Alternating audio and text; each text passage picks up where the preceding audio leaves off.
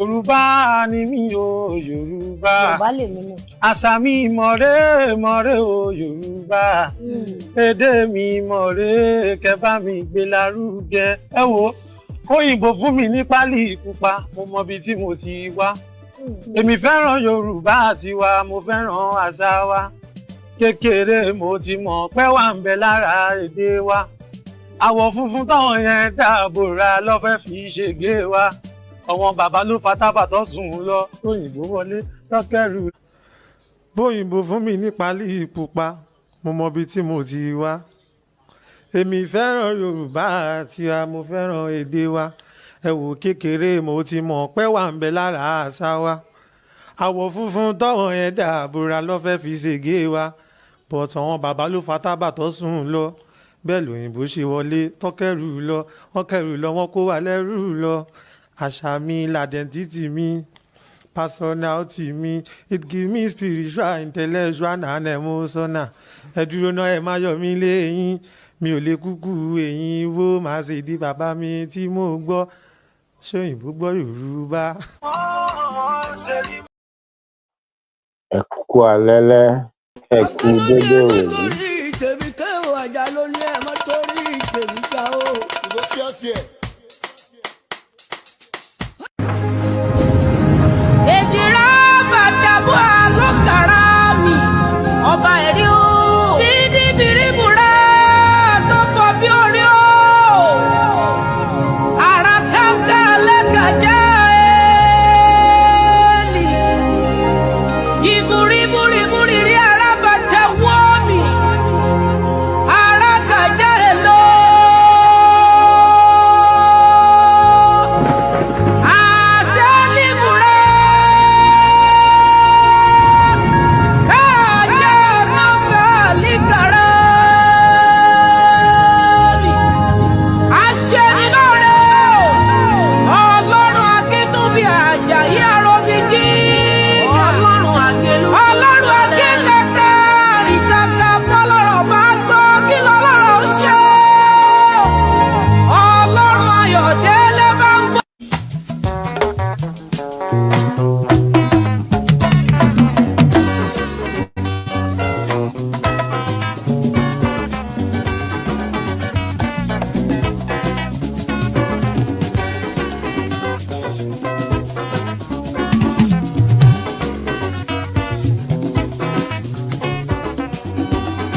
Alára ló lọ gbọ́, ajẹ́rọ ló nímọ̀ràn.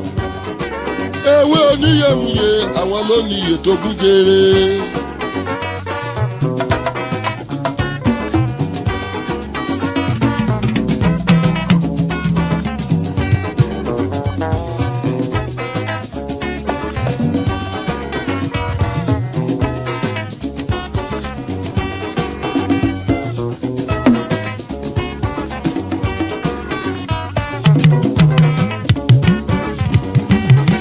Wa kèrègbè iye ẹ má má gbé mi níye tèmi.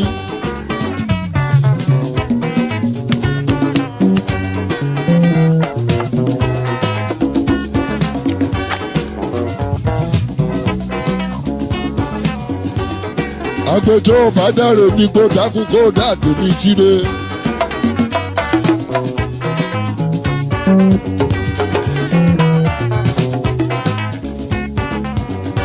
Alùkòjọ́ bá lọ nílẹ̀ oṣù ọ̀dàkùn kó kù tèmi síre.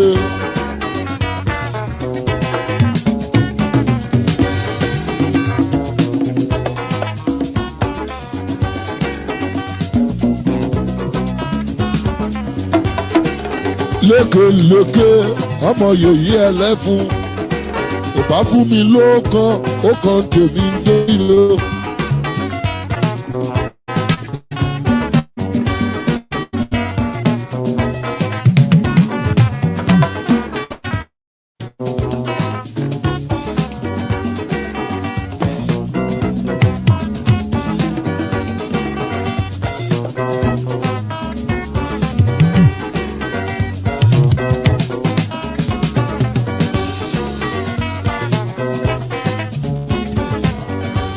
Alẹ́lẹ́ onífẹ̀ ńlẹ́ ọ̀gànjọ́ onífẹ̀ àjèdodo agbẹ́jì òrọ́gbọ̀rọ̀ yọ àmàdé bí yéye.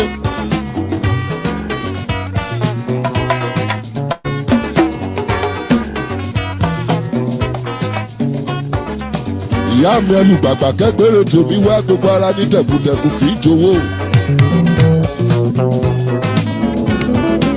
Bánjí nílẹ̀ Ọlágúnjú oníwà tútù tó yàtọ̀.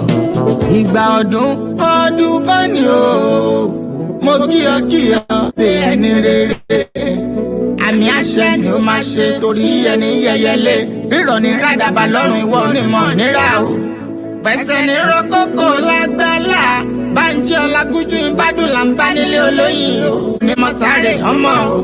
Bánjí Atlanta Georgia l'Amẹ́ríkà. Ìwà kéré okòdélé láti ọlọ́run ọba o. Apá ọyọ ọlọ́dún ó máa yan fáńdà o. Ó yá jẹ́ nkì ọ ní gbèjègbèjọ́. Ọmọ wọn lódò ọwá odò ọwá ọmọ onílé ọlá. Ọmọ awórin tún rírọ̀ ọmọ arójòjò yìí ń bẹ́yìn ni mò ń ké sí o. Ọmọ àlòkò lára ọmọ onígbò máyàmáyà ṣù. Ọmọ onígbò máyàmáyà tọ̀. Ọmọ onígbò owó abarajọjọ bí ewé ìgbà. Ọmọ olówó joyè méjì pọ̀. Ọmọ arówó ogun bùnà. Ọmọ onílé ọlá. Ọmọ amúrù mẹ́fà yán gbọgbẹ̀dó. Ẹ̀ta gbórí kege. Èjì mú kúkúrú dò. Èyí lílá orí ìrìn ó dé kòrò ń jẹ.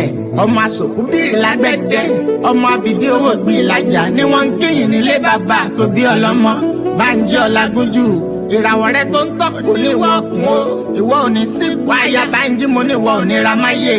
Ẹni bá ní o máa ṣe tirẹ̀ ìbínú Ọlọ́run làtọrọ fún ọ. Tóra kàndá ni ó tí o ṣe ta lò. Àpáta pààrà o ilé ọkùnrin ogun o. Ìwà rírè ìwà ìbárè mú. Lọ́lá Ọlọ́run wa ò ní wá ọtí láwùjọ olóríire. Ìjì oníjà ó gbọmọ dànù nínú aláboyún. Ayé ò ní ìparí rẹ lọ́wọ́ rẹ o. Fẹ́mi Owólabí MJ bàbá olóyè púpọ̀ ló ní kí ọkú ọdún. Ó ní kórí jẹ́ kó pẹ́ láyé. Àtẹ́pẹ̀lẹ́sẹ̀ ń tẹ́ ẹ̀ náà. Tinútinú la fi súré fún ìwọ pẹ́ láyé o. Happened 2002, September 17. Doctor, I know you will remember that news was very, very big. The Ikorodu warehouse fire that got burnt in Ikorodu, the Chinese warehouse. So they locked these guys in the warehouse while they are working for them not to steal. The Chinese have this very bad mentality, the Chinese and the Lebanese. You know, people enter the warehouse, they lock them there and everything. And they did this thing. You know, so this warehouse got burnt. Why the fire was... okay. Why the fire was going on and everything. Some of them tried to escape.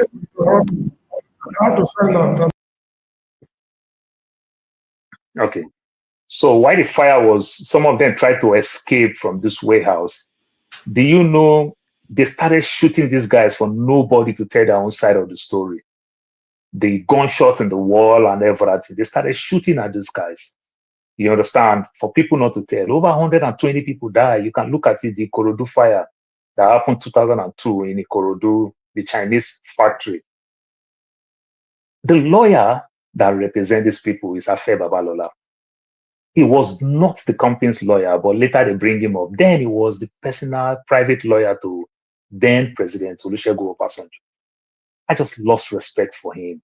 You understand? So when I saw this Dele Farotimi said what he's saying and everything, look, lawyer can represent anybody, but love of a nation, if you are the lawyer that is representing these people for a very long time, it's a different thing. You pick this case to make money over your own people. I don't see a Chinese man will do that for a Nigeria in Beijing. You understand? I don't see that kind of level. That was when I lost respect for Afe Babalola. And you know, when they use all these things, you see the media use all those things. They say it's an icon, enigma, this, that, this. But none of them even talking about the type of case that this man have gone, represent Nigeria in England, to fight for some of the things that the multinationals are treating us when we go to court. I don't see all those things. Other than they've been long in the bar, you understand, and they make money for themselves, then we'll just call them all these things. You understand? Let them give me something that I will say, oh, this man represents this case. This case meant well for the nations. This case meant well for a Nigerian corporation somewhere outside the globe. I've not seen anything like that. And everything. So calling this big man, It makes them just think certain way and everything. They just know that they're gonna go scot-free. I was born raised in Lagos. You see, when you see a big man in court, when they do all those type of things, the first thing they tell you, so I'm a member of Ogboni, they know that downfall driver will get scared. They do all those shenanigans. And that is just what is playing. A 92 years old man who is a lawyer, who is a son, don't even know how to channel his own case and everything. It's just the Nigerian way. And I'm so ashamed of him. And I'm so ashamed of the police. I'm so ashamed of the judiciary. That's exactly what they ẹ kú alẹ́lẹ́, ẹ káàsán, ẹ kú dédé àsìkò yìí, ẹ kújọ́ mẹ́ta, ẹ kú àmójúbà mi. Èmi náà kíra mi, mo kú àmójúbà yín. Ẹ mo rí yín, mo rówó, mo rọ́mọ, mo rá ìkú, baálẹ̀ ọrọ̀, mo rá àlàáfíà ara. Ẹ̀yin náà rí mi o, ẹ rówó, ẹ rọ́mọ, ẹ rájé, ẹ rá ìkú, baálẹ̀ ọrọ̀, ẹ rá àlàáfíà ara láṣẹ Èdùmàrè. Àwọn àgbà kan wọ́n ní kódékódé là á tàkòtó, bọ́mọdé bá tàkòtó a ní kó dé, bágbà bá tàkòtó a ní kó dé. Á mọ dé ní gbogbo ìgbà láṣẹ Èdùmàrè. Àwa là á mọ wá, ẹ̀yin là á mọ bá láṣẹ Èdùmàrè. Gbogbo ẹni tó bá ní ká mọ́ dé, yálà káwa mọ́ dé ni láti wá bá yín, àbí kẹ́yin mọ́ wá dé bá wa lórí ètò, gbogbo irú ẹni bẹ́ẹ̀ ni ò ní dé láṣẹ Èdùmàrè. Gbogbo ibikíbi tó wù tó yẹ kán ti dé, kán soríire, wọn ò ní débẹ̀ láṣẹ Èdùmàrè. Ẹni bá ro kúrò èmi àtẹ̀yin, lágbára Ọlọ́run láṣẹ Èdùmàrè. Gbogbo ibi tí wọ́n bá ti rò báyìí, kán máa forí ara wọn gbé, nítorí pé ohun àwọn àgbà ni wọ́n ní gbígbìn bá su á fàya ẹ̀ kó. Bẹ́ẹ̀ ni ó mọ̀ jẹ́ titi gbogbo ẹni tó bá ro èrò láabi sí àtẹ̀mí àtẹ̀yin. Gbogbo ọwọ́ tí tọ́gẹ̀dẹ̀ wọn bá gbé báyìí, ara ẹ̀ ni ó máa fi lù láṣẹ Èdùmàrè. Ẹ káàbọ̀ sórí ètò, ẹ kú ìsinmi ìparí ọ̀sẹ̀, ẹ sì kú bójú ọjọ́ ṣe rí, ẹ kú bí gbogbo ẹ̀ ṣe ń lọ. Fún ẹ̀yin tí ẹ jẹ́ ọmọ ọkọ Yorùbá, mo mọ̀ pé tẹ bá wò múra mi, ẹ ní Ifágúgù fìlà ńkọ́, bó ṣe gbà lénìí ni, ẹ má bínú, mo mọ̀ pé yẹ kí fìlà wà ń bẹ̀, ṣùgbọ́n kò bá fìlà wá lọ́sàn-án yìí. Bẹ́ẹ̀ mi ṣe darí ni, ó ti yé yín, ẹ bá mi lò bẹ́ẹ̀, ẹ má bínú. Mo wá kí gbogbo wa, mo yìn wá láwo, mo kí wa káàbọ̀, mo kí wa kú ilé, mo kí wa káàbọ̀ sórí ètò. Ẹ má kánjú léni o, ẹ farabalẹ̀, gbogbo àkókò tó bá gbà wá, òun náà là á lò tá a fi ṣètò. Ohun kan tá à ní ṣe ni pé à ní parọ́ mọ́ èèyàn, à ní jayò pa, à ní ṣèké sí èèyàn, ṣùgbọ́n ohun tó bá yé wa níwọ̀nba ibi tó bá yé wa mọ́. Àtẹ̀yin ìyá mi, ẹ̀yin bàbá mi tẹ́ wà nílé gbogbo, tí mo mọ̀ pé gbogbo ọ̀rọ̀ tó wà nílẹ̀ yìí ó yé yín jù mí lọ. Mo fẹ́ jẹ́ ká jọ fi inú konú, ká fojú kojú, ká jọ jíròrò lórí ohun tó ń lọ nílẹ̀ yìí. Ṣé bó ṣe yẹ kó rí rèé? Àwọn àgbà ní ṣé bójú ṣe rí rèé tá a fi jobi lọ́jà Ẹdẹ? Ṣé bó ṣe yẹ kó rí rèé? Ṣé bó ṣe yẹ kó máa lọ rèé? Ṣé lóòótọ́ ṣé ọ̀gbẹ́ni Délé Fárótìmí ṣóṣẹ̀ tó parọ́ mọ́ èèyàn? Ṣé mímú sínú àtìmọ́lé káde mẹ́yìn gbàgà, ká wá máa pariwo, ká máa ní gbogbo ẹ̀tọ́ ẹ̀ kán lọ máa kó wá, gbogbo owó tó ní láyé àtọ̀run ẹ lọ bá wa kó? Ṣé ìdájọ́ òtítọ́ nìyẹn? Ṣé ohun tó ń pè ní ìdájọ́ òdodo nìyẹn? Olófò àkọlé mi tí ẹ rí o, tí mo fi ń sọ lédè òyìnbó pé how would the law take its due course in the face of manipulation and tyranny? Wọ́n tó bá mo tán ń pè ní manipulation, tẹ̀ sórí Google pé kí ni meaning manipulation. Ìwọ́n tó bá mo tán ń pè ní tyranny, tẹ̀ sórí Google pé kí ni wọ́n ń pè ní tyranny, kó lè kà kó lè yé ọ. Ló fi mọ̀ bóyá ohun tí mo kọ ṣógbó ohun tó ń lọ mu, ṣé kò bá mu. Nígbà tí ìwọ náà bá wò túmọ̀ àwọn ohun tí mo kọ, ó rójútu ẹ̀ yóò yé ọ ń bẹ̀. Ìdàkejì ẹ̀ ní pé mo ráwọn kan gan tán pè mí tán ní dókítà ẹ sọ̀rọ̀ ń pa ọ̀rọ̀ yẹn mọ́, ṣé kò sí? Kí ló dé?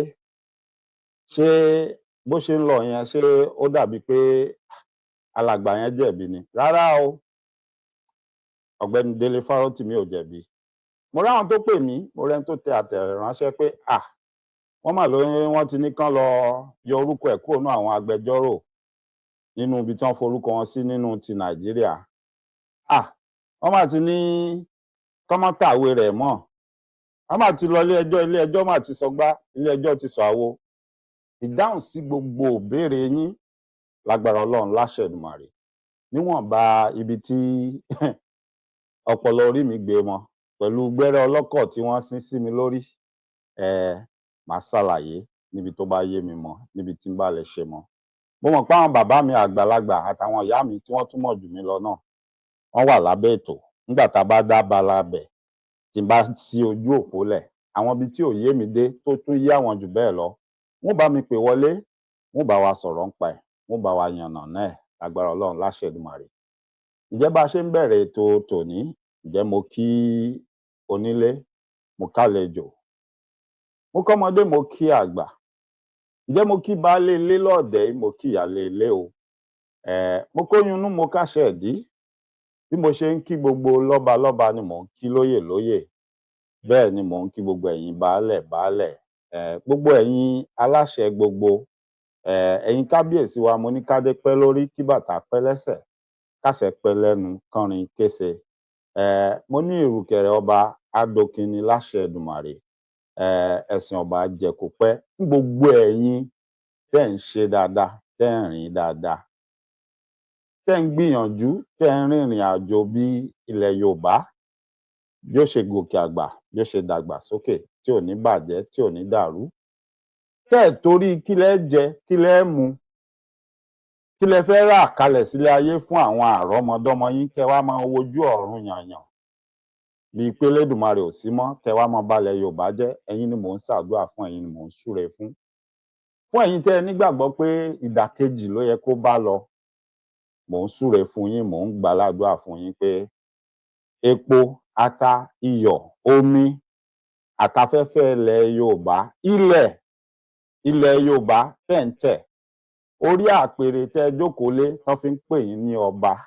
Gbogbo orúkọ tó wù kó ọmọ jẹ́, ọba mọ jẹ́ emir níwọ̀nba àgbà tó bá ti jẹ́ pé ilẹ̀ Yorùbá ló ti ń jẹ lé lórí, tó wá jẹ́ pé ààyè yẹn ló wà tó fi ń jàǹfààní, tó fi ń ṣagbára, tán fi ń buyì fún ọ, tán ń ṣàpọ́nlé fún ọ, tó fi jẹ́ pé ó wà lára àwọn tẹ́nu wọn tọ́rọ̀ láwùjọ, tó wá fi ń ṣiṣẹ́ tí ó mọ lòdì sílẹ̀ Yorùbá, tó ní tílẹ̀ Yorùbá ó bá bàjẹ́ kó bàjẹ́, yóò bá dàrú kó dàrú, kò sí èyí tó kàn wọ́. Ǹjẹ́ ìṣẹ̀dá ilẹ̀ Yorùbá náà yóò mọ ṣiṣẹ́ tí ó mọ lòdì sẹ́lẹ̀dá yín, yóò mọ ṣiṣẹ́ tí ó mọ lòdì sílé ayé yín. Orí àpèrè tẹ́ jókòó lé tẹ́ ti ń ṣiṣẹ́ láàbì yẹn yóò mọ gbóná mọ́ yín janjan bí ajere ni láṣẹ Èdùmàrè. Ilé ò ní gbà yín, ọ̀nà ò ní gbà yín. Wọ́n ní àti kiri òun ló ń pẹran jẹ. Bílé ayé yóò ṣe rí rúdurùdu nu láṣẹ Èdùmàrè. Gbogbo ègún tó wà nù Bíbélì àtèyí tó wà nù Kùránì, ẹ̀sìn tó wù kí kankan nu yín lòun ṣe, kó máa jẹ́ ti yín lẹ́yọ kọ̀ọ̀kan. Níwọ̀nba àgbà tẹ́ ẹ̀ bá ti ṣe òótọ́ pẹ̀lú ilẹ̀ Yorùbá. Fẹ́yìn tẹ́ ń ṣe òótọ́, tẹ́ ń ṣe òdodo pẹ̀lú ilẹ̀ Yorùbá ní gbogbo òpó, gbogbo àyè tẹ́ wà. Gbogbo ire, àdúrà àtore tó wà nù Bíbélì àti Kùránì tẹ́ nígbàgbọ́ nú ẹ̀, kó máa jẹ́ titi yín láṣẹ Èdùmàrè. Àṣẹ ọ̀run sì ti gùn, ó sì ti rí bẹ́ẹ̀, ó ti ṣẹ bẹ́ẹ̀. Ẹ̀yin ìyá mi, ẹ̀yin bàbá mi gbogbo, Elédùmarè ní kẹ́ mọ́ bá mi rìnrìn àjò ní gbogbo ìgbà tí n bá ti jáde, tí n bá ń ṣètò. Èmi ọmọ yín, Dr. Mike Ọlá Egúnjẹmí Ifágúgù. Mo tún ti dé o bí ìṣe tèmi. Ǹjẹ́ mo dé, mi ní kólókó mọ́roko, mi ò ní kólódò mọ́rodo. Mi ò sì ní kẹ́ni tó fẹ́ jẹun kó dáwọ́ dúró. Fún díẹ̀ yìí, gẹ́gẹ́ bí oore ọ̀fẹ́ tẹ́lẹ̀dùmarè fún yín, májẹ̀mú tẹ́ bá ìṣẹ̀dá yín dá, tẹ́ bẹ́lẹ́dùmarè dá. Mo tún dé, mo wá ké sí yín, ẹ wá darapọ̀ mọ́ mi ká jọ rìnrìn àjò tàṣálẹ̀ yìí. Gbogbo agbára tẹ́lẹ̀dùmarè kó lé yín lọ́wọ́. Àwọn ilẹ̀kùn tó ní kẹ́ mọ́ bá mi tì tí n bá ti bẹ̀rẹ̀ ètò, tó yẹ pé tẹ́ bá ti tì, kò séèyàn kankan tàbí nílé ayé gbogbo ọ̀nà tó wù kán gbà bí tó gbọ́dọ̀ sí.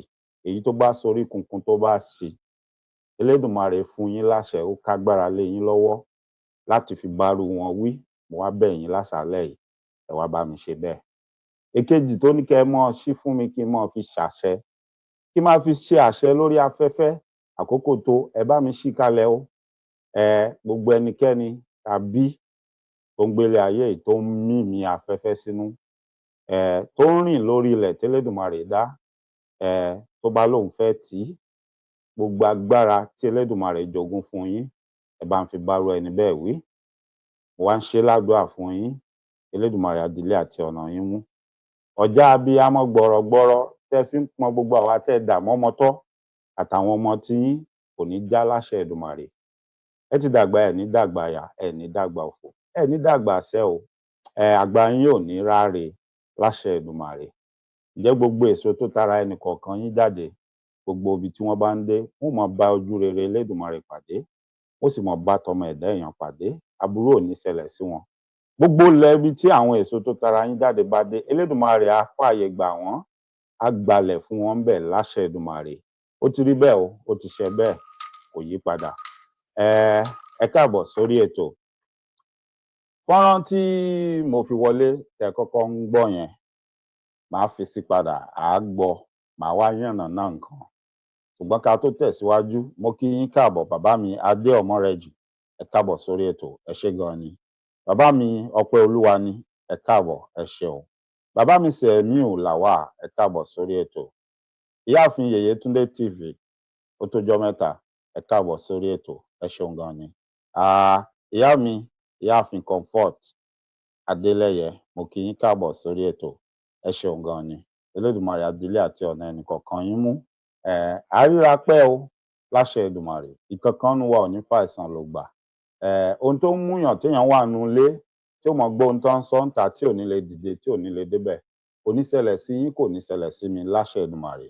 àṣẹ ọ̀run ti gùn o ó ti rí bẹ́ẹ̀ ó ti ṣe bẹ́ẹ̀ ẹ káàbọ̀ sórí ètò máa fi fọ́nrán yẹn sí padà tá a gbọ́ ṣùgbọ́n kí n tó fi sí ohun tí wọ́n ń sọ ń bẹ̀ gbogbo yín lẹ mọ̀ alàgbà kan tí wọ́n ń pè ní Dr. Damages òun ló ń ṣe ètò ó wá gbé àwọn èèyàn wọlé oníkálukú wá ń sọ ìrírí wọn àti oníkálukú ń sọ ohun tí ó mú òun tóun ò fi nígbàgbọ́ wípé ẹni tí gbogbo wa mọ̀ sí bàbá Afẹ́ Babalọ́lá pé bóyá wọ́n jámọ́ nǹkan kan àbí wọ́n ń ṣe nǹkan kan fún wa ní orílẹ̀-èdè yẹn pé wọ́n kàn fún wọn lórúkọ wọ́n kàn hype wọn ni wípé kò sí nǹkan kan bẹ́ẹ̀ nkálukú wa ń ṣàpẹẹrẹ nkálukú wa ń sọ pé ìgbà báyìí nǹkan báyìí ṣẹlẹ̀ ṣùgbọ́n ó yà wọ́n lẹ́nu pé bàbá ọwọ́ wọn làwọn bá ń bẹ̀ mi ò jẹ́ kóun ní ọ̀wọ̀ kankan fún wọn mọ́ àtìgbà yẹn ni wọ́n ti di ẹni àbùkù lọ́dọ̀ tóun ti rí bí ẹni tí kò ṣe ohun tí ó pé ẹnikẹ́ni bí kò ṣe pé láti máa ṣiṣẹ́ sápò ara wọn láti máa wá owó fúnra wọn. Nínú wọn ni èèyàn kan ló wá ń sọ̀rọ̀ ló wá ń ṣàpẹẹrẹ ìṣẹ̀lẹ̀ kan tó ní ó ṣẹlẹ̀ ní 2002 nílùú Èkó. Mo wá rántí pé èmi náà gbọ́ ń pa ìṣẹ̀lẹ̀ yẹn gbà yẹn. Ohun tí mo gbọ́ ń gbà yẹn ni pé iná kan jó nílé iṣẹ́ kan ní Ìkòròdú l'Ékòó. Wọ́n ní àwọn Chinese àwọn ni wọ́n ní ilé iṣẹ́ yẹn. Gẹ́gẹ́ bí ohun tá a gbọ́ ń gbà yẹn sẹ́yìn pé ọ̀rọ̀ òkèèrè ni àwa ò sí ńbẹ̀ àgbébẹ̀ dóò mo wà ní Nàìjíríà ń gbà yẹn pẹ̀lú òsí l'Ékòó Kwara mo wà bọ̀ mo gbọ́ ń gbà yẹn wọ́n ní ilé iṣẹ́ kan jó pé àwọn Chinese ló ní. Ó tán wá sọ ni pé nínú ibẹ̀ wípé ẹ̀mí tó ṣòfò tó bá iná yẹn lọ pé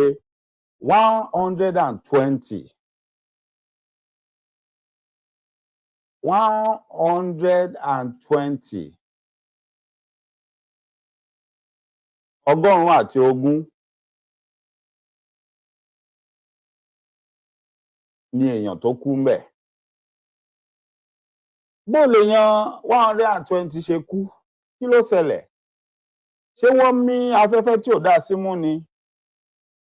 Ṣé àwọn tá à ń pè ní bó náà ṣe ń pè wọ́n lu òyìnbó? Ṣé èèyàn kan tó ṣiṣẹ́ ńbẹ̀ tán gbaṣẹ́ lọ́wọ́ ẹ̀ tán lé tínú ń bí tó ká wọn mọ́ ó bẹ̀rẹ̀ sí lọ pa wọ́n síbẹ̀ ni? Àbí kí ló ṣẹlẹ̀? Rárá, iná ló jó iná ló gbà. Gẹ́gẹ́ bí ìròyìn tá a gbọ́ ńgbà yẹn tí arákùnrin náà dẹ̀ ń ṣàlàyé ẹ̀ tí mo lè ṣe ẹlẹ́ẹ̀kejì ẹ̀ láti gbẹ̀rí ẹ̀ jẹ́ pé èmi náà gbọ́ ń gbà yẹn pé ohun tó ṣẹlẹ̀ nìyẹn. Wọ́n ní nílé iṣẹ́ yẹn tí wọ́n bá ti wọlé wọ́n máa ń tilẹ̀kùn mọ́ wọn sínú bẹ̀, wọ́n á tì àwọn èèyàn wa tó ń ṣiṣẹ́ ń bẹ̀, wọ́n á tì wọ́n mọ́nú bẹ̀ torí kán má bàa lè gba ibì kankan jáde, kán má bàa lè lọ ibì kankan nítorí pé wọ́n nígbàgbọ́ pé tán bá jáde wọ́n ó jí nǹkan àwọn tí wọ́n ń ṣe wọ́n ó jí kó lọ. Ṣùgbọ́n táwọn bá tì wọ́n mọ́ bẹ̀ tó jẹ́ pé ẹnu ìgbà tán bá wọbi iṣẹ́ àti bí ìgbà tán bá ń jáde nìkan ni àwọn ò lè máa ṣàyẹ̀wò sára wọn láti rí i pé wọ́n rí nǹkan àwọn jí. Wọ́n ní so wọ́n náà tì wọ́n mọ́ bẹ̀. Ohun tó wá ṣẹlẹ̀ ni pé ìgbà tí náà yẹn ń jó títì tí wọ́n tì wọ́n mọ́ bẹ̀ ló ń jẹ́ kí àwọn èèyàn kán má ríbi jáde tó ń ṣekú pa wọ́n. Wọ́n wá ní nínú wọn ẹ kúkú ti mọ ọmọ Nàìjá alára bọ́ọ̀lùgì. In every situation you will find one of us that will find a way out of every situation. One of us will find a way out of every problem. Ara àwọn nǹkan tó ní ìgboyà bóyá wọ́n wá rí bì kan tí wọ́n lè dọ́gbọ́n sí tí wọ́n gbà jáde. Wọ́n ní bọ́n ṣe ń dọ́gbọ́n tán ń gbìyànjú àti rí i pé wọ́n ṣe ọ̀nà bí wọ́n ṣe jáde. Ohun tí àwọn Chinese tí wọ́n gbà wọ́n síṣẹ́ allegedly ohun tí wọ́n ṣe ni pé wọ́n gbébọn wọ́n bẹ̀rẹ̀ sí yìnbọn pa gbogbo àwọn tó fẹ́ jáde tán fẹ́ sàásálà fún ẹ̀mí wọn yẹn. O lè wá wà ńbẹ̀ kó máa rò yí pé kí ló dé tí wọ́n ṣe gbébọn tí wọ́n fẹ́ máa pa wọ́n. Wọn ò ní fẹ́ kán kú náà. Ìwọ àtèmi tá a bá ní parọ́ tanra wa tá a bá sọ òótọ́. Ó ti mọ ọ̀rọ̀ àwọn foreigners tá máa wá ń dáṣẹ́ kalẹ̀ ní Nàìjíríà. Pàápàá jùlọ àwọn Chinese wọ̀nyí. Ó ti mọ̀ pé ẹ̀mí ọmọ Nàìjíríà àbí má jẹ́ sọ pé ọmọ Nàìjíríà ẹ̀mí èèyàn dúdú kankan ò jọ wọ́n lójú. Wọn ò rí wa bí èèyàn. Àwa là ń rí wọn bí èèyàn. Àwa là ń pọ́n wọn lé. Àwa là ń gbé wọn gẹ̀gẹ̀gẹ̀gẹ̀. Wọn ò rí wa bí èèyàn. Wọ́n náà wá gbébọn. Wọ́n bẹ̀rẹ̀ sí yìnbọn lù wọ́n. Wọ́n wá pa gbogbo àwọn tí ó kù tí wọ́n tí kú sínú náà yẹn. Ẹ mọ̀ pé bá a ṣe ń yọ́ só la máa ń yọ́ gbọ́. Kò sí bí wọ́n ṣe lè ṣe nǹkan tí a ní rí nǹkan kan tí ó tú àṣírí. Bóyá nu pé àwọn èèyàn tó wà nítòsí ibẹ̀ tán rí ohun tó ṣẹlẹ̀. Wọ́n rí i pé ọta àbọn ló wà lára àwọn èèyàn kan wọ̀nyí náà. Wọ́n yìnbọn máwọn eléyìí ni àti pé ibi tí wọ́n wà yìí. Bóyá tí ọta àbọn ò bá bá wọn tí wọ́n bá pa wọ́n, àwọn eléyìí ò ráyè jáde. Ó mú ìwádìí bẹ̀rẹ̀. Àwọn èèyàn kan wá get to know pé okay wọ́n máa ń tì wọ́n mọ́nú bẹ̀ yẹn ni. Iná wá gbà wọn ò ríbi jáde. Ọ̀pọ̀lọpọ̀ wá ń ṣubú lulẹ̀ iná ń jó wọn. Ṣùgbọ́n àwọn eléyìí wọ́n rí bíi pé wọ́n fẹ́ fọ́ bí àbí wọ́n fẹ́ ṣe nǹkan kan wọ́n fẹ́ jáde. Àwọn èèyàn kan ló yìnbọn tí wọ́n pa wọ́n síbí. Ọ̀rọ̀ yẹn wá di ẹjọ́. Wọ́n wá gbé ẹjọ́ yẹn lọ ilé ẹjọ́. Ẹ gbọ́ àárín yìí dáadáa tí màá play ẹ̀ tẹ́ ẹ gbọ́. Allegedly nígbà yẹn bàbá Afẹ́ Babalọ́lá àwọn ni wọ́n ń ṣe agbẹjọ́rò fún bàbá Ọbásanjọ́. Agbẹjọ́rò bàbá Ọbásanjọ́ ni bàbá Afẹ́ Babalọ́lá nígbà yẹn. Iléeṣẹ́ Chinese tá à ń sọ yìí bàbá Afẹ́ Babalọ́lá ò ní nǹkan kan ṣe pẹ̀lú wọn. Wọ́n gba bàbá Afẹ́ Babalọ́lá gẹ́gẹ́ bí agbẹjọ́rò fún iléeṣẹ́ wọn o. Nígbà tí kéèsì wa bẹ̀rẹ̀ ọ̀tọ̀ ni lọ́ọ̀yà tó bẹ̀rẹ̀ kéèsì yẹn tó ń lọ sí kóòtù tó ń rẹpísẹ́ǹtì iléeṣẹ́ Chinese yẹn. Ohun tó jẹ́ máa yànnà náà nìyẹn kó lè yé wa dáadáa àti pé èdè òyìnbó ni ẹni tó sọ̀rọ̀ sọ. Àìbá a mọ̀ a lè rẹ́ni tí kò fi bẹ́ẹ̀ gbóyìnbó nu wa kó lè yé wa. So ohun tí ẹ wò lẹ́yìn àlàyé tí mò ń ṣe ohun tí wọ́n ń sọ ń bẹ̀ òun lèmi ń sọ. So ìgbà tó ń ṣẹjọ́ yẹn lọ mo rò pé àwọn Chinese yẹn ti rí i pé àwọn ti dáràn wàhálà máa wà. Ẹ kúkú ti mọ bọ́yẹ máa ń ṣe ní abúlé mú wọn lẹ́rú ìyẹn Nàìjíríà. Bóyá wá rí èèyàn táwọn lólobó pé ohun tó yẹ kẹ́ ẹ ṣe ẹ lọ wá agbẹjọ́rò tó lẹ́sẹ̀ ńlẹ̀ tó níkàn tó lè kanná tó nífọ̀n tó lè kanná tó mọ̀yàn pàápàá jùlọ tó mọ àwọn èèyàn nù ìjọba tí wọ́n bá yín pe adájọ́ tí ó dájọ́ yẹn tí wọ́n sọ pé kán fi yín lẹ́ẹ̀pẹ́ ṣe nǹkan kan ọ̀nà tẹ́ ẹ gbà jáde nìyẹn. Ó ṣeé ṣe allegedly ńgbà yẹn náà wá kàn sí bàbá Afẹ́ Babalọ́lá. Ibi tí bàbá Afẹ́ Babalọ́lá gbà wọnú kéèsì yẹn nìyẹn. èmi ni tí tòótọ́ àwọn Chinese yẹn wọ́n jìyà ẹ̀ṣẹ̀ tó yẹ kán jẹ gbogbo àwọn ẹ̀mí tó ṣòfò yẹn nobody accounted for them. Irú ẹni tó ń sọ̀rọ̀ ń bí lórí ètò yìí òun ń sọ pé níjọ́ yẹn òun ń ròyìn pé ṣé ó yẹ kí bàbá Fẹ́ Babalọ́lá òótọ́ ni o irọ́ ni o ṣó tiẹ̀ yẹ kí bàbá Fẹ́ Babalọ́lá lọ gbarú ẹjọ́ yẹn ẹ̀mí àwọn ọmọ Nàìjíríà là ń sọ tó ṣòfò nínú ìjàmbá yẹn so ẹnìyẹn ní ijọ́ yẹn nínú bí òun tí bàbá lùsì gbogbo respect tóun ní fún wọn ṣùgbọ́n mo rántí pé mo gbọ́ kéèsì yẹn gbà yẹn èmi ò kàn mọ̀ pé ọ̀rọ̀ yẹn padà kan bàbá Fẹ́ Babalọ́lá mo gbọ́ incident iná tó jó yẹn bọ̀ èmi ò mọ bí kéèsì yẹn ṣe lọ àti ibi tó yọjú sí ọ̀ǹtì ìgbà tí mo wá gbọ́ ọ̀rọ̀ tí ọ̀gbẹ́ni tó sọ̀rọ̀ yìí tó ń sọ ni mo wá rántí pé kéèsì yẹn ni pé lóòótọ́ mà ní àlọ́ màlárí a máa padà gbọ́ àbọ̀ ẹjọ́ yẹn ẹja padà sórí ọ̀dọ̀ alàgbà yẹn ká gbọ́ ohun tó sọ ẹja padà síbẹ̀. 2002 September 17. Doctor, I know you will remember that news was very, very big. The Ikorodu warehouse fire that got burnt in Ikorodu, the Chinese warehouse. So they locked these guys in the warehouse while they are working for them not to steal. The Chinese have this very bad mentality, the Chinese and the Lebanese. You know, people enter the warehouse, they lock them there and everything. And they did this thing. You know, so this warehouse got burnt. Why the fire was... okay. Why the fire was going on and everything. Some of them tried to escape.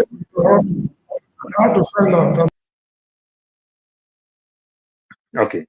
So why the fire was, some of them tried to escape from this warehouse. Do you know they started shooting these guys for nobody to tell their own side of the story? The gunshots in the wall and everything. They started shooting at these guys. You understand? For people not to tell. Over 120 people die. You can look at it, the Ikorodu. Ṣẹgbọ́, gunshots in the wall and all of that. Tó bá jẹ́ ìlú tó dàgbà sókè ni, ara àwọn ẹ̀rí máa jẹ́ mi sọ pé àwọn èèyàn kan yìnbọn nínú ibẹ̀ yẹn. Ara àwọn òkú yẹn wọ́n inspect ẹ̀. Kódà wọ́n ṣe to the list pé irú ọta wo ló wọ ara àwọn ẹni tó pa wọ́n. Irú ọta wo ló wọ ara ògiri yẹn wọ́n á fa gbogbo ẹ̀ yọ. Tó bá jẹ́ àwọn ìlú tó ti dàgbà sókè ni, gbogbo ẹni tó bá níbọn ló yẹ kó rẹ́gísítà ìbọn ẹ̀ nígbà tó rà á. Orúkọ ẹ̀ máa wà lórí database. Irú ìbọn tó ní. Gbogbo ìgbà tó bá lọ ibi tán ti ń ta ọta ìbọn, bó bá ti ń wọbẹ̀ tó ń ra ọta ìbọn tán ń gbé lé lọ́wọ́ ló ti wọ orí database pé ní déètì báyìí báyìí ó wá sínú store báyìí báyìí ó wá ra ọta this caliber. Iye tó rà gbogbo ẹ̀ náà máa kọ síbẹ̀ tó máa wà ńbẹ̀. There are some things láwọn ìlú tó ti dàgbà sókè ẹ jẹ́ máa lo America as example. Àwọn nǹkan kan wà tó lè déédéé rírà. Bákan náà àwọn nǹkan kan wà tó jẹ́ pé tó bá wọnú store tó bá ń rà á ó ní àwọn combination àwọn nǹkan kan tó máa rà tó jẹ́ pé wọ́n máa flag orúkọ ẹ̀ tó bá ṣeé ṣe wọ́n á gé fídíò àárín ibi tó ti ń sanwó tó ti ń ṣe gbogbo nǹkan tó ṣe. Ẹ mọ̀ dí nítorí pé àwọn tó ń ṣiṣẹ́ ń bẹ̀ wọ́n ti train wọn. Kí ni wọ́n ń pè wọ́n o? Kíní kan tobacco arms and ammunition or kíní kan tí bá rántí orúkọ wọn ẹ jọ̀ọ́ ará Amẹ́ríkà tó bá wà níbi tó bá rántí ẹ bá mi kọ́. Àwọn ni wọ́n wà in charge ẹ̀. Òun lẹ ṣe máa gbọ́ pé bóyá wọ́n lẹ́nìkan ìyàwó ẹ̀ kàn déédéé kú lójijì àbọ́kọ́ kú lójijì hospital. Wọ́n wá ń trace pé kí ló lè pa. Wọ́n wá rí i pé bóyá ó ní nǹkan kan tó ti jẹ̀ fún ẹ̀ àbí nǹkan kan wá wá díẹ̀ títí tí wọ́n wá wá débì kan. Tán bá ní bóyá ní oúnjẹ àbómi tó ń mu láti ilé ni wọ́n ti fi nǹkan yẹn sí fún tó dẹ̀ ti ń pa lára díẹ̀. Wọ́n á wá díẹ̀ débi pé tó bá jẹ́ pé ọkọ yẹn ló ṣe àbí ìyàwó bó bá jẹ́ ibi iṣẹ́ náà ni wọ́n ti ṣe lọ́sẹ̀ yẹn wọ́n wá díẹ̀ débi pé wọ́n á mẹni tó lọ ra irú àwọn substance tí ó lè ṣe irú iṣẹ́ yẹn tí wọ́n á fi lè mọ̀ pé ok lágbájá la máa fura sí jù ní gbogbo táìmù yẹn ó ní access láti máa débi nǹkan tẹ́ni ń jẹ tó ń mu ó dẹ̀ ní access láti máa ṣe àwọn nǹkan kan báyìí a dẹ̀ rí evidence pé ó lọ ra àwọn nǹkan kan báyìí àwọn nǹkan tó dẹ̀ rà yẹn ó constitute irú àwọn nǹkan tí a rí nínú ohun tó ṣekú pa ẹni bọ́n ṣe ń ṣe nílùú tó dàgbàsókè nìyẹn mi ò sọ̀rọ̀ nàìjíríà náà bọ́n ṣe ń ṣe lamẹ́ríkà nìyẹn so tó bá jẹ́ pé irú amẹ́ríkà ni kò sí bí àwọn chinese yẹn ṣe fẹ́ lọ scot free kò sẹ́jọ́ tán fẹ́ rò tó bá jẹ́ lóòótọ́ làwọn èèyàn kan yìnbọn bẹ̀ yẹn tán pa àwọn èèyàn wọ́n máa ní láti explain ta ló yìnbọn kí ni reason tán fi yìnbọn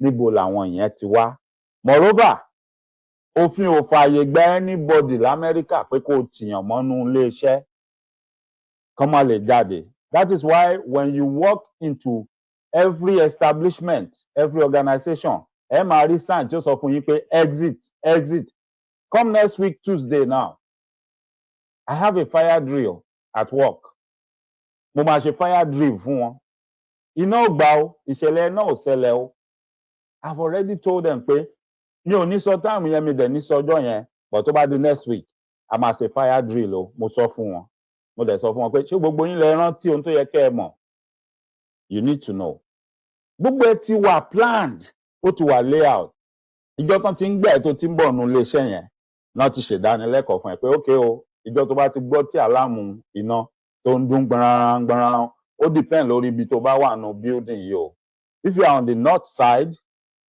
wá bó ṣe máa jáde tó bá ti jáde ibi báyìí ni kó máa lọ kó lọ dúró sí if you are on the south side wá bó ṣe máa jáde tó bá ti jáde máa lọ bí báyìí ibẹ̀ ni kó lọ dúró sí now let's say you are underground nínú building the closest exit here depending if you are on the north or south side wàá rí sign èyí tó close sí ẹ jù ni kó lọ má sáré pé bí kan ló mọ ẹ lára ló fẹ́ lọ gbà gbogbo ìdánilẹ́kọ̀ọ́ yìí náà ti fún wọn the layout plan tó o bá mọ̀ tó bá gbàgbé ṣe mọ̀ pé tí nǹkan bá ṣẹlẹ̀ nígbà míì nǹkan tí èèyàn mọ̀ lè sá lọ lórí èèyàn but as long as tó bá lọ́pọlọ ẹ lára ògiri wàá lọ síbẹ̀ wàá rí plan layout building yẹn tó bá ti lè pinpoint pa ibi mo wà ìgbà tí wàá fi wò wàá rí sáà sọ fún ẹ pé ok exit ibi tó lè gbà jáde ó wà níbí báyìí so a point ẹ sí direction ibi tó yẹ kó lọ wàá mọ ibi tó yẹ kó lọ there's no way you are going to be lost everything ti wà layout ó ti wà plan bọ́n ṣe ń ṣe nílùú tó dàgbà sókè nìyẹn bọ́n ṣe ń ṣe lamẹ́ríkà ń bí nìyẹn which means wọn kì í tìyàn mọ́nú iléeṣẹ́ wọn kì í tìyàn mọ́ company wọn ì tilẹ̀kùn mọ́ èèyàn kan mú kọ́kọ́rọ́ síbì kan pé ẹ lè jáde in fact it's part of the criteria tí ó ṣàsọ fún wọn wípé àwọn èèyàn gbọ́dọ̀ ní access láti lè jáde kódà ẹ lè di ẹrù kẹ́ ẹ fi dí ojú ọ̀nà ibi tó yẹ kán gbà wọlé ọ̀ gbà jáde ìwọ tó bá di ẹrù tó fi dí ojú ọ̀nà ibi tó yẹ kán gbà wọlé àgbà jáde ó lè lose iṣẹ́ ẹ̀ torí ẹ̀. The exits are not to be blocked at any time for whatever reason. No, it should be free. Not to talk of pé wọ́n wá ti àwọn èèyàn mọ́ inú ilé wọ́n dẹ̀ ń pè bẹ̀yẹn nílé iṣẹ́. Iná wá ń jó, wọ́n ṣí wọn lẹ̀. Àwọn yẹn tún wá ń wọ́nà bí wọ́n ṣe jáde, wọ́n tún wá gbébọn, wọ́n yìnbọn pa wọ́n, òun ló ń tẹ̀ ń gbọ́ yìí.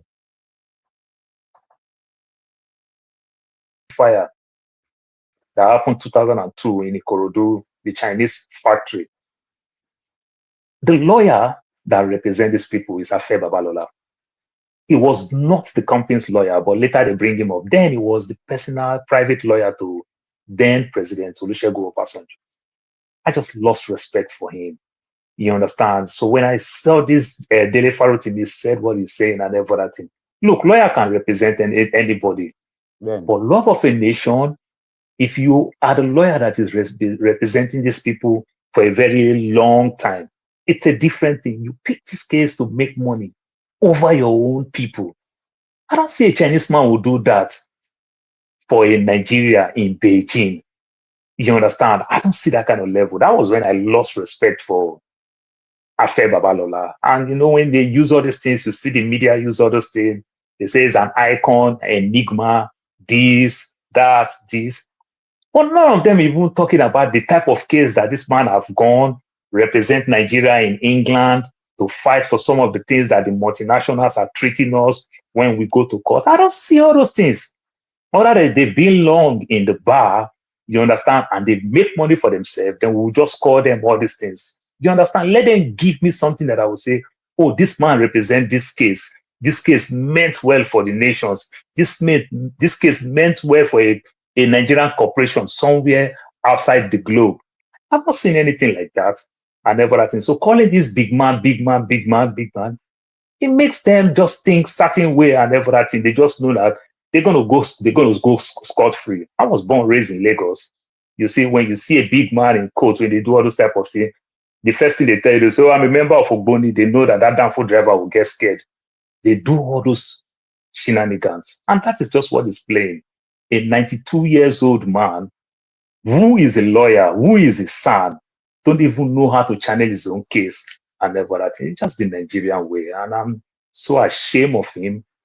And I'm so ashamed of the police. I'm so ashamed of the judiciary. That's exactly what they. Now, let's now start the show by coming in this way. So, it's a lot of things going on. Tangbo. Now, some of them, I don't know how far those stories are true. But ojogate kojogate, egun atiro wọlé, èèyàn atiro jáde. A ti ń gbọ́ oríṣiríṣi allegedly, bàbá Afẹ́ Babalọ́lá, ó sọ pé kán dìbà Délé Fárótìmí.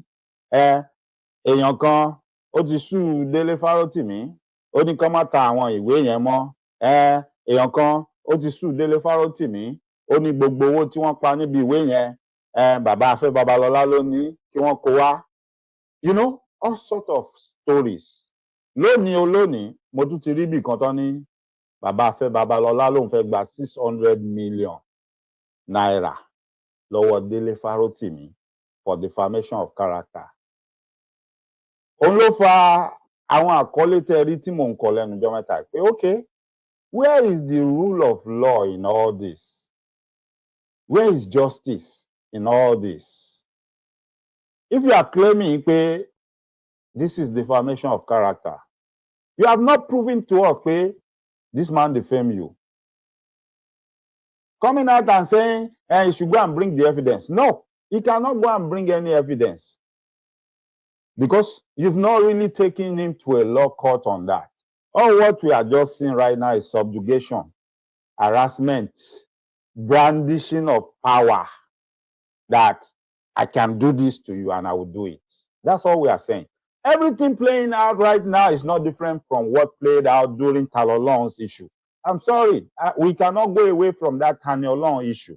You see, in legal cases, you use every other case as a reference. So that's why there is no way I can absolve Talolong's case from this, because the same thing that played out during Talolong's saga is what is playing out in front of us right now. There's no difference. Kò sí yàtọ̀ láàrin méjèèjì. Ohun tó ń ṣe exactly nígbà Talolong, òun náà ló ń ṣẹlẹ̀ yìí. Bóyá ọ̀pọ̀lọpọ̀ yín ti ń gbọ́, wọ́n ní adájọ́ tó jókòó yẹn tó ní òun ò lè jẹ́ kán gba béèlì Délé Fárótìmí, tó sọ pé wọn ò lè fẹnu lásán gba béèlì Délé Fárótìmí. Wọ́n lóun gangan fúnra ẹ̀ gan-an kò qualify, kò láṣẹ láti gbọ́ ẹjọ́ yẹn. Imagine that. But he's sitting there doing everything he's doing right now because somebody told him not to worry. Nothing will happen. Àwa la wà in charge gbogbo judicial system Nigeria. So don't worry, just do what we ask you to do and nothing will happen. Because at the end of the day, I promise you, he's not going to be investigated. He's not going to be punished. But kò lè ṣerú yẹn l'Amẹ́ríkà, kò sóhun tó ń jọrú ẹ̀. Because normally, what should have happened is, if he doesn't have jurisdiction over that case and it was brought to him, what he should have done that day is take this man away. I don't have jurisdiction over this case. That was all he needed to do. Nothing more. which means they can now take him back. Ẹ̀wọ̀n pé mo ti sọ fún wa rí, mo ní wọ́n máa ń ṣerú ẹ̀ ní àwọn ìlú tó dàgbàsókè náà fún ẹni tí wọ́n bá fẹ́ fìyà jẹ. Mo ní intentionally wọn ò ní gbé lọ síwájú adájọ́ tó mọ̀ pé ó lè gbọ́ ẹjọ́ ẹ̀ tó máa ní pé ok ẹ jẹ́ kó máa lọlé tó bá ti rẹ́ni tó máa dúró fún un, mo sún ẹjọ́ ẹ̀ dọjọ́ báyìí. Bẹ́ẹ̀ni tó bá fẹ́ fìyà jẹ tán sì fẹ́ kó wà lọ́dọ̀ àwọn, wọ́n á gbé lọ ọ̀dọ̀ adájọ́ tó mọ̀ pé kò qualify láti gbọ́ ẹjọ́ ẹ̀, láti meet 24 hours speculation tó fi sọ yẹn ni wọ́n á ṣe bẹ́ẹ̀, so that after that there will be a record pé wọ́n ti gbé lọ wájú adájọ́ within 24 hours. But what just happened was kò ń ṣe adájọ́ tó lè gbọ́ ẹjọ́ ẹ̀. Wọ́n wá láwọn ṣẹ̀ṣẹ̀ ń wá déètì míì táwọn ò fi lè gbé lọ síwájú adájọ́ tó lè gbọ́ ẹjọ́ ẹ̀. Déètì míì tán wá yẹn tí ò bá ní lọ́ọ̀yà tó dáa, ó lè lo ọ̀sẹ̀ kan nínú àtìmọ́lé, yes, ó lè lo oṣù kan, ó lè lo oṣù méjì, but tó bá ní lọ́ọ̀yà tó dáa, wọ́n tètè lọ wá bí wọ́n ṣe mú date and time tí wọ́n pe ẹjọ́ ẹ̀ kán lè gbà kalẹ̀, because wọ́n ti mọ̀ pé the moment tó bá ti dé court báyìí níwájú adájọ́ tó qualify, wọ́n máa gbà pé kán gba bond ẹ̀ kó máa lọlé tó bá ti lè meet bond. But tó bá jẹ́ pé ẹni tó ń fẹ́ show tó ń fẹ́ fìyà jẹ, wọ́n ò ní gbé lọ síwájú adájọ́ tó yẹ kán gbé lọ. But in Nigeria, reverse is the case. Ẹni tó ń gbé lọ tí ò qualify yẹn gan, instead kó sọ pé mi ò lè gbọ́ irú ẹjọ́ yìí, this case is beyond me, ó jókòó síbẹ̀, ó gbọ́ ẹjọ́ yẹn. Argument tí agbẹjọ́rò bring up pé ó qualify láti gbọ́ ẹjọ́ ẹ̀, ó ní ìyẹn is a different thing. You know everything with them is ẹ lọ file case yín wá, ẹ lọ ṣe gbá wá, and all that is for them to delay the person the more. Certainly picture ta lọ́lọ́run bó ṣe ń coming into it. So everything they will be doing is the delay tactics láti fìyà jẹ nìyẹn for the number of days tí wọ́n ti lérò lọ́kàn pé àwọn fẹ́ fìyà jẹ fún, because wọ́n ní ẹjọ́ tí wọ́n fẹ́ ṣe, wọ́n kàn fẹ́ ṣe show of shame. Wọ́n dẹ̀ fẹ́ dọ́gbọ́n dàrú mọ́ àwọn aráàlú lójú bíi pé ọ̀daràn lẹ́ni yẹn, ó jẹ̀bi lóòótọ́, ó ti ṣe nǹkan kan tí ò dáa. Ariwo tí wọ́n mọ̀ pa ni pé lórí ẹ̀tọ́ wa là ń jà fún o, ó bà wá lórúkọ jẹ́ ni o, but they are not ready to take that case to the court and take it forward and really prove pé ohun táwọn ń sọ yẹn bẹ́ẹ̀ ló rí, because ohun tó ń sọ yẹn ò rí bẹ́ẹ̀. Wọ́n mọ̀ somewhere in them pé ohun tí ẹni yẹn sọ òótọ́ ni, and there is possibility kí ẹlẹ́rìí jáde ọ̀kọ́ rẹ́rìí kó jáde. They are not ready for that. Wọ́n fẹ́ bambuso gbogbo wa, wọ́n fẹ́ dàrú mọ́ wa lójú, kán wá paint ẹni yẹn pé òun lọ dáràn, òun ló ṣe ohun tí ò dáa. Because even tẹ́ bá wò nísìnyí, a ti rí àwọn kan lára wa tán ti backslide, tán ti ń sọ pé ohun tó sọ yẹn ó dàbí pé òun gan ò lẹ́rìí, ìgbà kan àwo kan. Ẹ̀rí wo ló tún fẹ́? Irú ohun tí a play tán tẹ́ gbọ́ ẹ̀ nísìnyí, that is one evidence. That is one evidence. Béèrè lọ́wọ́ ara ẹ̀ ohun tí alàgbà Délé Fárótìmí ń sọ. Kí ló dé tí iléeṣẹ́ yẹn wọ́n ní lọ́ọ̀yà míì tó ń bá wọn ṣe ẹjọ́ yẹn bọ̀gbà tó dá àárín kan, wọ́n kàn switch around all of a sudden, wọ́n lọ gbé bàbá wá, bàbá dẹ̀ dé, wọ́n yanjú ẹjọ́ yẹn. So kí ni bàbá mọ̀, kí ni bàbá ṣe tí agbẹjọ́rò tó ń bá wọn handle ẹ̀ tẹ́lẹ̀ tí ò mọ̀, tí ò ṣe àbí tí ò rí ṣe? Question yẹn ni kẹ́ máa béèrè yín. Mo sì máa play àwọn fọ́nrán kọ̀ọ̀kan náà fún yín tí mo fẹ́ jẹ́ ká máa mú làákàyè àtọ̀gbọ́n jáde ńbẹ̀. Ẹ jẹ́ kí n bẹ̀rẹ̀ láti bí eléyìí kó tó di pé màá tún tẹ̀síwájú nínú atótónu àtàlàyé mi. Ẹ má gbàgbé, ẹ máa gbọ́ kéèsì ta lọ́lọ́run tí ó mọ̀ come up nínú ọ̀rọ̀ yìí tí ó pọ̀, nítorí pé similar incident ni, the same thing ni. Máa bí rẹ ní sí pé at the end of the day, kí ló ṣẹlẹ̀ pẹ̀lú ọ̀rọ̀ ta lọ́lọ́run? Ṣé wọ́n padà jẹ́ kí ilé ẹjọ́ kankan gbọ́ ẹjọ́ yẹn kí wọ́n dájọ́? Then mo wá fẹ́ gbé ẹ lọ bì kan tó lè má ti ronú lọ. Ìgbà tí lọ́ọ̀yà gidi gba iṣẹ́ ta lọ́lọ́run, tó rí ohun tí wọ́n ń ṣe, tó ṣe tán tó fẹ́ dì pẹ̀lú wọn, tó gbé ẹjọ́ yẹn tó gbé lọ ilé ẹjọ́ gíga láti lọ sọ pé kí ni ó dé tí wọ́n sì ń ti ẹni ìmọ́lé tí wọ́n ò filẹ̀, kí ni ó ṣẹlẹ̀ next? Kí ni wọ́n sáré ṣe? wọ́n sáré gbé ta lọ́lọ́run lọ sí court wọ́n sọ pé okay wọ́n ti ní kán wá ṣe gbá wọ́n ti ní kán wá ṣàwo because wọ́n fẹ́ kó gbé ẹjọ́ yẹn lọ bí tó fẹ́ gbé lọ yẹn wọ́n ti mọ̀ pé tán bá ti débẹ̀ ta lọ́lọ́run bọ́ lọ́wọ́ àwọn nìyẹn ojú dẹ̀ ti àwọn pátápátá táyé máa fi parẹ́. So they didn't want him to go there. They hurriedly went back to the same court and say wọ́n ti fẹ́ gba kinní ẹ̀ ń bí wọ́n kàn fẹ́ ṣàlàyé àwọn ọ̀rọ̀ kan ni bí gbogbo àwọn olórí burúkú yẹn bọ́n ṣe máa ń ṣe nìyẹn. Àwọn wèrè tó ń fọwọ́ lágbá ọmọ mẹ̀kúnnù lójú bí gbogbo wọn ṣe máa ń ṣe nìyẹn.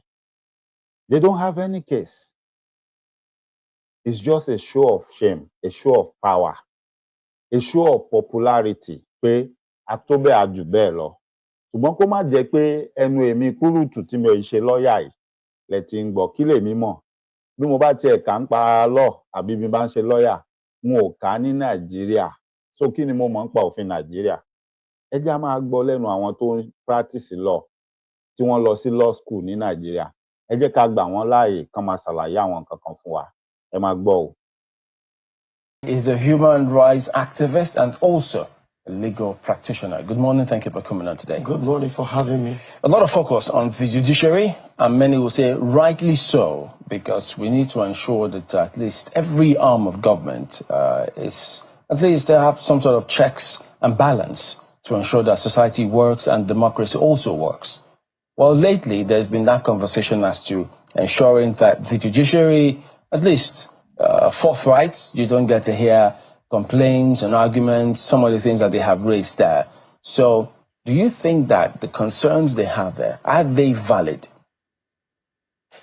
Yes, I would say they are valid.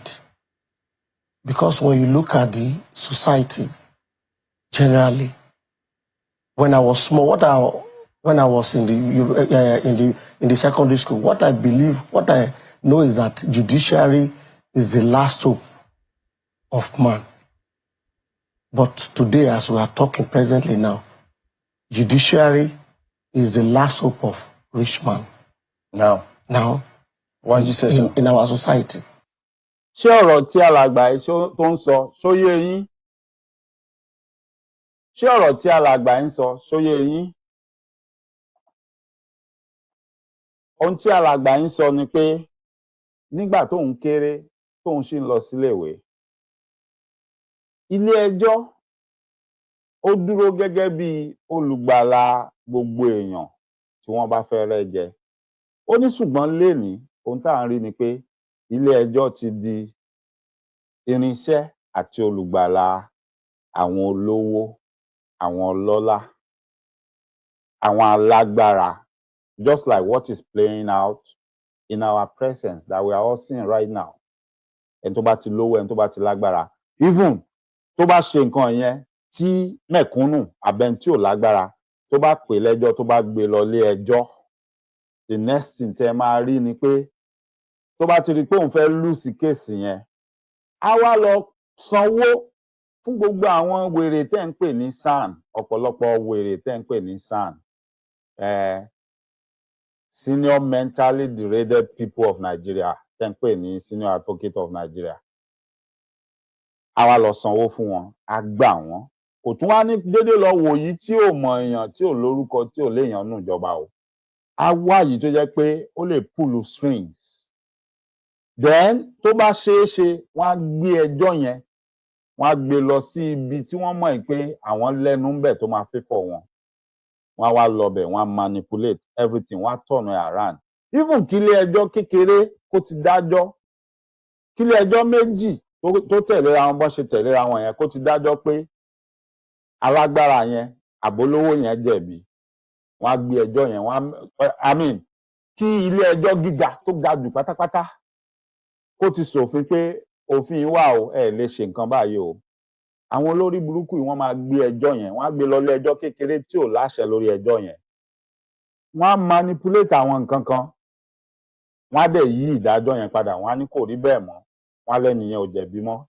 Pé even tí a bá ṣọ́ra wọ́n á ní aláre tó pe ẹjọ́ yẹn wọ́n á lóun ló jẹ̀bi kó lọ sanwó ìtanràn nítorí pé kí ni ó dààmú ó fìtínà ẹni tó pè lẹ́jọ́ bí wọ́n ṣe ń ṣe nìyẹn. Only in Nigeria ni o, not all over the world, only in Nigeria.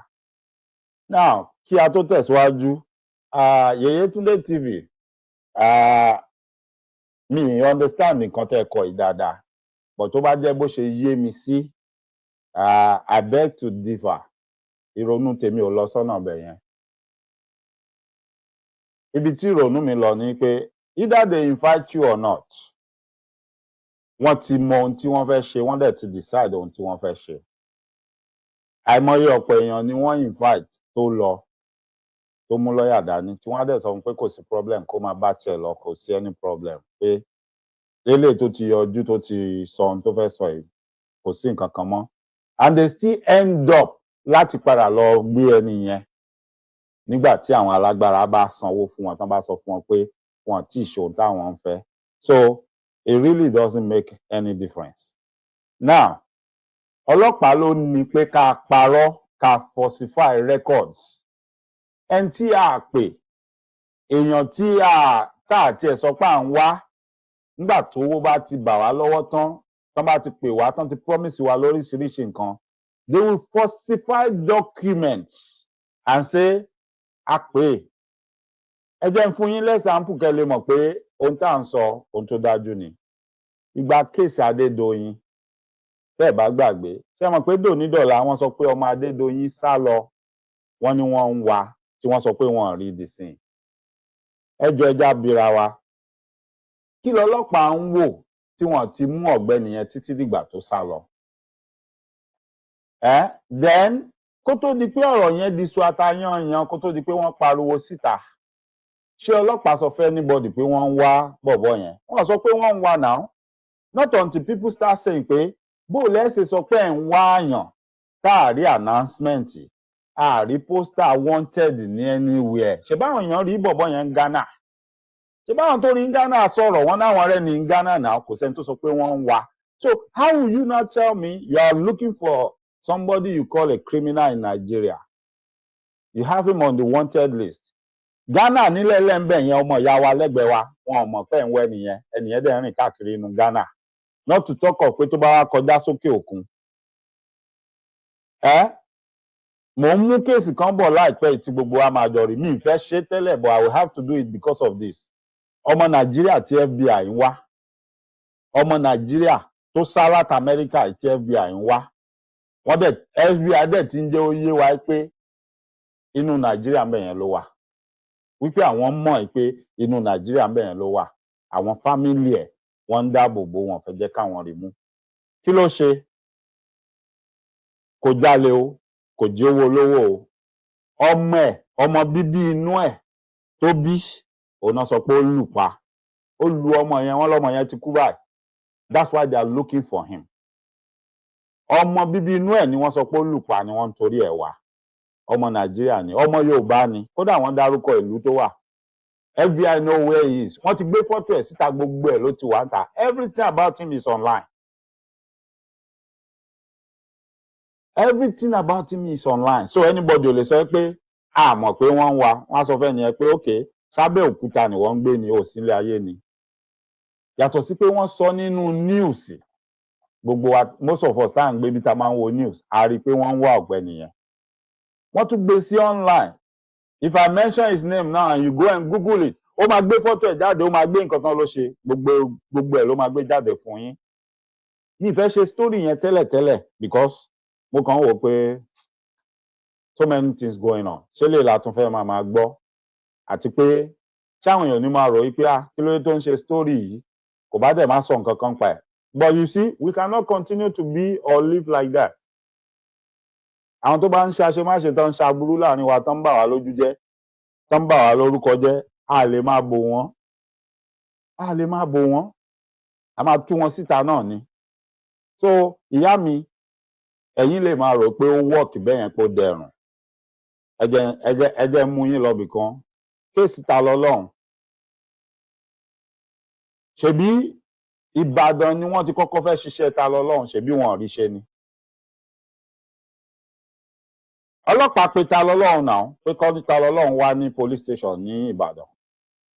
Ṣèbí Elédùmarè ló ní kó gbọ́n gbà tó ń lọ, ó kó gbogbo àwọn bàbá àràbà yẹn lẹ́yìn, gbogbo wọn tẹ̀lé.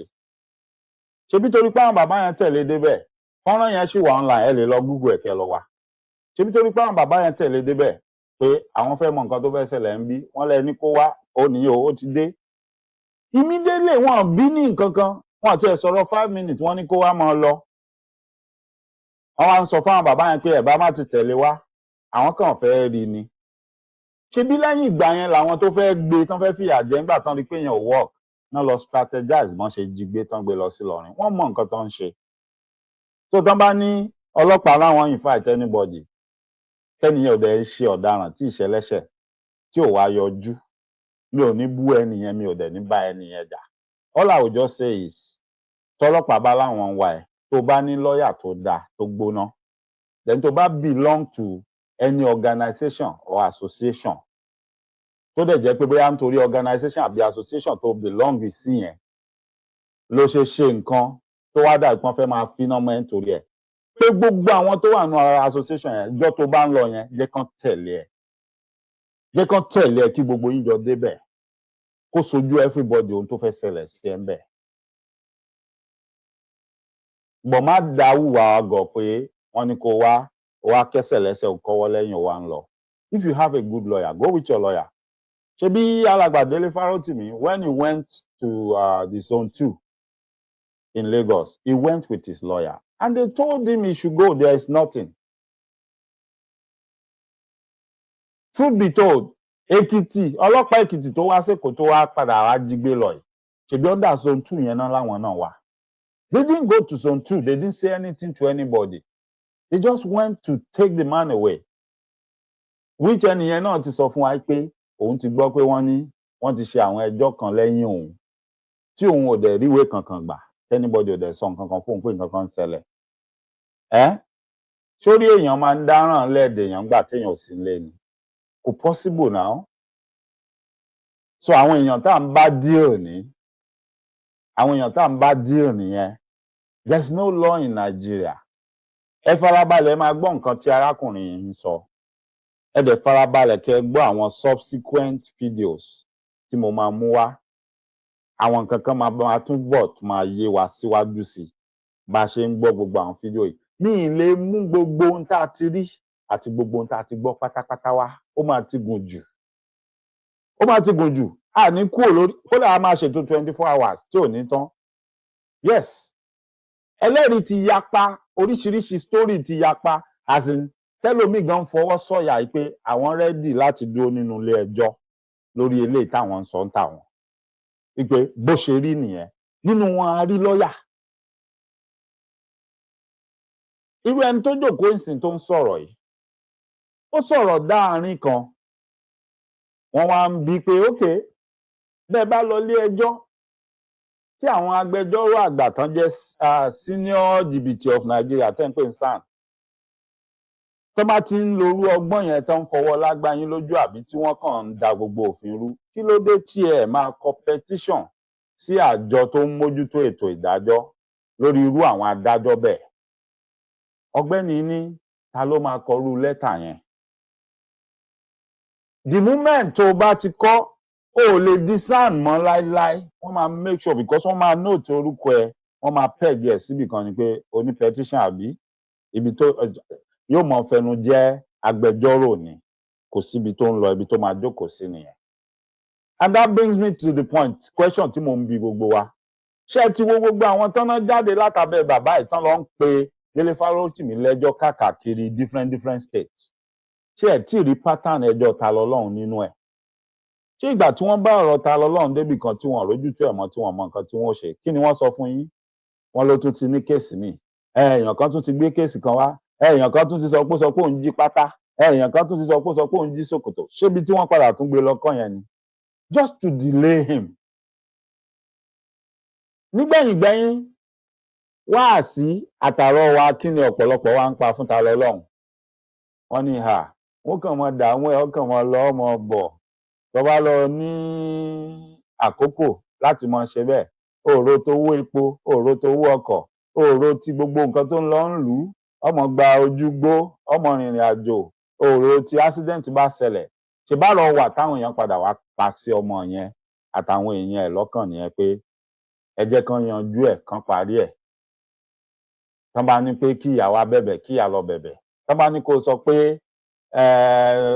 tán bá sọ fún ẹ pé wọ́n jẹ́ ọmọ lọ ìwọ náà mọ́ pariwo mọ́ sọ̀rọ̀ mọ́ ṣé bíbi tán padà fi kọ́ nìyẹn àbí ṣé ẹ̀ tí máa rí pátánì yẹn nínú eléyìí tó wà nílẹ̀ yìí náà ṣé ẹ̀ tí máa rí pátánì yẹn nínú eléyìí pé àwọn eléyìí ò lẹ́jọ́ kankan ṣe ẹni tẹ́ ẹ̀ tí gbé lọ ilé ẹjọ́ ò tí sọ pé ó jẹ̀bi ẹ̀ tí ṣẹjọ́ rárá wípé ọ̀nà tẹ́ gbà mú ibi tẹ́ gbé lọ àti gbogbo tẹ́ ẹ ṣe pé kò bófin mu la sì ń sọ lọ́wọ́ ọ̀rẹ́ díẹ̀ tí ń bọ́ síta ẹ̀ tí ń sọ pé kan yọ kúrò nínú agbẹjọ́rò Nàìjíríà ọ̀rẹ́ díẹ̀ tí ń sọ pé kan lọ ta lé kan lọ ta ọ̀nà ẹ̀ kan lọ kó gbogbo nǹkan tó ní nílé ayé wá kan lọ kó wá fún yín ilé ẹjọ́ wo ló fún yín láṣẹ yẹn ilé adájọ́ wo lórí ẹ̀ pé tí ìṣẹ́niláabi tó ń pọnmọ́ lọ léèwẹ̀ tó mọ̀ pé wọn tí ìdájọ́ pẹ́ ní jẹ̀bi tó dẹ̀ ń fún yín láṣẹ pé kẹ́ lọ máa ṣe gbogbo kinní yẹn ara ohun tá à ń sọ nìyẹn ara ohun tá à ń sọ nìyẹn when justice is for sale then the poor masses I don't know what's going to happen to them I don't know what is going to happen to them see we just listened to an incident that happened where some Japanese people maltreated Nigerians on their own fatherland on their father's soil. And then they went and paid money to some people and they got away with it. So strangers can even come on your land and maltreat you and walk away as long as they can pay for it. Is that what we want? Is that what we want? Ṣé rúùlù tá a fẹ́ build nìyẹn? Ṣé irú nǹkan tá a fẹ́ nìyẹn? Ṣé ibi tá a fẹ́ káwọn èèyàn wa máa gbé nìyẹn? So it means I can wake up tomorrow and somebody will just lie on one of my friends or one of my associates or somebody that I love, that I've known for a long time, and say they did something and they want to put them in jail. And then we won't be able to do nothing. No, now, it shouldn't be like that. Kò yẹ kó rí bẹ́ẹ̀ yẹn. There is what you call due process of law.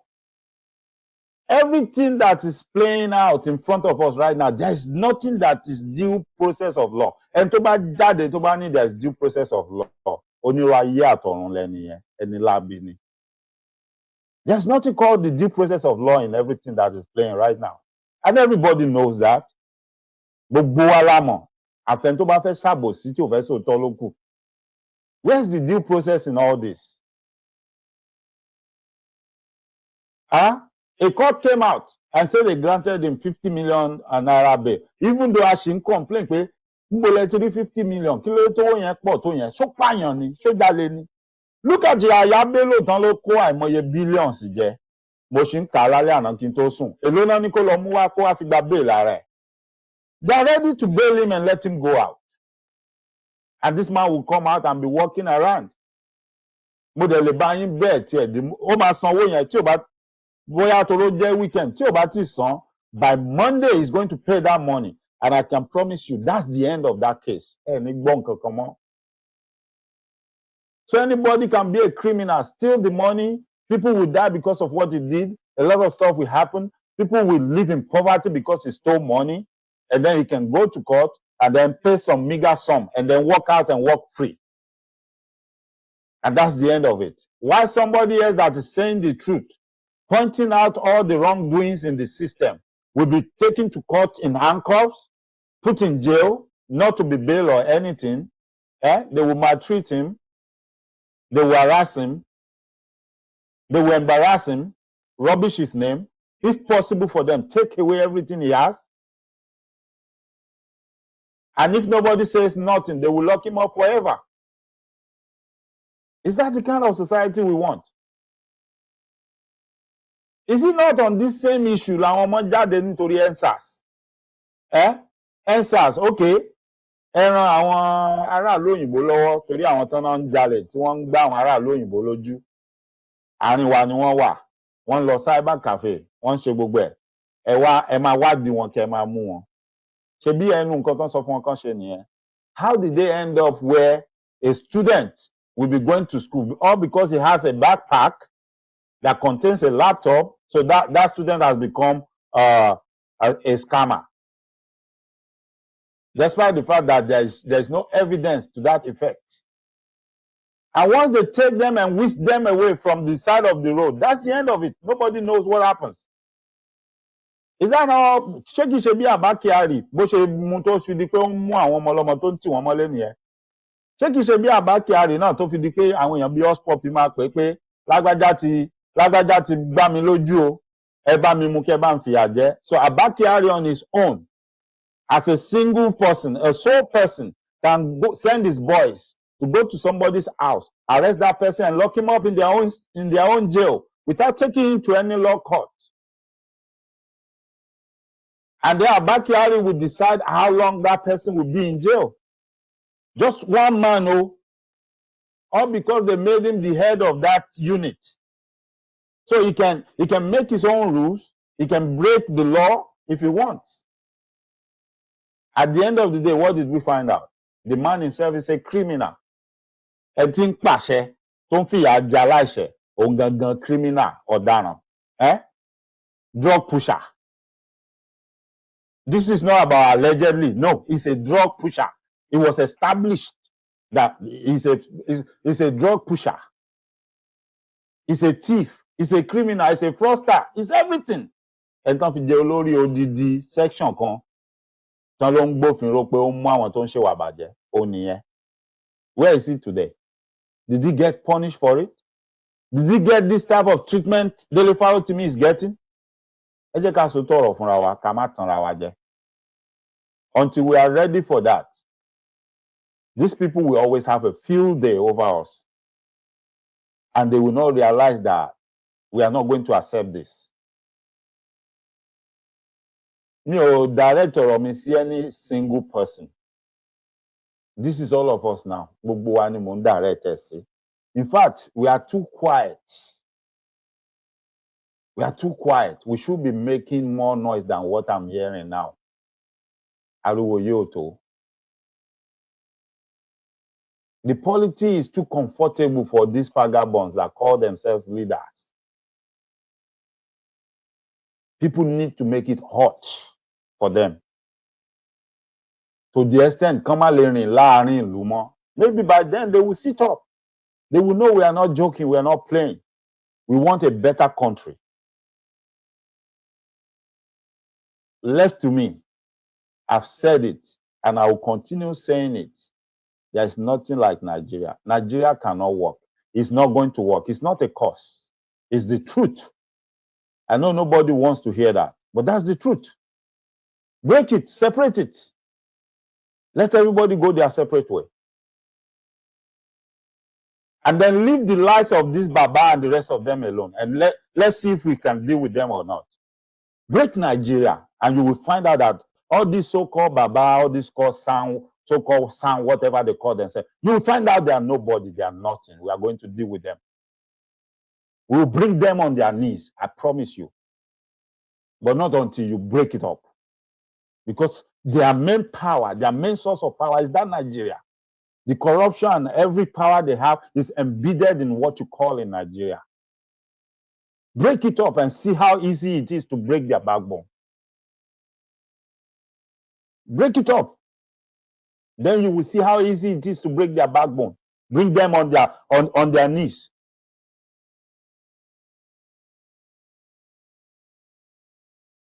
Ẹ rí pé gbogbo àwọn Haúsá yẹn sìn wọ́n sọ̀rọ̀. Wọ́n lọ dó sí kọ́nà kan wọ́n wò wá pé àwọn Yorùbá ni ẹ jẹ́ kán fìyà jẹ dáadáa ṣèbó lẹ́nu bélébélé. Ṣé Dele Farotimi ṣó parọ́ ni? Ṣé bójú wa ni Bukatuwa or whatever he calls himself? Èyí mọ́lá oníláwàní lórí ló dúró nínú ilé ìgbìmọ̀ aṣòfin nígbà tán ló ń rìtáyà. Tó ń sọ̀rọ̀ tó ní gbogbo wọn pátápátá náà ti benefit látara òun fún ìyàwó òun tó jẹ́ adájọ́. Nítorí kò séèyàn kankan nu wọn tí ò tí ì lẹ́jọ́ rí tí wọ́n sọ fóun tó ń dẹ̀ sọ fún ìyàwó òun. Ṣé bójú gbogbo wa ló ṣe sọ? Ṣé bí bó ṣe tó àṣírí yẹn tán náà kígbe mọ́ tán ní àpẹyẹ kó mọ́ sọ orí eléyìí ń ta? Nasare yìí ló ní kò ń ṣe nǹkan tó ń mí nìyẹn. So who is asking for evidence? Evidence ìyapa tó kúnlẹ̀ lọ rẹ́rẹ́, ìyẹn kọ́ ni issue, ìyẹn kọ́ ni problem. The issue is they are not ready for any case. They just want to maltreat him, silence him, and scare the other ones. Pé ẹ wo irú treatment tẹ́yin náà máa bá pàdé lélẹ́yìí o. So nísìn pẹ̀lú nǹkan tó ṣẹlẹ̀ yẹn sí bàbá yẹn, you have the ones that want to use that baba that are now hiding behind him saying we are with you o. Gbogbo ìyà tẹ́ bá fẹ́ fi jẹ ẹ mọ́ fi jẹ. Eléyìí tán bá fẹ́ pariwo tó bá dọ́dọ̀ wa ló máa gbà kọjá, a máa bá yín dé mọ́lẹ̀. Àwọn ọmọ yẹn fẹ́ mọ túdi wa, wọ́n fẹ́ mọ tú àṣírí wa ní ànígbà. And we have some people that are saying ṣé òun nìkan ló lè sọ̀rọ̀ ni. Hey, oníkálukú ló ní conscience wa yàtọ̀ síra wọn. Ìwọ lè mọ̀ kí wọ́n má lè sọ̀rọ̀. Ìwọ lè mọ̀ kó choose to be a coward, live with it and die with it.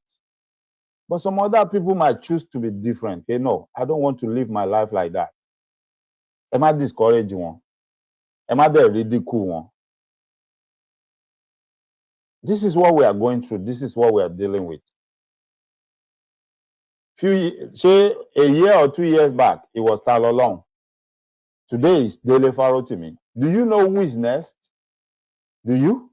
What wisdom. Tell me, kini wisdom to Nicolo? Wisdom ro o paro, right? O bo mole.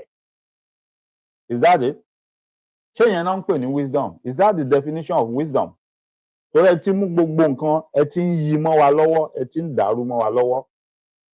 Ẹ ti ń create different meanings sí àwọn ọ̀rọ̀. Wisdom does not mean you should lie. So tell me, nínú ohun tí ẹni sọ àti ohun tó kọ, tó bá jẹ́ lóòótọ́ ni tó jẹ́ ohun tó rí, ohun tó ṣẹlẹ̀ nìyẹn, tó dẹ̀ lẹ́rìí ẹ̀.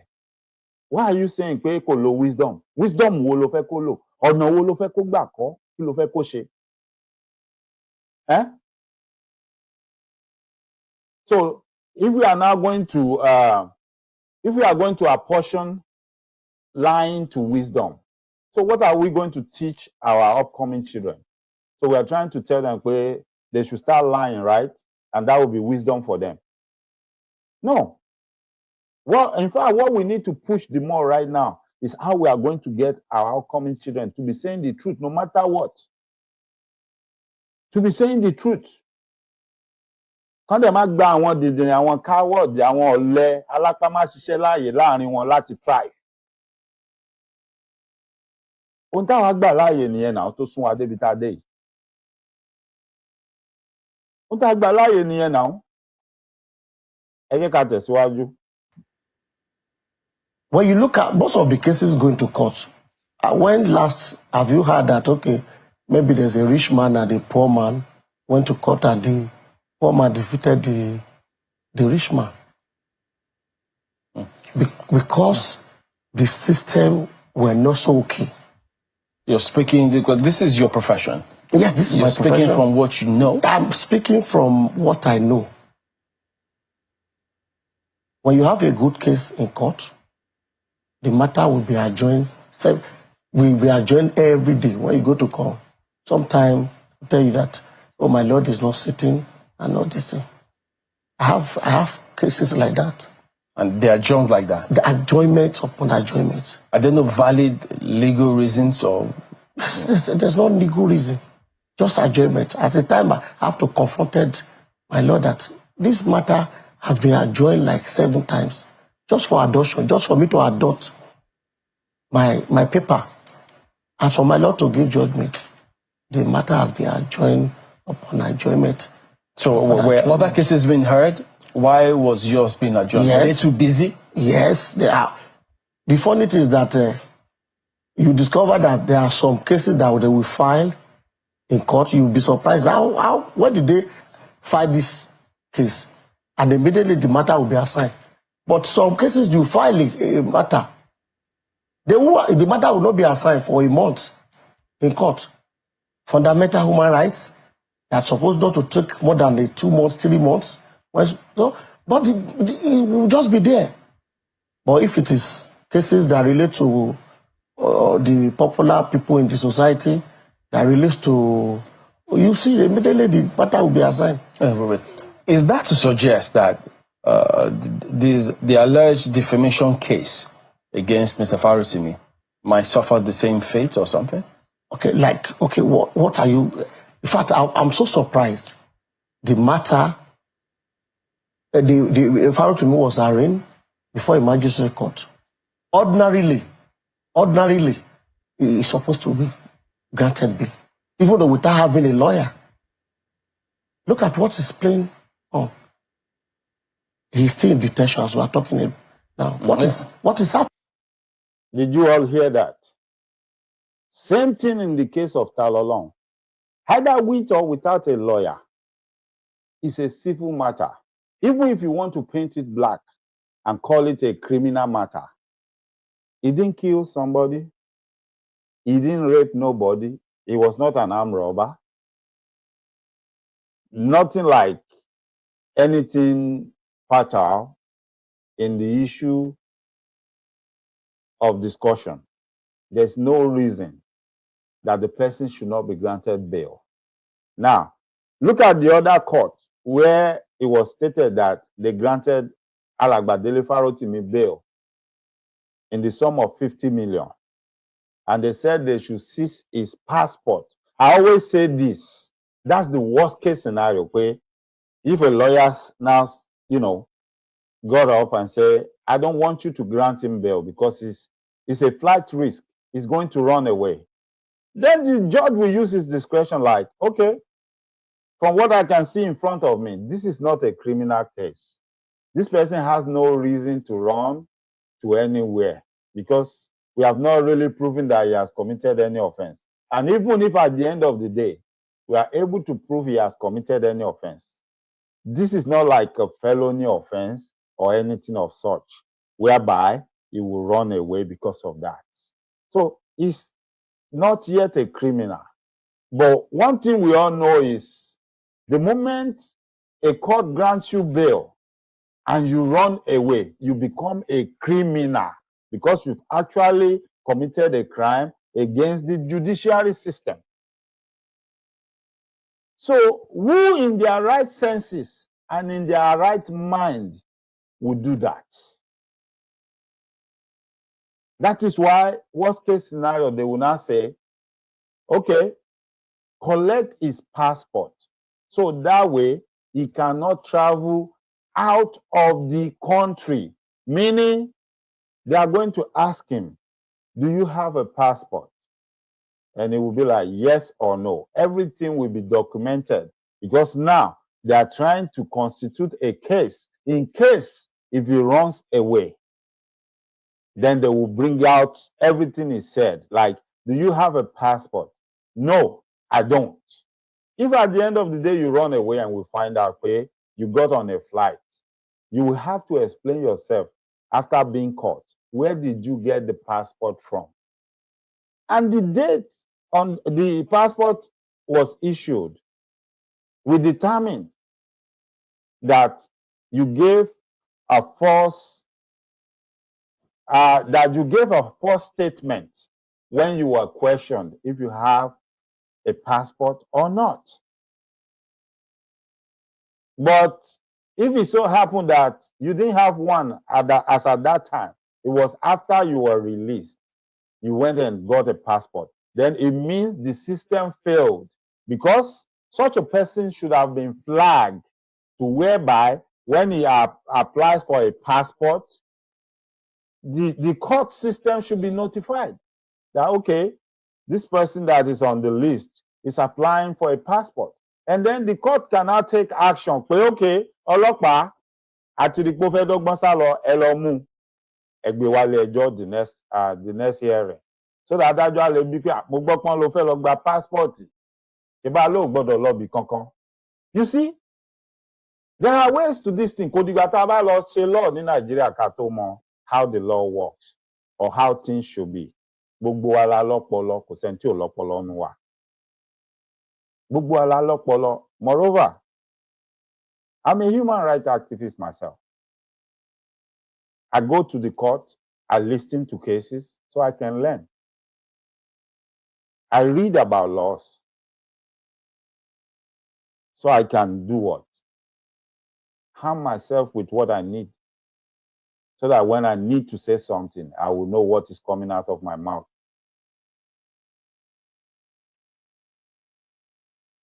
ẹni tó jókòó tó ń sọ̀rọ̀ tí gbogbo àjọ ń wò yìí agbẹjọ́rò ni kò dẹ̀ kí ń ṣọmọdé nínú agbẹjọ́rò.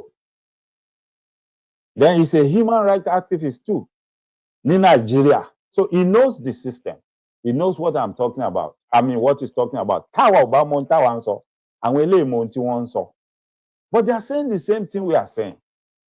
The same thing tá à ń sọ òun náà làwọn náà ń establish fact yẹn. But they granted him 50 million naira bail. That is another court. That is the Federal High Court. Yeah. He was arraigned in Federal High Court and was granted bail. But the magistrate refused. The first one, the magistrate refused to grant him bail. And you say that is a very easily bailable offense. It's a bailable, without a lawyer. It's a bailable offense without a lawyer. It's something the magistrate will just grant him bail. It's a bailable offense. Defamation is a bailable offense. Moreover, the court handling the matter does not have jurisdiction. That's the magistrate. The magistrate handling the matter does not have jurisdiction. The man refused. They refused to bail him. So in these kind of cases, at what point does the corrective measure in the judiciary kick in for these kind of things to stop happening? I have been thinking, well, you know, in our system, there's what we call Okay, ìkan nínú àwọn fọ́nrán tí mo fẹ́ kà wò ó lájọ wò tán yẹn. Mo fẹ́ jẹ́ kémi àti yín ẹ jẹ́ ká gbọ́, ṣé ẹ mọ̀ pé a ti mọ̀ kì í ṣe ìròyìn mọ́ pé àwọn èèyàn kan ń lọ wọ́n láwọn fẹ́ parí ọ̀rọ̀ yẹn, àwọn fẹ́ bẹ̀bẹ̀. Wọ́n lọ sọ́dọ̀ bàbá Afẹ́ Babalọ́lá, wọ́n lọ dọ̀ Délé Fárótìmí. So oríṣiríṣi la ti ń gbọ́, lẹ́nu ọjọ́ mẹ́ta a tún gbọ́ pé bàbá Ọbásanjọ́ náà ti lọ, Bishop Kukah àwọn náà ti dìde, wọ́n náà ti lọ. Oríṣiríṣi la wá ń gbọ́, but gẹ́gẹ́ bí ohun tèmi sọ tẹ́lẹ̀, inú mi dẹ̀ dùn pé a rí àwọn èèyàn tán jẹ́ agbẹjọ́rò torí ọpọlọ wọn pé torí wọ́n dẹ̀ pé tán dẹ̀ mọ̀ nípa nǹkan tí òfin sọ tí àwọn náà ń sọ̀rọ̀. Inú mi wá dùn pé ọ̀rọ̀ tá à ń sọ òun làwọn náà ń sọ pé okay, báwo lẹ ṣe mú ajá ẹlẹ́so mọ́lẹ̀ àmọ́ ẹ so ajá yẹn mọ́lẹ̀ o, ẹ kàn sọ pé ẹ so mọ́lẹ̀ ni. Ẹ wá mú ẹkùn, ẹ so ẹkùn mọ́lẹ̀, ẹ so lọ́wọ́, ẹ so lẹ́sẹ̀. Ẹ wá mú ìrù ẹkùn, ẹ wá gbé lé ajá lọ́wọ́, ẹni kan máa jà pẹ́fẹ́ wọ ẹni tí ó borí ara wọn. Ìrẹ́jẹ ó ti wà nú ẹ̀, kò yẹ kó rí bẹ́ẹ̀. Gbogbo ala ti mọ ibi tí irú nǹkan bẹ́ẹ̀ tí ó yọrí sí. Ohun táwa ń sọ ni pé a sọ pé àwọn tó ń sọ pé àwọn fẹ́ parí ẹ̀ tán ń lọ, a sọ pé wọ́n ṣe dá o. In fact, bàbá tó lóun pe alàgbà Délé Fárótìmí lẹ́jọ́ tó ní kán lọ gbé wá kán máa gbé bọ̀ lẹ́kìtì níbi tó mọ̀ pé òun ti lágbára bámbám. Àwọn ìgbésẹ̀ tó yẹ kó ti kọ́kọ́ gbé, àwọn tó yẹ kó ti pè kó ti kọ́kọ́ fẹjọ́ sùn pé tó bá jẹ́ lóòótọ́ dá bàbá yẹn lójú pé ohun tí wọ́n lóun ṣe yẹn òun ò ṣe. Ó dẹ̀ fẹ́ hùwà ọmọlúàbí bàbá gidi. Àwọn tó yẹ kó ti pè kó ti kọ́kọ́ sọ̀rọ̀ yẹn pé tọ̀ ẹ wá o, báyìí o, mo sì fẹ́ gbé gbèsè báyìí ṣùgbọ́n kí n tó gbé, ṣé ẹ fẹ́ dá sọ̀rọ̀ yàbí ṣé ẹ fẹ́ parí ẹ̀? Ó máa láwọn àgbààgbà tó lè pè náà, ó máa láwọn nǹkan tó lè jọ bẹ́ẹ̀. Bọ́n nítorí pé òun gan ò rẹ́dì láti lọ route yẹn. He just want to use all the power àti gbogbo nǹkan tó ní láti subdue man yìí àti láti paint a picture pé irọ́ ni wọ́n pa mọ́ òun, kò sí nǹkan kan tó jọ mọ́ bẹ́ẹ̀. And it's not ready for any of us láti gbọ́ kéèsì yẹn àbí láti gbọ́ pé bóyá wọn ò mẹ́rìí jáde wọn ò mẹ́rìí jáde. Ìyẹn kọ́ ni issue. The issue is ẹgbẹ́ ẹ fìyà jẹ, ẹja pa lẹ́nu mọ́ kó wá bẹ̀bẹ̀ kó ní kò rí bẹ́ẹ̀ káwa ni kó máa lọ ló bá tán. That is all they want to do. Wọ́n ní ẹjọ́ kankan tán fẹ́ ṣe. Wọ́n fẹ́ just exactly bí àwọn tí bí ṣe ọ̀rọ̀ ta lọ lọ́hùn, òun ní nǹkan tí bàbá yẹn náà fẹ́ ṣe.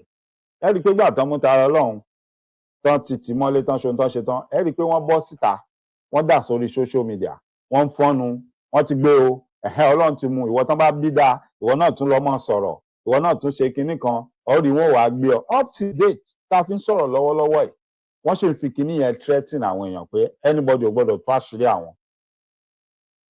Wọ́n sọ pé kó má parọ́ mọ́ àwọn o they are telling people pé tó bá sọ̀rọ̀ ń pa àwọn. Most of them will even come out pé ìwọ jẹ́ ń gbórúkọ mi lẹ́nu ẹ.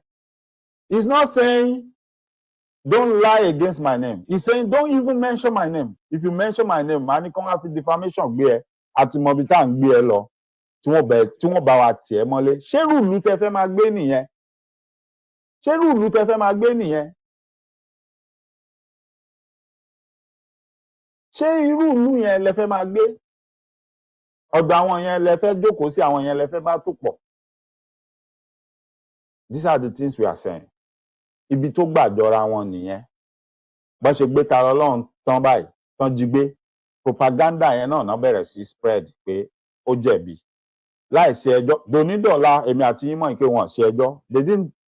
There was no court case against Tara Ọlọ́run. Wọ́n dẹ̀ wọ́n gbé lọ sí kóòtù, wọ́n kó handcuff sí lọ́wọ́, wọ́n make sure pé gbogbo wa rí bọ́n ṣe dé handcuff mọ́ lọ́wọ́ àtẹsẹ̀. Ṣé wọ́n fi hàn wá?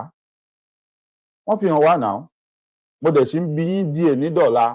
Wèrè tó péré ẹ̀ láfa sálà nílọrin, wèrè yẹn tó lọ bá ọkọ àtìyàwó nínú ṣọ́ọ̀pù wọn bí tí wọ́n ti ń tẹ electronics. Tó fún wọn ní ultimatum tó ní wọ́n ń ṣẹ̀ṣẹ̀ ṣe, wọ́n ń ṣèpàdé, àwọn ò fẹ́ wọn nínú Ìlọrin. Kán kó ẹrù wọn kán jáde ńbẹ̀. Tó lọ bá Ìlọrin ló rán òun. Donídọ̀la, ó yá, ẹ fi ibi tán ti kó handcuff sí lọ́wọ́ àtẹsẹ̀. That was a criminal right there. Afa Sala was a criminal. Tó bá ń gbọ́, èmi ni mo pè é ní mo ní ọ̀daràn ni ẹ́, Afa Sala. Ọ̀daràn ayé àtọ̀run ni ẹ́. Ó hùwà ọ̀daràn. Ìgbà tí tó bá jẹ́ pọ́n mú ẹ lóòótọ́ yẹ kán handcuff sí ẹ lọ́wọ́ àtẹsẹ̀. Tó lọ threat to life ló lọ ṣe sí àwọn ẹni ẹlẹ́ni níbi tí wọ́n rent tí wọ́n ti ń tajà ara wọn. Ó dẹ̀ parọ́ mọ́ Emir Ìlọrin. Torí wọ́n padà sọ pé kì í ṣe Emir Ìlọrin ẹ̀. Ó parọ́ mọ́ Emir Ìlọrin, ó ní Emir Ìlọrin ẹ̀ níṣẹ́. That's another crime. Bó ṣe di pé irú ìwọ yẹn àárí ẹ̀mí tí wọ́n ti kó handcuff sí ẹ lọ́wọ́ àtẹsẹ̀. Gbẹ̀yìngbẹ̀yìn àwọn big men yìí náà la gbọ́ tán sọ pé ó ṣe mistake nìkan filẹ̀. Ọ̀gá ọlọ́pàá yẹn Donídọ̀la ó ti torí ẹ̀ ó gba nǹkan tí wọ́n fún ó fi iṣẹ́ yẹn lẹ̀ ó kúrò ńbẹ̀. Gbogbo yín pátápátá lórúkọ yín wà nù tàn. Àrọ́mọdọ́mọ yín wọ́n á jìyà gbogbo iṣẹ́ láabi tó ń kálukú yín tẹ́ ń ṣe wọn wọ̀nyí. Àwọn àrọ́mọdọ́mọ yín wọ́n jìyà ẹ̀. Gbogbo yín lórúkọ yín ló ń wọnú tàn. Tẹ́ bá rò pé ẹ gbọ́, Elédùmarè gbọ́n jù yín lọ. Ká tó tẹ̀síwájú, ẹ jẹ́ ká jọ gbọ́ ohun tí ẹnìkan ń sọ ń bí. Ẹnìkan ní ó kọ ohun tí ó kọ yìí. Ó kọ sórí ìkànnì ẹ̀ lórí ẹ̀rọ ayélujára. Òun náà ń sọ̀rọ̀ nípa bàbá Afẹ́ Babalọ́lá. Ó dẹ̀ ń fọwọ́ ẹ̀ lùyà. Ó ní tó máa fẹ́ ṣẹjọ́ lóòótọ́ pé kán gbẹ́jọ́ lọ kóòtù. Ó lóun ṣetán láti jẹ́ kan nínú àwọn ẹlẹ́rìí alàgbà Délé Fárótìmí pé ohun tí wọ́n sọ wọn ò fi parọ́. Ẹ jẹ́ ká gbọ́ ohun tí ó kọ sójú ìpele ẹ̀. He said Nigerians should understand that the case of Dele Farotimi against Are Afe Babalola CONOFR SAN is one of the most significant cases to come up in Nigeria in this decade. It is a case where a man is persecuted with the instrument of state power for saying the truth against a powerful person in Nigeria and against the Nigerian judiciary. In my work as the head of Due Process Advocate Foundation, I have evidence to substantiate the contentious assertion made by Farotimi. For those who do not understand the issues at stake, in his book, Nigeria and the Criminal Justice System, Farotimi stated that Afe Babalola had exerted some corrupting influence over the Nigerian judiciary. The assertion is a candid opinion based on fact. It is true as to Afe Babalola and as to the Nigerian judiciary. The only thing surprising in all this is the fact that Farotimi had the courage to say it in his book. Or in a book. From one incident involving Afe Babalola that I am aware of, I easily came to the same conclusion as Farotimi. I encountered the power and influence of Afe Babalola. He possesses, no doubt, a pervasive and probably corrupt influence over the judiciary and the police. In that case, I realized how impossible it would be for me to confront the man because I could see that the police and the court would not be fair or just in any matter in which the man's name was mentioned. I was left with the impression that if Afe Babalola had an interest in any matter, the Nigerian justice system was as good as a jungle justice system. It was an extensive influence by one man over the whole system of justice, which clearly undermines any notion that the court are the last hope of the ordinary person. If you wonder about the encounter I am speaking about, it has to do with a case of domestic violence and child custody dispute between one Dr. Nnamdi Ipeze and his wife, Florence. Dr. Ipeze is a law lecturer in Afe Babalola's university. He had a dispute with his wife, Florence, which resulted in the wife fleeing from Ekiti to Port Harcourt with their 3 minor children. Her reason for fleeing was to escape domestic violence. She had reported the incidents of domestic violence to DPA before she moved to Port Harcourt. She contacted us again months later and reported an ongoing police arrest incident. What happened was that she had filed a petition for custody at the magistrate court in Port Harcourt. It was a petition against her husband, Dr. Ipeze. The case was ongoing and the processes had been served on the husband, including a hearing notice. Instead of Dr. Ipeze responding to the court in Port Harcourt, he went to Afe Babalola, who apparently took his side and decided to protect him from having to respond to the court in Port Harcourt. Instead of appealing in court with the backing of Afe Babalola, Dr. Ipeze procured the police from Ekiti Command to drive all the way to Port Harcourt to arrest Florence and their 3 children and Florence's sister. They were taken all the way from Port Harcourt to Ekiti State, where the police simply handed the children over to Dr. Ipeze, while Florence was held at the police station. DPA sent letters to the police demanding due process for the lady. The next day, police made it clear that the parties should go to Baba, who would adjudicate the matter. It was clear that the police were acting under the instruction of Baba. The Baba was Afe Babalola. They treated him like God. It is always dangerous when a man plays God. We learned that the mother of Dr. Ipeze was also a lawyer who happened to be the dean of the law faculty at Nnamdi Azikiwe University. Afe Babalola, without consideration of the law or the fact of the case, took the side of Dr. Ipeze. By the way, my letter on the matter were presented to Babalola. Dr. Ipeze and his mother were busy telling Babalola all manner of lies against my person. Now, you can actually see an account that also, validates Dele Farotumi's claim of the corruption in the judiciary and the name he had. ọ̀rọ̀ lẹ́gbọ́n yẹn o, that's another one. Èèyàn kan nìyẹn tó lóun ṣetán òun lè jẹ́rìí sí incident tóun witness tó ṣẹlẹ̀ lọ́dọ̀ tóun.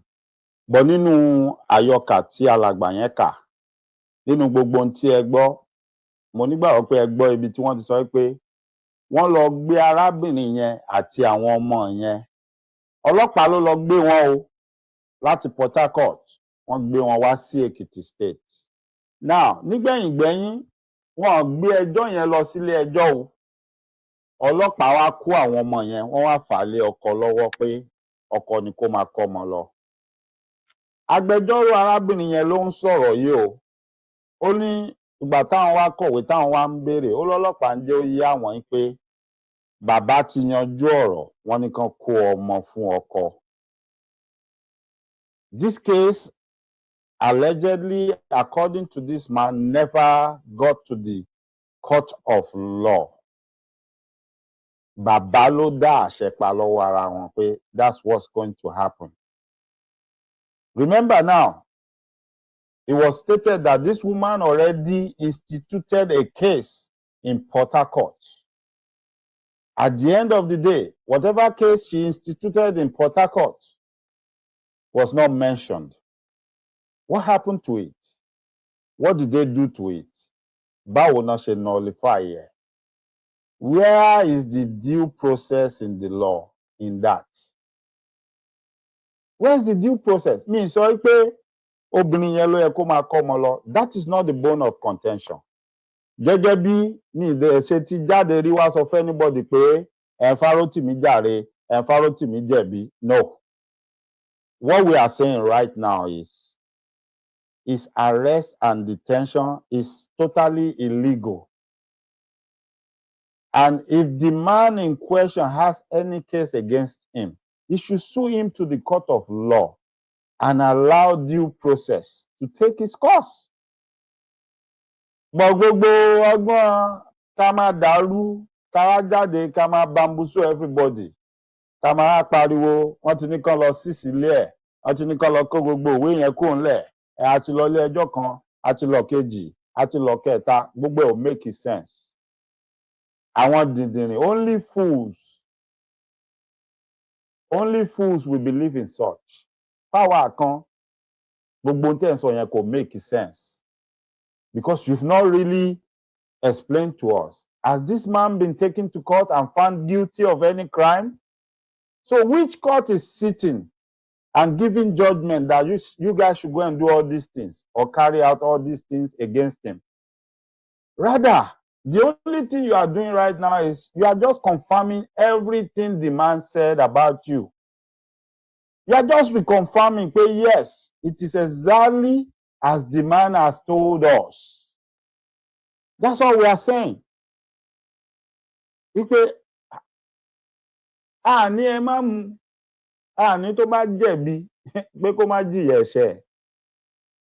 But ẹ gbé ẹjọ́ lọ ilé ẹjọ́, ẹ má lo ipò, ẹ má lo ọlá, ẹ má lo agbára tẹ́ ẹ ní. Ẹ jẹ́ kán follow ẹ̀ due process bófin ṣe sọ pé kó lọ. Ẹ wá lọ ilé ẹjọ́ kẹ́ ẹ lọ pàdé ẹ̀.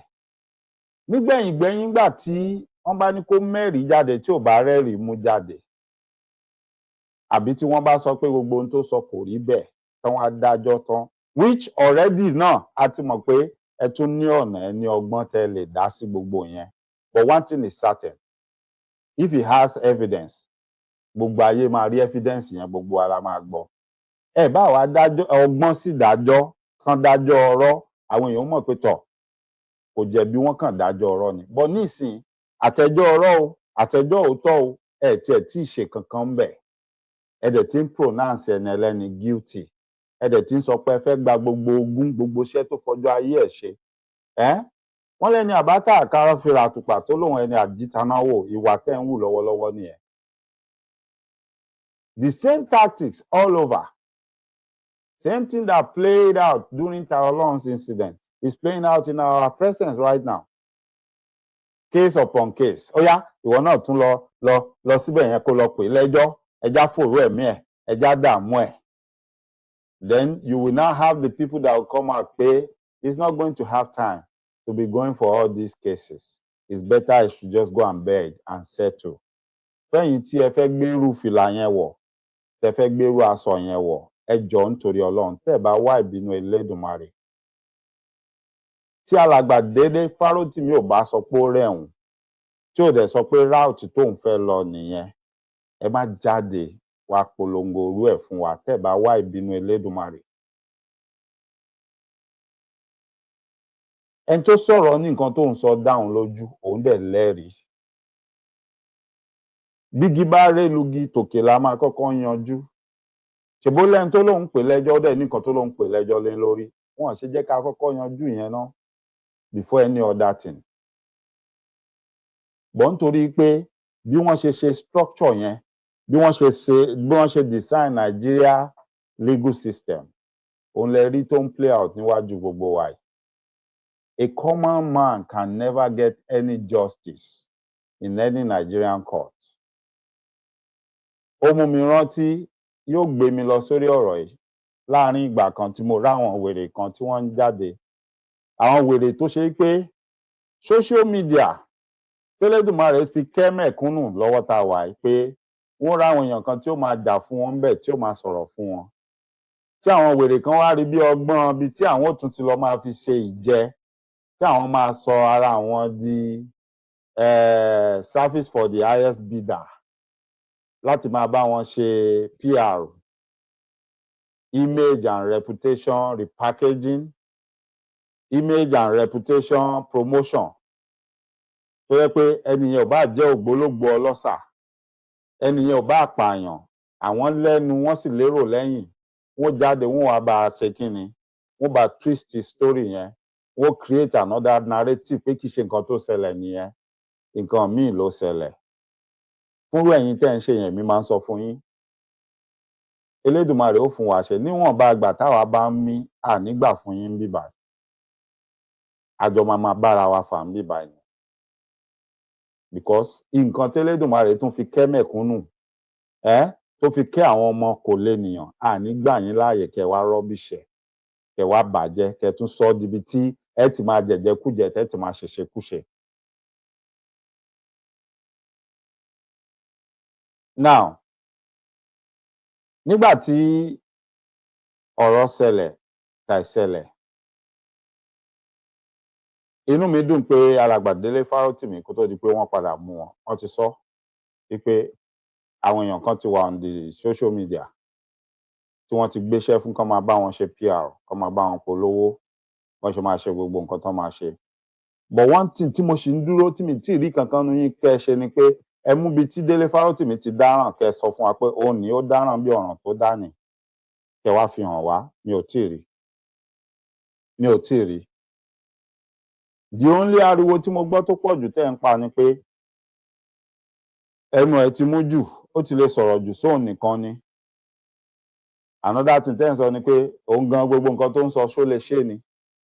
That's not a crime. Ìyẹn ò dẹ̀ sọ anybody di èèyàn burúkú.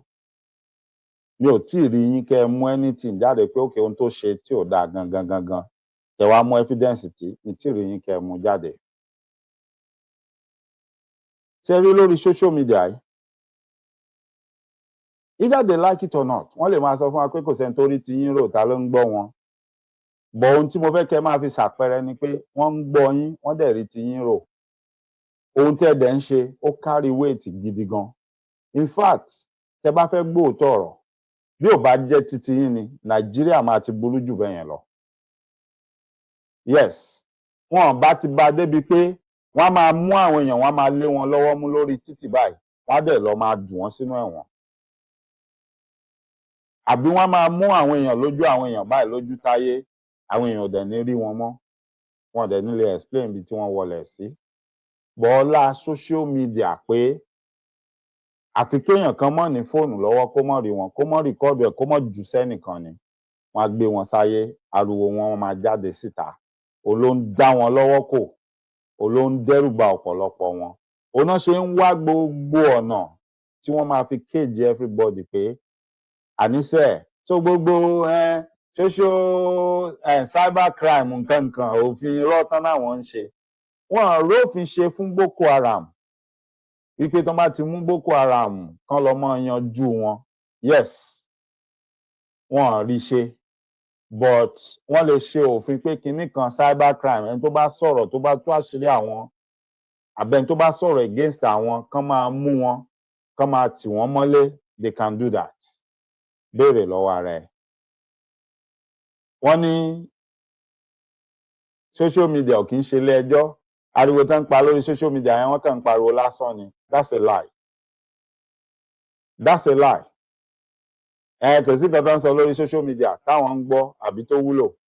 Tinubu yẹn came out and told you all pé òun ò tiẹ̀ kí ń wo social media yẹn mọ́, wọ́n náà kàn ń bú òun, wọ́n kàn ń ṣe kinní kan, wọ́n ń ṣe kinní kan. Tí ò bá ní impact, tí ò ní ìtumọ̀, kò ní sọ ohun tó sọ yẹn. Ó confirm pé ohun tẹ́ ń sọ, ohun tẹ́ ń ṣe, ó ń dé tí gbọ́ ẹ̀, ó dẹ̀ ń dùn, ó ń kàn wọ́n lára. Social media ní kinní kan kò ṣe gbá kò ṣàwo. Àti ráwọn lọ́ọ̀yà tí wọ́n ń confirm nísìnyí pé ara iṣẹ́ tí social media ń ṣe ó wà lára ohun tó ń jẹ́ kán tẹ̀ máa reform àwọn nǹkan kínkìnkín kan nínú law tí wọ́n ń lò nílùú yẹn. Yes. Both the stuff being brought out by both the laymen and the professionals in law are helping out. Ọ̀pọ̀lọpọ̀ ẹni tó ti ń sọ̀rọ̀ nípa bí wọ́n ṣe ń ṣe ọ̀rọ̀ òfin ní Nàìjíríà yẹn, ọ̀pọ̀lọpọ̀ kì í ṣe amòfin àbí agbófinró, bọ̀ torí pé wọ́n ti lọ sílùú tó lajú tó dàgbà sókè, wọ́n ti rí bí system yẹn ṣe rí, wọ́n dẹ̀ ń sọ̀rọ̀ nípa pé no, bẹ́ẹ̀ ṣe ń ṣe nǹkan ló ṣe rí, bó ṣe yẹ kó rí nì. Ó ń ká wọn lọ́wọ́ kò, ó dẹ̀ ń já wọn láyà, ó dẹ̀ ń fa àwọn tí wọ́n fi lọ ń ṣe kíni tán lọ ń yọ ọwọ́ àwọn nǹkan kan kúrò nínú ìwà tán ti ń wù látẹ̀yìnwá. I listened to a lawyer today say this, actually it was that man tá a wò tán lẹ́ẹ̀kan yẹn ni. I listened to him say it. A point of weakness. There's need to create a level playing field because you never can tell. Section 377 says that truth is a defense to defamation. And so you don't know the evidence that the man on the other side has, even if you say, oh, yes, he doesn't have. But he might have. So just give him the benefit of doubt. You can always refile. So if you withdraw the suit and say, okay, the charges and say, okay, since others have decided to mediate, I think I completely agree that you don't ask a man to go plead guilty when he insists that he's on his right, even though you're on your right. That I think the best way forward should be let all parties sheathe their sword for now, and then since the others like Peter Obi, Obasanjo, Bishop Kuka had stepped into the matter, let them explore that possibility of mending faces, and let's see. If at the end of the day, they are not able to achieve that, then parties can go back to their... Now, lórí ọ̀rọ̀ tí alàgbà yìí sọ, nǹkan kan ni mo fara mọ́ ńbẹ̀ wípé ẹ lè ti èèyàn kan mọ́lé kẹ́yìn kan máa wá go round pé ń bẹ̀bẹ̀ pé kán parí ọ̀rọ̀. No. Ẹni tó tì mọ́lé yẹn kán filẹ̀. Bẹ̀bẹ̀ o, kì í ṣe pé lórí ẹ̀bẹ̀. Ẹ̀tọ́ ẹ̀ lábẹ́ òfin ni pé wọ́n láṣẹ láti tì mọ́lé lórí nǹkan tán tì mọ́lé fún yẹn. Ẹ̀tọ́ ẹ̀ lábẹ́ òfin ni pé wọ́n lè ní kí èèyàn kan wá dúró fún kó máa lọ sílé. They should allow that to happen. That's the worst case scenario. And let him go home. If anybody now wants to go around and say, I'm pleading with you, ohun tó sọ yìí, ẹ wá bẹ́ẹ̀ ṣe parí ẹ̀ láàrin ara yín, they should be doing that with him in the comfort of his own house, not in a cell. Because a ti fi ẹnìkan sínú ìnira, a lè fìyàn sínú ìnira, ká wá sọ pé à ń wá peace fún. No. That is not a good negotiation. Ẹni tí tẹ fẹ́ yàn jẹ, tẹ ti wá fi sípò nira, tẹ wá ń fi yàn jẹ ìyẹn lọ, kì í ṣe ohun tó dáa. And it's not about pé ẹ̀bẹ̀ ẹjọ́ lọlé ẹni tó bá dé. Lábẹ́ òfin, lábẹ́ ohunkóhun, ní gbogbo ọ̀nà, ní gbogbo ibi tó wù ká fẹ́ gbà wò, nobody has any right to put this man in jail. And then some people will be negotiating with him pé ẹja parí ẹ̀ kó máa lọlé. Like this man rightly said, ṣé ẹ wá fẹ́ jẹ́ kó bọ́ síta kó sọ pé òun parọ́ mọ́ bàbá yẹn ni? Nígbà tó sọ pé òun ò parọ́, òun lẹ́rìí nǹkan tóun sọ. Ṣé fẹ́ kó jáde kó sọ pé irọ́ lòun pa ni? Àbí kí lẹ fẹ́ kó? The same situation táwọn wèrè kan ní kíta lọ́lọ́run wá ṣe is the same thing that you are dealing with right now. The same situation tí wọ́n fi ń lọ ta lọ́lọ́run, ṣẹ̀rípò náà tún fi ń lọ alàgbà Délé Fárótìmí. Tẹ bá dẹ̀ lọ wo ẹni tó kó àwọn wèrè ti bí yẹn náà sòdí, sáànù lòun náà pera ẹ̀ o. Ṣé ti rí pé asínwó àwọn aṣèrè ló pọ̀ nínú àwọn tán kójọ tán ń pè ní sáànù. Àwọn asínwó aṣèrè ni wọ́n ń dà pé kì í ṣe gbogbo wọn o. Don't get me wrong. There might be some good ones in their midst. But majority of them aṣèrè asínwó olópọ̀ láàrin wọn tán ń pera wọn ní sáànù. That brings me to ọ̀rọ̀ ẹni tí mo fẹ́ sọ lẹ́ẹ̀kan. Ara àwọn wèrè kan tán ti jáde ńgbà kan náà tán fẹ́ máa constitute nuisance lórí social media ni. Ṣùgbọ́n mi ò gbúrò ẹ̀, mi ò rí mọ́ lẹ́nu ọjọ́ mẹ́ta ẹ̀. Arábìnrin wèrè kan báyìí, nígbà tí Yorùbá Nation ń lọ dáadáa, ó tún fìgbà kan máa sọ̀rọ̀ bíi pé ó ń ṣèṣẹ̀ṣe, ní ìrántí orúkọ ẹ̀ mọ́. Tó jáde ńgbà yẹn, tó bẹ̀rẹ̀ sí sọ̀sọkúsọ.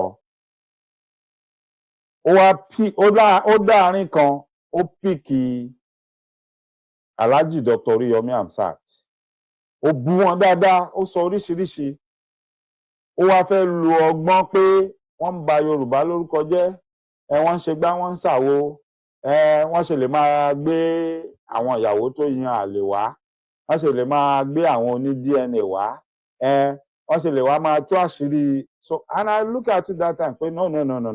Ó wá béèrè question kan, ó ní Ṣóríyọmí jẹ́ ọlọ́pàá ni àbó jẹ́ adájọ́ tó ṣe ń gbé ẹjọ́ wá síwájú ẹ̀ tó ṣe ń dá ẹjọ́. Now, this is a good day láti educate ara wa. And I will bring in the case of Abdulrahman Adedoyin àti alàgbà tí wọ́n allege pé wọ́n ṣekú pa yẹn. Ọ̀dọ̀ ilé ẹjọ́ kan ti dájọ́ tó sọ pé lóòótọ́ náà ṣe pé wọ́n lọ yẹgi fún wọn. Ọ̀ṣẹ́ wọn pé ó sì ní right àti opportunity láti appeal, which I will not be surprised at the end of the day. Ẹ má jẹ́ ó yà yín lẹ́nu tẹ́ bá rí tó lọ gbé àwọn asínwín tó ń pè ní SAN tó lórúkọ. Ó ṣeé ṣe gan lè jẹ́ bàbá yìí ló máa padà lọ gbé, tí wọ́n máa dé tẹ́kàn máa jíjọ́ kan tí wọ́n á sọ fún yín pé wọ́n ti da ẹjọ́ yẹn nù pé kò jẹ̀bi. Ẹ má jẹ́ ó yà yín lẹ́nu. Owó ló ń jẹ́ bẹ́ẹ̀. Owó ló ń jẹ́ bẹ́ẹ̀. Àwọn yẹn ti sọra wọn di Ọlọ́run sínú gbogbo ohun tó bá ní ṣe pẹ̀lú ètò òfin lórílẹ̀‐èdè yẹn. So all they are doing is ọwọ́ máa kan wọ́n ni, wọ́n máa pe ó yá pe lágbájá pe tàmẹ̀dù pe kínní, ẹ sọ fún pé ohun tá a fẹ́ kó ṣe lórí ẹjọ́ yẹn ní, ẹ sọ pé ènìyàn ò jẹ̀bi, èló ló fẹ́ gbà. Now, like somebody rightly said,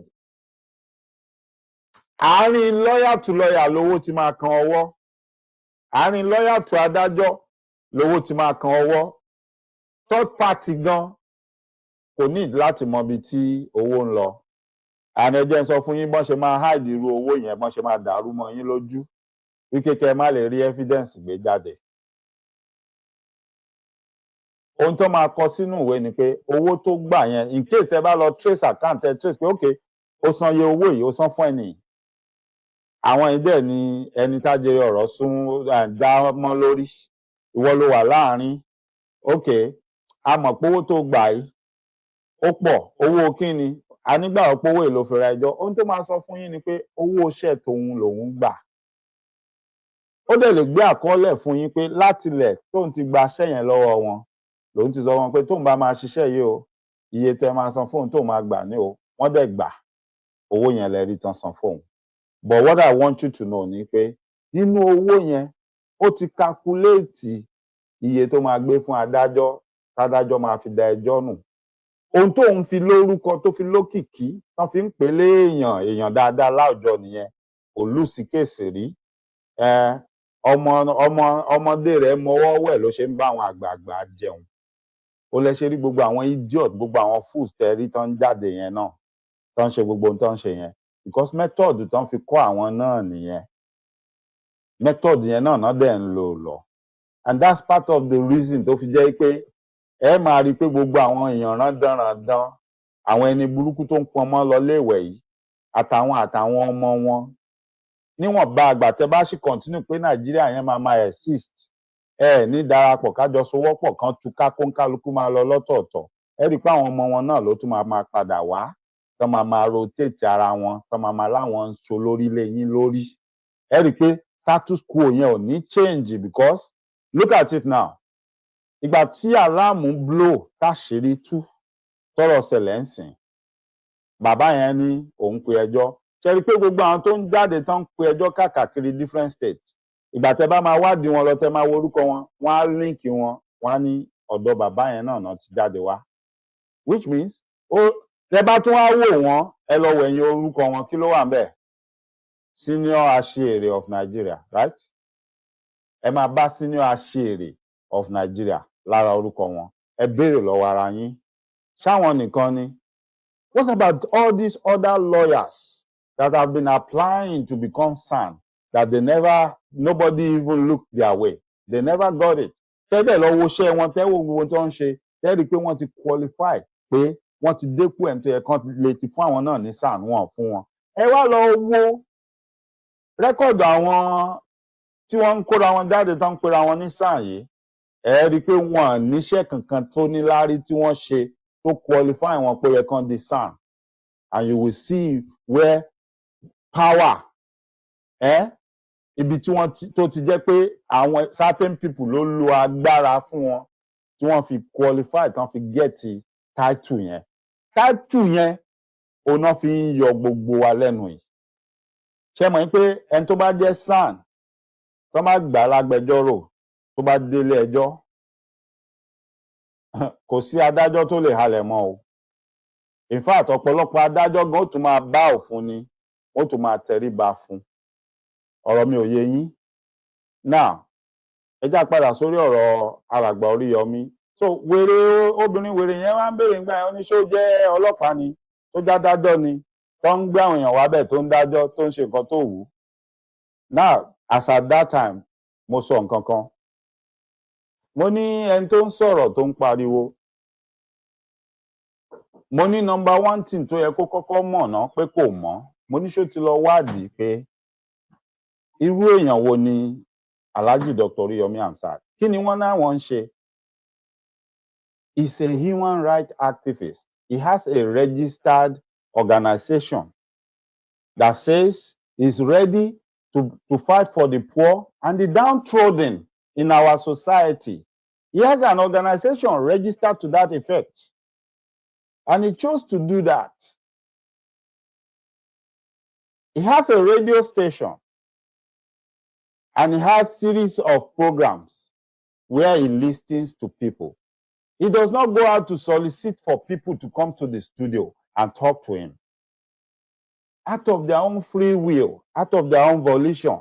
If you think you have been cheated, if you think a powerful person has decided to cheat you and you want to get justice, if you believe in the cause that man is holding, if you go to him, now, ohun tí ò yé ọ̀pọ̀lọpọ̀ ni pé òun ti lórúkọ ó ní gbajúmọ̀, òun náà mọ̀ èèyàn, ó ní agbẹjọ́rò tó ń ṣiṣẹ́ fún iléeṣẹ́ rẹ̀ àti fún organization ẹ̀. Ó ń bá àwọn ọ̀gá ọlọ́pàá sọ̀rọ̀ táwọn dẹ̀ ti mọ̀ pé ẹni tó ní iléeṣẹ́ rédíò tó dẹ̀ ń jà fẹ́tọ̀ọ́ ọmọnìyàn. Ohun tó bá gbé wá sọ́dọ̀ wa, a lè gbé sábẹ́ kápẹ́ẹ̀tì o, a lè fojú fò o, ó ti dọ̀rọ̀ orí afẹ́fẹ́ yóò dariwo. Advantage tóun ní nìyẹn, àǹfààní tó ń jẹ nìyẹn. That is why people will bring their stories. That is why people will bring their issues to his radio station and present it. Nítorí pé wọ́n nígbàgbọ́ pé táwọn bá gbé débẹ̀, wọ́n ò ní gbé sábẹ́ kápẹ́ẹ̀tì. Nobody will sweep it under the carpet. Àǹtí tí ọ̀rọ̀ Adédoyin yẹn, ó la ojú ọ̀pọ̀lọpọ̀ wọn pé mo lè lọ síbí báyìí, tọ́lọ́run bá ti bá mi ṣe tí n bá ráàyè tí kéèsì mi bá wọ bí. You see, agbára táwọn ò ní, ó tán ń pè ní bí dàda ò bá lè jà, ó lábúrò tó gbójú, ó nìyẹn. The people found solace in somebody pé ẹni Ọlọ́run kẹ Ọlọ́run fóun náà ní àwọn nǹkan kan.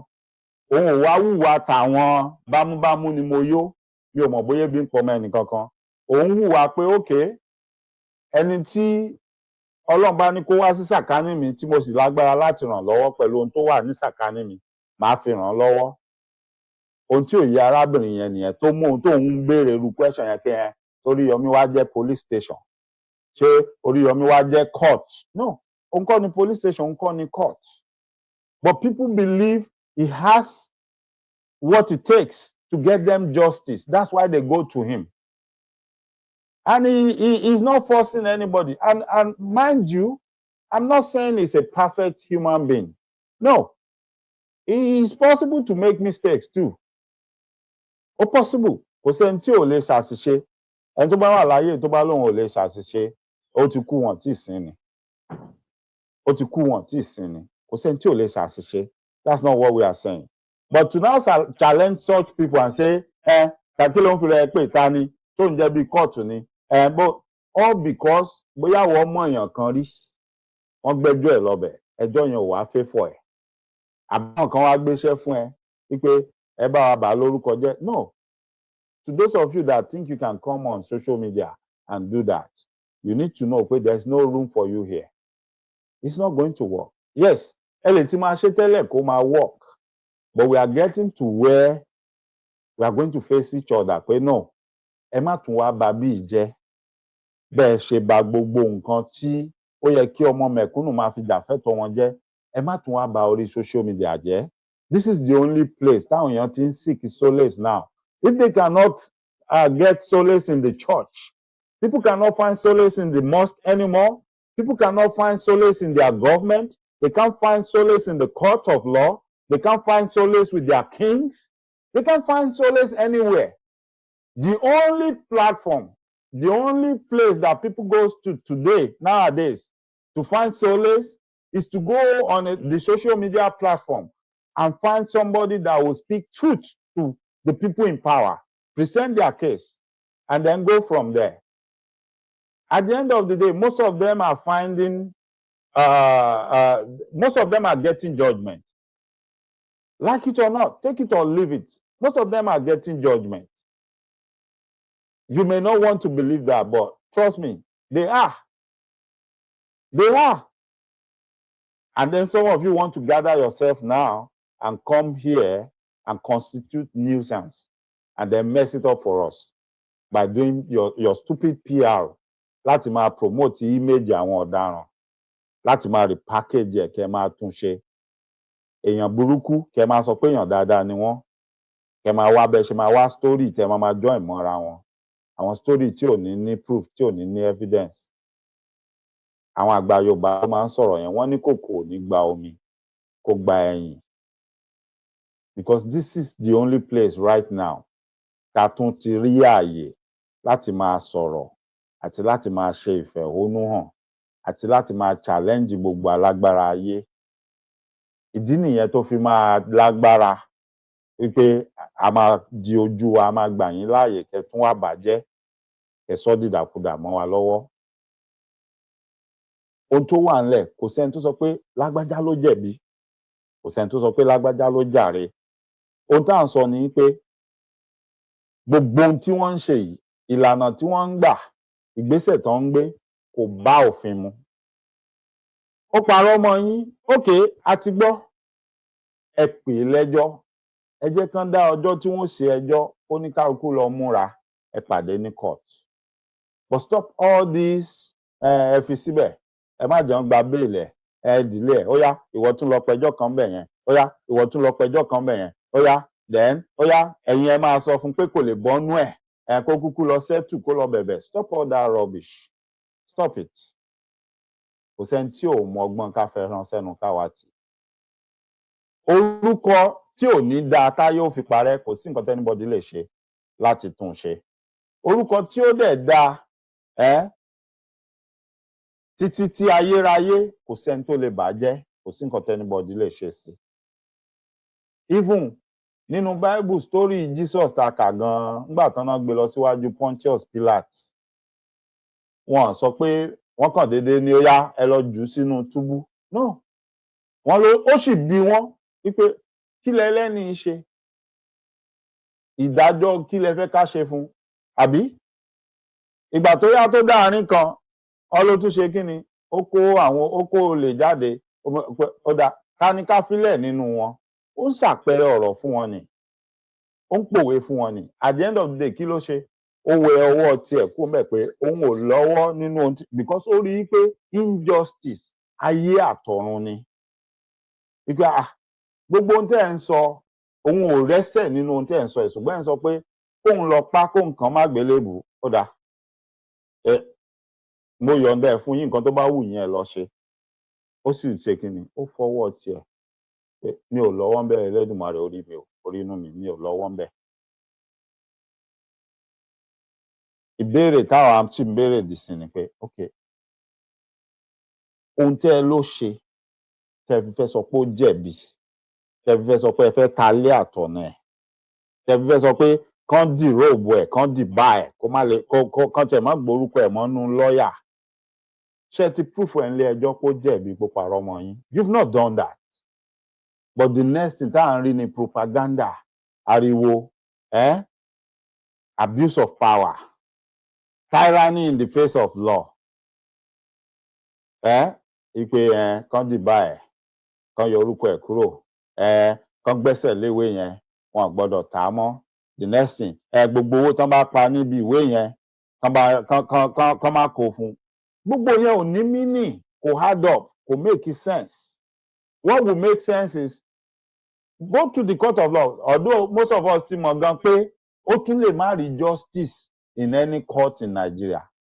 Torí ẹ̀yin náà lẹ ń control gbogbo ẹ̀. Ẹ̀yin lẹ wà ń di ẹ̀. Ó nìyẹn sìn.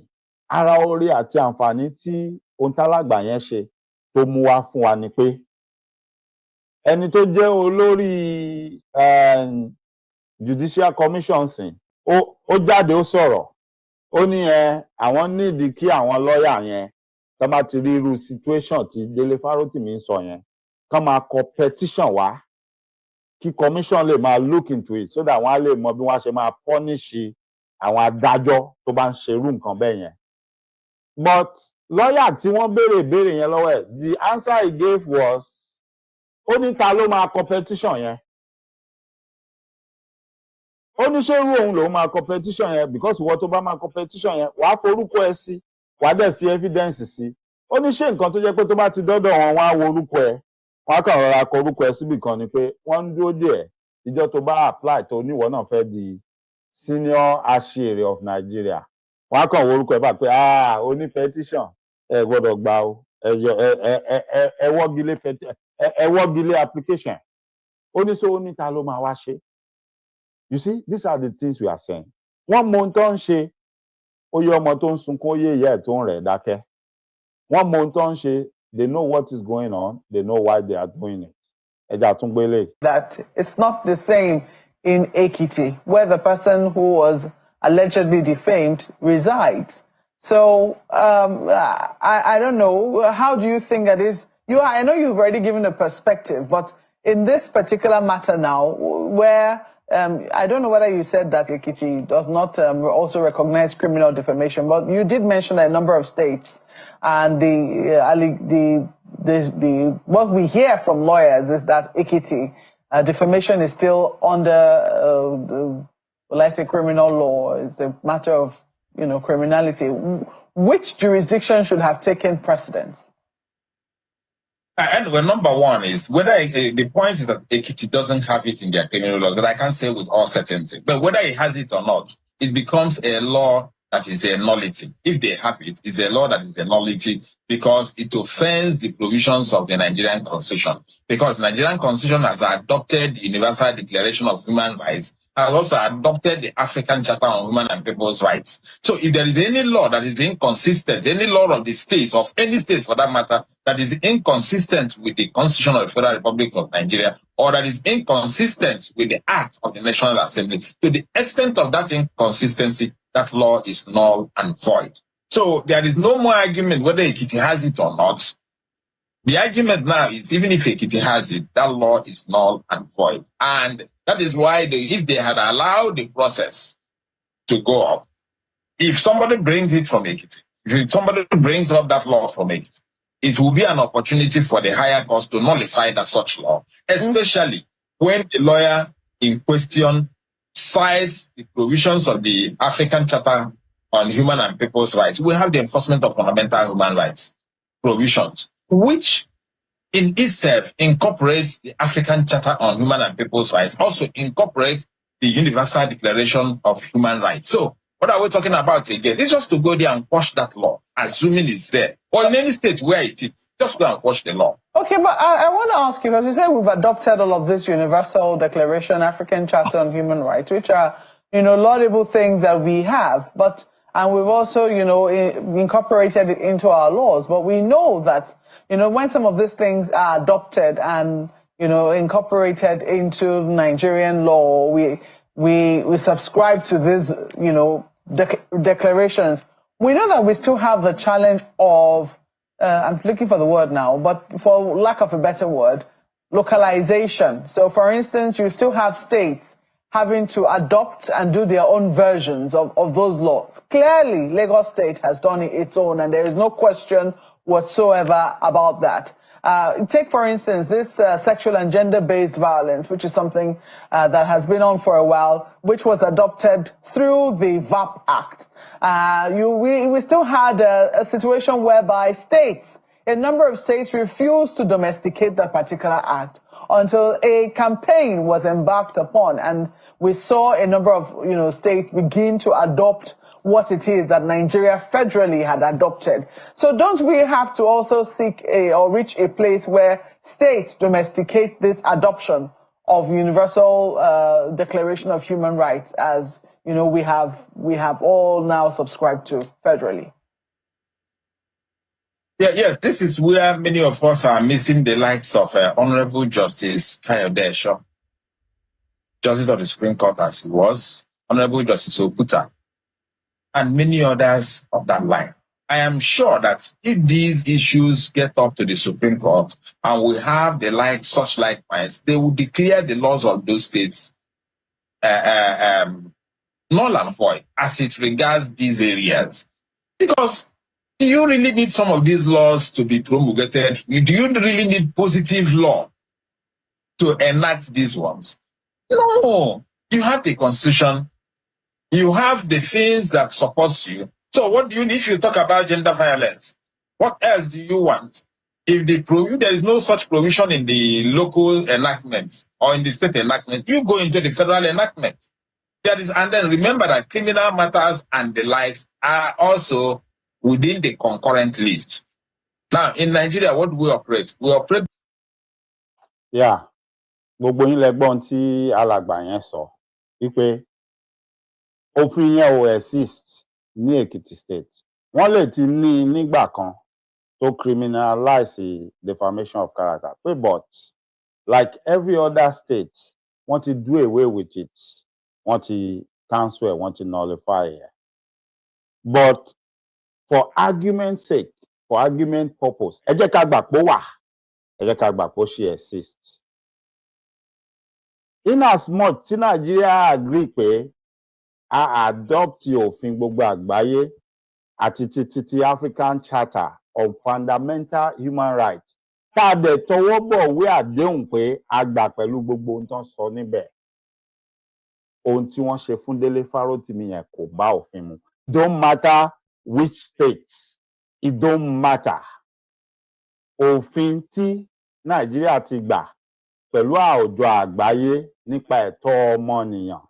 Ó lára ohun tí à ń sọ ńgbà táwọn wèrè yẹn ń ṣe orí burúkú wọn nílọrin pẹ̀lú ta lọ́lọ́run.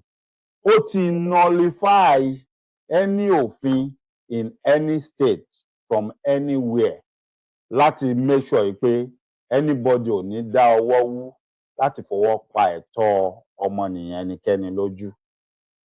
Then mo rí kan nínú àwọn agbẹjọ́rò yẹn náà tó sọ nǹkan kan tó dẹ̀ wà very very important tí gbogbo wa ní láti rántí. Bówù wọ́n lè lò ó, bówù wọ́n lè má lò ó, bọ̀ òfin yẹn ti wà ń bẹ̀. Ẹ rí i pé mo máa ń tẹnu mọ́ kinní kan, mo ní ara àdí tí kò fi yẹ ká dákẹ́, tí kò dẹ̀ fi yẹ ká gbà ni pé níwọ̀n bá àgbà tán bá ti gbé lọ bìkan tán bá ti lè lò ó, ká dákẹ́ tí wọ́n sọ dòfin, tí wọ́n kọ sínú ìwé pé bẹ́ẹ̀ ló ṣe rí àbí bẹ́ẹ̀ ló ṣe yẹ kó rí, pé ohun tí wọ́n máa ṣe ni pé wọ́n wá máa lò ó lọ, nítorí pé ohun tí agbẹjọ́rò máa ń ṣe nínú ilé ẹjọ́, ohun tí adájọ́ tó náà padà lọ wò nígbà tó ní kálukú àtọ̀tún àtòsí bá sọ atótónu wọn tán ni pé ẹ máa gbọ́ tí wọ́n máa ní in 19 kinní kan, in the case of kinní kan versus states, àbí in the case of Oríyọmí Hamzat versus Adédoyin, in the case of Dr. Mike Ola versus Ìyáládé. Àwọn nǹkan tí wọ́n máa pè nínú kóòtù nìyẹn. Wọ́n ń fi ẹjọ́ yẹn, wọ́n fi ń wéra wọn pé irú ẹjọ́ tó wà nílẹ̀ yìí, òun náà ní irú ẹjọ́ eléyìí o. Kí ni wọ́n fẹ́ fàyọ ńbẹ̀ ni pé nígbẹ̀yìn gbẹ̀yìn o, ohun tí adájọ́ yẹn sọ rèé o, bó ṣe dá ẹjọ́ yẹn ní. Ó la ṣe ń sọ fúnra wa tá a máa ń wọ̀nà ara pé ọjọ́ tá a bá ti dákẹ́, tá a bá ti gbà kán mú nǹkan tí ì ṣe òfin, kán sọ di òfin mọ́ wa lójú, tó wá ń wọnú ìwé, tó ń wọ rẹ́kọ̀d pé after all, ṣèbí wọ́n ti dájọ́ ẹnìkan rí pé báyìí ó dẹ̀ jẹ̀bi. Just like irú eléyìí tó ń ṣe fún Délé Fárótìmí. At the end of the day, tí wọ́n bá gbé lọ ilé ẹjọ́ kankan, tí wọ́n gba gbogbo owó ìwé yẹn, tí wọ́n stop ìwé yẹn from printing, tí àwọn Nigerian Bar Association náà sọ pé àwọn dìrobe ẹ̀, àwọn dìbà ẹ̀, tí wọ́n dẹ̀ ní kán má tàwé yẹn mọ́. Lọ́jọ́ iwájú àwọn kan máa refer sí kéèsì yẹn pé in the case of Afe Babalola versus Dele Farotimi, ìdájọ́ tí wọ́n gbé kalẹ̀ ńgbà yẹn ni, which means ó máa wá di foundation tí other people máa kọ́lé lé lórí lọ́jọ́ iwájú. Ó la ṣe ń tẹnu mọ́ fún ọ̀pọ̀lọpọ̀ wa pé this is not about Dele Farotimi, it's about all of us as a whole. It was never about Talolong, it was about all of us. Ìgbà kéèsì Talolong ẹ rí pé a gbé kéèsì Shehu Sanni tó ṣẹlẹ̀ lókè ọ̀yà a gbé jáde. He was also accused of the same thing, defamation of character. Gbàdájọ́ àgbàdájọ́ ó ní kò sí nǹkan tó ń jọ mọ́ bẹ́ẹ̀ wípé ọ̀gbẹ́ni yẹn ò ṣe nǹkan kan anybody má yọ lẹ́nu. Which irúgbà tán mú Talolong yẹn, it should have been as simple as adájọ́ agbẹjọ́rò máa déwájú adájọ́ pé òun náà make reference sí kéèsì, because tó bá jẹ́ pé ó ti lọ sí ilé ẹjọ́ gíga tó jẹ́ pé adájọ́ àgbà nílé ẹjọ́ gíga pátápátá tí ò sí mi lẹ́yìn ẹ̀ mọ́, tó bá jẹ́ òun ló pronounce judgment yẹn, ó yẹ kán ti lọ sọ di òfin, which means any other case, any subsequent case that will come that is similar to that, it should be the same outcome, the same judgment. Bọ́n torí ọgbọ́n wèrè àti ìwà orí burúkú tí wọ́n ń wù lù yẹn, they will not do such. They will not. Òun lẹ́ ṣe rí pé ilé ẹjọ́ tán ló ga jù pátápátá, ó máa ti dájọ́ kan lórí the same offence fún yàn kan, outcome tán bá bọ̀ ń bẹ̀ ó máa tún yàtọ̀ sí èyí táwọn míì ó tún lọ gbé wá. Wọn ò wá nígbé lọ, wọn ní jẹ́ ó délé ẹjọ́ gíga pátápátá débi tí àṣírí wọn máa tú pé ẹ̀yin wo lẹ lọ ń dáwọ́ wú lẹ́yìn tá a ti dárú ẹjọ́ yìí tá a dẹ̀ ti sọ pé bó ṣe kó rí nì, ẹ̀yin wo lẹ tún lọ ń dáwọ́ wú tẹ tún lọ ń fi irú nǹkan báyìí múyàn tẹ wá ń tì wọ́n mọ́lé tẹ̀ ń fa wàhálà lórí ẹ̀, wọn ò ní fẹ́ jẹ́ kó débẹ̀. Ohun tó kàn ṣáà fẹ́ ṣe ni pé let's ridicule him or her. Ẹja kánkọ́ọ̀fù sí lọ́wọ́ ká mọ́ parade ẹ̀, ẹ jẹ́ ká fòró ẹ̀mí ẹja máa fìyà jẹ ká lè dẹ́rù bà wọ́n tó kù, ká dẹ̀ lè pa òun náà lẹ́nu mọ́ kó padà wá bẹ̀ wá, káwọn èèyàn wá gbà pé àṣírọ́ ló pa mọ́ wọn, ọ̀rọ̀ yẹn ò rí bẹ́ẹ̀.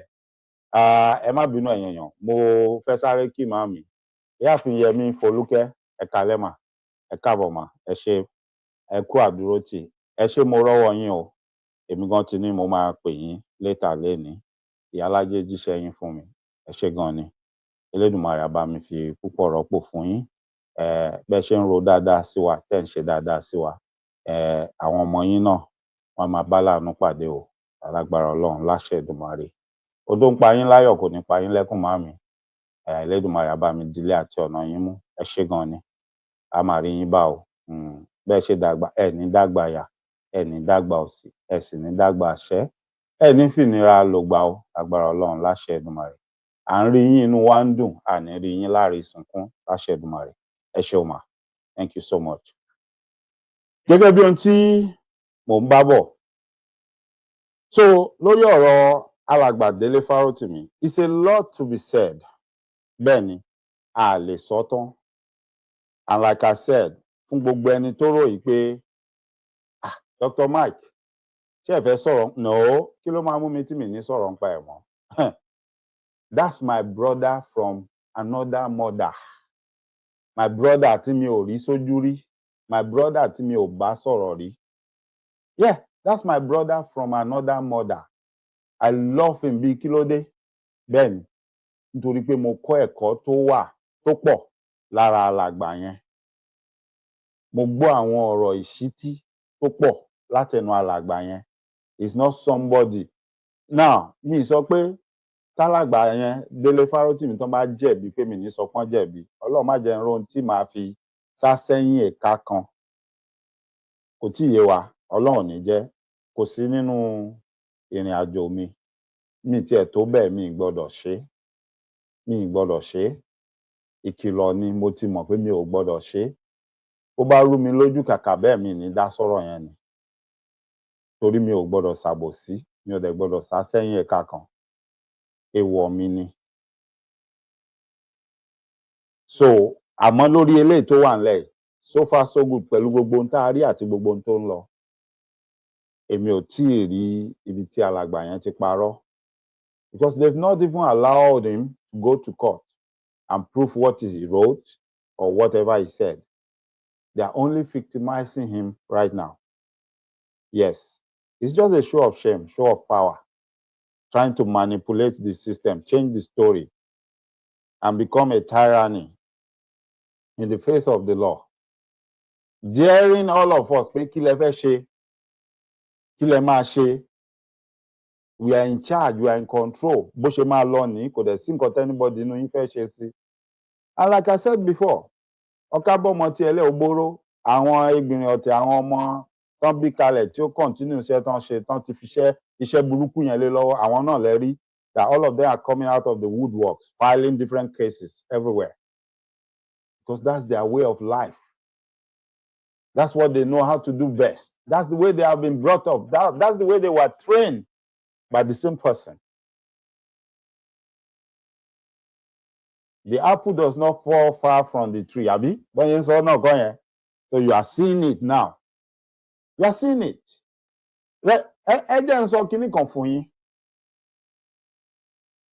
In the court of law, it is only what you can prove. Ló máa stand. Ṣé ráwọn ìlú tá à ń sọ fúnra wa kó dàgbà sókè náà? Ẹ má rò pé bóyá kò sírú ẹ̀ ń bẹ o, ó wà. Even l'Amẹ́ríkà tá a wà yìí, ó wà o. It takes place every day.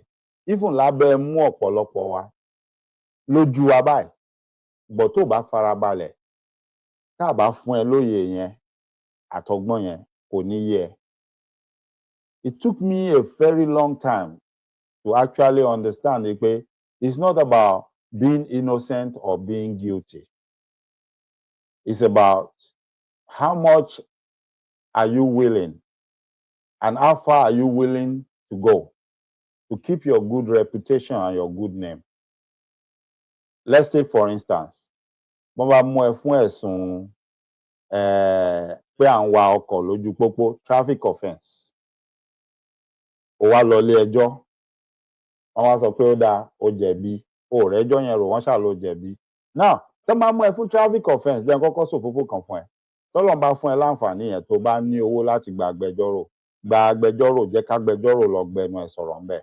I promise you, you will come out better than pé kó lọ bẹ̀. Even tó ti mọ̀ pé ó jẹ̀bi gan, you are taking a chance by going there to represent yourself pé they are going to listen to you and then they will accept your fact and they will let you walk out free. But tó bá lọ bọ́ sọ́wọ́ àwọn tó máa ń kórìíra àwọn aláwọ̀ dúdú, ó ti yẹ. I promise you, kò sí nǹkan tó fẹ́ sọ tí wọ́n fẹ́ gbọ́. Ọ̀rọ̀ tí mò ń sọ yìí tí Pastor Salami bá wà bí a máa rẹ́rìn. A ní bọ̀bọ́ yìí ò kì í gbàgbé ọ̀rọ̀. He was there. Ìgbà yẹn ni Pastor Salami ṣẹ̀ṣẹ̀ dé sí ibi báyìí. Àjọ lọ kóòtù ńjọ́ yẹn ni. Traffic ticket. Imagine. Kọ́lọ́pàá sọ fún yín pé ẹ̀ ń sáré, pé you are speeding. Ẹ wá ń béèrè pé okay, kí ló fi clock mi, báwo ló ṣe mọ̀ pé mo ń sáré? Torí èmi mọ̀ pé mi ò sáré ńjọ́ yẹn. Ó ti yé yín. Ayé ìgbà tí àwọn kíní GPS ṣẹ̀ṣẹ̀ ń jáde, TomTom. Ẹ ti mọ àwọn kíní GPS tó ń pè ní TomTom yẹn. Ayé ìgbà tó ṣẹ̀ṣẹ̀ ń jáde ni. On my dashboard, I have my TomTom there. Then I have 2 phones tí mo fi set address ibi tí mò ń lọ, tó dẹ̀ ń show speed tí mò ń sá lóru ni. Ìtún wá ṣèmi nìkan. Ìyàwó mi tí ò láìkí kéèyàn máa fọkọ̀ sáré, ó wà lẹ́gbẹ̀ẹ́ mi. So I knew quite all right for sure pé mi ò sáré. But this policeman came out of nowhere and pulled me over. But òfin sọ pé ó ní láti sọ fún mi ohun tí mo ṣe. Ó mo ní kí ló dá mi dúró fún? Ó kọ́kọ́ dúró, ó ní mò ń sáré. Mo ní mi ò sáré. Mo nawọ́ sí dashboard. Mo ní ṣó ti rí? Mi ò sáré, pé mo mọ̀ pé mi ò sáré. Ó ní ó ní mò ń sáré. Okay, bó ló ṣe mọ̀ pé mò ń sáré? Ó kàn bínú, ó kọ tíkẹ̀ẹ̀tì yẹn. Ibi tí mo ti mọ̀ gan pé irọ́ ló ń pa. Nígbà yẹn, nature iṣẹ́ tí mò ń ṣe, mo máa ń travel lóru, òru. Mo máa ń move àwọn ẹrù ọjà káàkiri. Kílẹ̀ tó mọ́, màá ti lọ kó wọn sínú àwọn store tó yẹ kí n kó sí. so store àwọn AutoZone, yes, AutoZone àwọn ló ní àwọn ọjà yẹn bóyá bíi parts mọ́tò téèyàn kan ti order tó ti wá sọ fún wọn pé dọ̀là kó tó dé àwa ó ti lọ kó sí inú store yẹn lóru á ti drop ẹ̀ sínú bẹ̀ á tilẹ̀kùn a ní gbogbo access code gbogbo security bá ṣe máa wọlé tá máa jáde a ní tí aláàmù ò ní go off so mo wá ń lọ from Atlanta to Alabama so ọ̀nà bọ̀ kì í ṣe route kan ni ibi tí máa jẹ́ ẹrù sí ó pọ̀ ó ju ẹyọ kan lọ so bí mo ṣe wá bọ́n ṣe map route yẹn fún mi bí màá ṣe gbà á màá gbanu county yẹn kọjá in fact county yẹn ni mo wá ń gbé nísìn Henry County náà ń pè bẹ́ẹ̀ àwọn ọlọ́pàá funfun ló pọ̀ ńbẹ̀ wọ́n dẹ̀ máa ń kórìíra aláwọ̀ dúdú yíyà tí mò ń sọ yìí ó ti pẹ́ sẹ́yìn díẹ̀ ohun tó rí ṣe rígbà tèmi lóòdù ẹrù sínú SUV mi ìkànnú ẹrù yẹn ó gbá kínní iná tó wà lókè ó ti yé yín èmi ò wá mọ̀ pé náà yẹn tàn kalẹ̀ mo palẹ̀kùn dé mo kàn wọlé mo ń drive à ń lọ so ìmọ́lẹ̀ iná yẹn kàn rọra tàn díẹ̀ so ó dàbí pé inú gbó tó ń páàkì tó fìdí sí ó rí wa tá drive kọjá ó rí iná yẹn ó rí pé ẹ̀yìn mọ́tò yẹn kún fún ẹrù ó dẹ̀ rí fìrífìrí pé èèyàn méjì ló wà nù mọ́tò dúdú ni wọ́n lójú tiẹ̀ ṣé mọ̀ pé òru ni olè ni wọ́n ti lọ jí nǹkan bì kan òun ló jẹ́ kó tẹ̀lé wa bọ̀ kò sí bó ṣe fẹ́ proof pé nǹkan tóun fi tẹ̀lé wa nìyẹn ó ní láti parọ́ ó wá ní mò ń speed èmi dẹ̀ mọ̀ pé mi ò speed mo wá dúró lórí pé mi ò speed àṣà ó tún wá jẹ́ inú òkùnkùn ó jẹ́ ojú igbó aládìgbà ẹni wèrè wọ́n máa ń yìnbọn máwọn èèyàn tó máa ń pa àwọn dúdú sínú igbó tí wọ́n ní ó fẹ́ gbàbọn lára wọn so mo ṣáà calm down bó tún wá ṣe kinní kan tó yà mí lẹ́nu ìyàwó mi tó jókòó sẹ́gbẹ̀ẹ́ mi òun kọ́ ló ń drive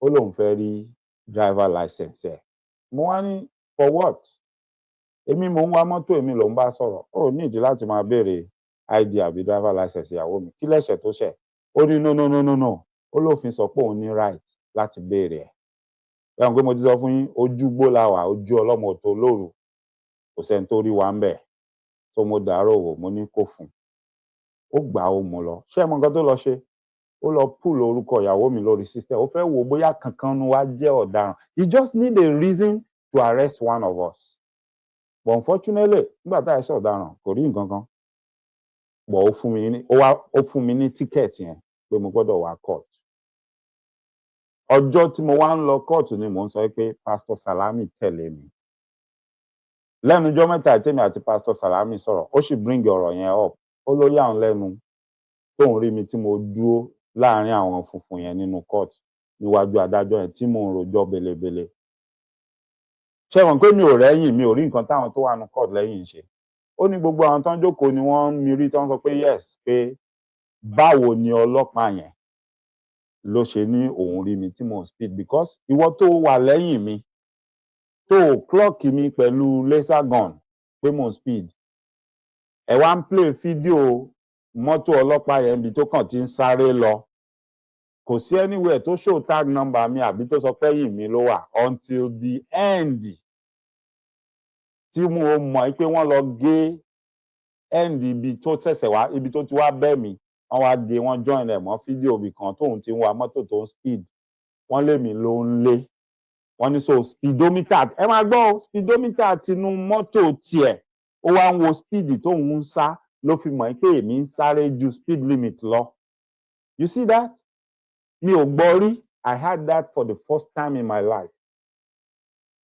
mistake tí mo ṣe ń jọ yẹn ni pé mo nígbàgbọ́ pé mo lẹ́nu belebele mi ò dẹ̀ ṣẹ̀ṣẹ̀ máa ṣe tí mo máa ń lọ court tí mo máa ń win tí màá dẹ̀ work out tí ò ní sí nǹkan kan I thought it was going to be the same thing because tí n bá ti mọ̀ pé mi ò ṣe nǹkan tán ni mo ṣe èmi máa ń lọ ni màá dẹ̀ lọ fúnra mi and I always come out tí wọ́n á ní kí n máa lọ pé there is no evidence to prove pé nǹkan tán ni mo ṣe yẹn pé mo ṣe but lọ́jọ́ tí mò ń sọ yìí kò sí evidence except that video clip ọlọ́pàá yẹn tó ń wa mọ́tò tó ń sáré tó dẹ̀ di end wọ́n dẹ̀ gé wọ́n gbé sí pé èmi ló ń lé pégbà tó park sẹ́yìn mi ní to show pé mọ́tò mi wà níwájú ẹ̀ okay mo dẹ̀ sọ fádájọ́ ẹ̀ mo ní this is the first time in my life I've never heard about this, that you can establish a case against somebody from your own speedometer, not mine, not with a laser gun.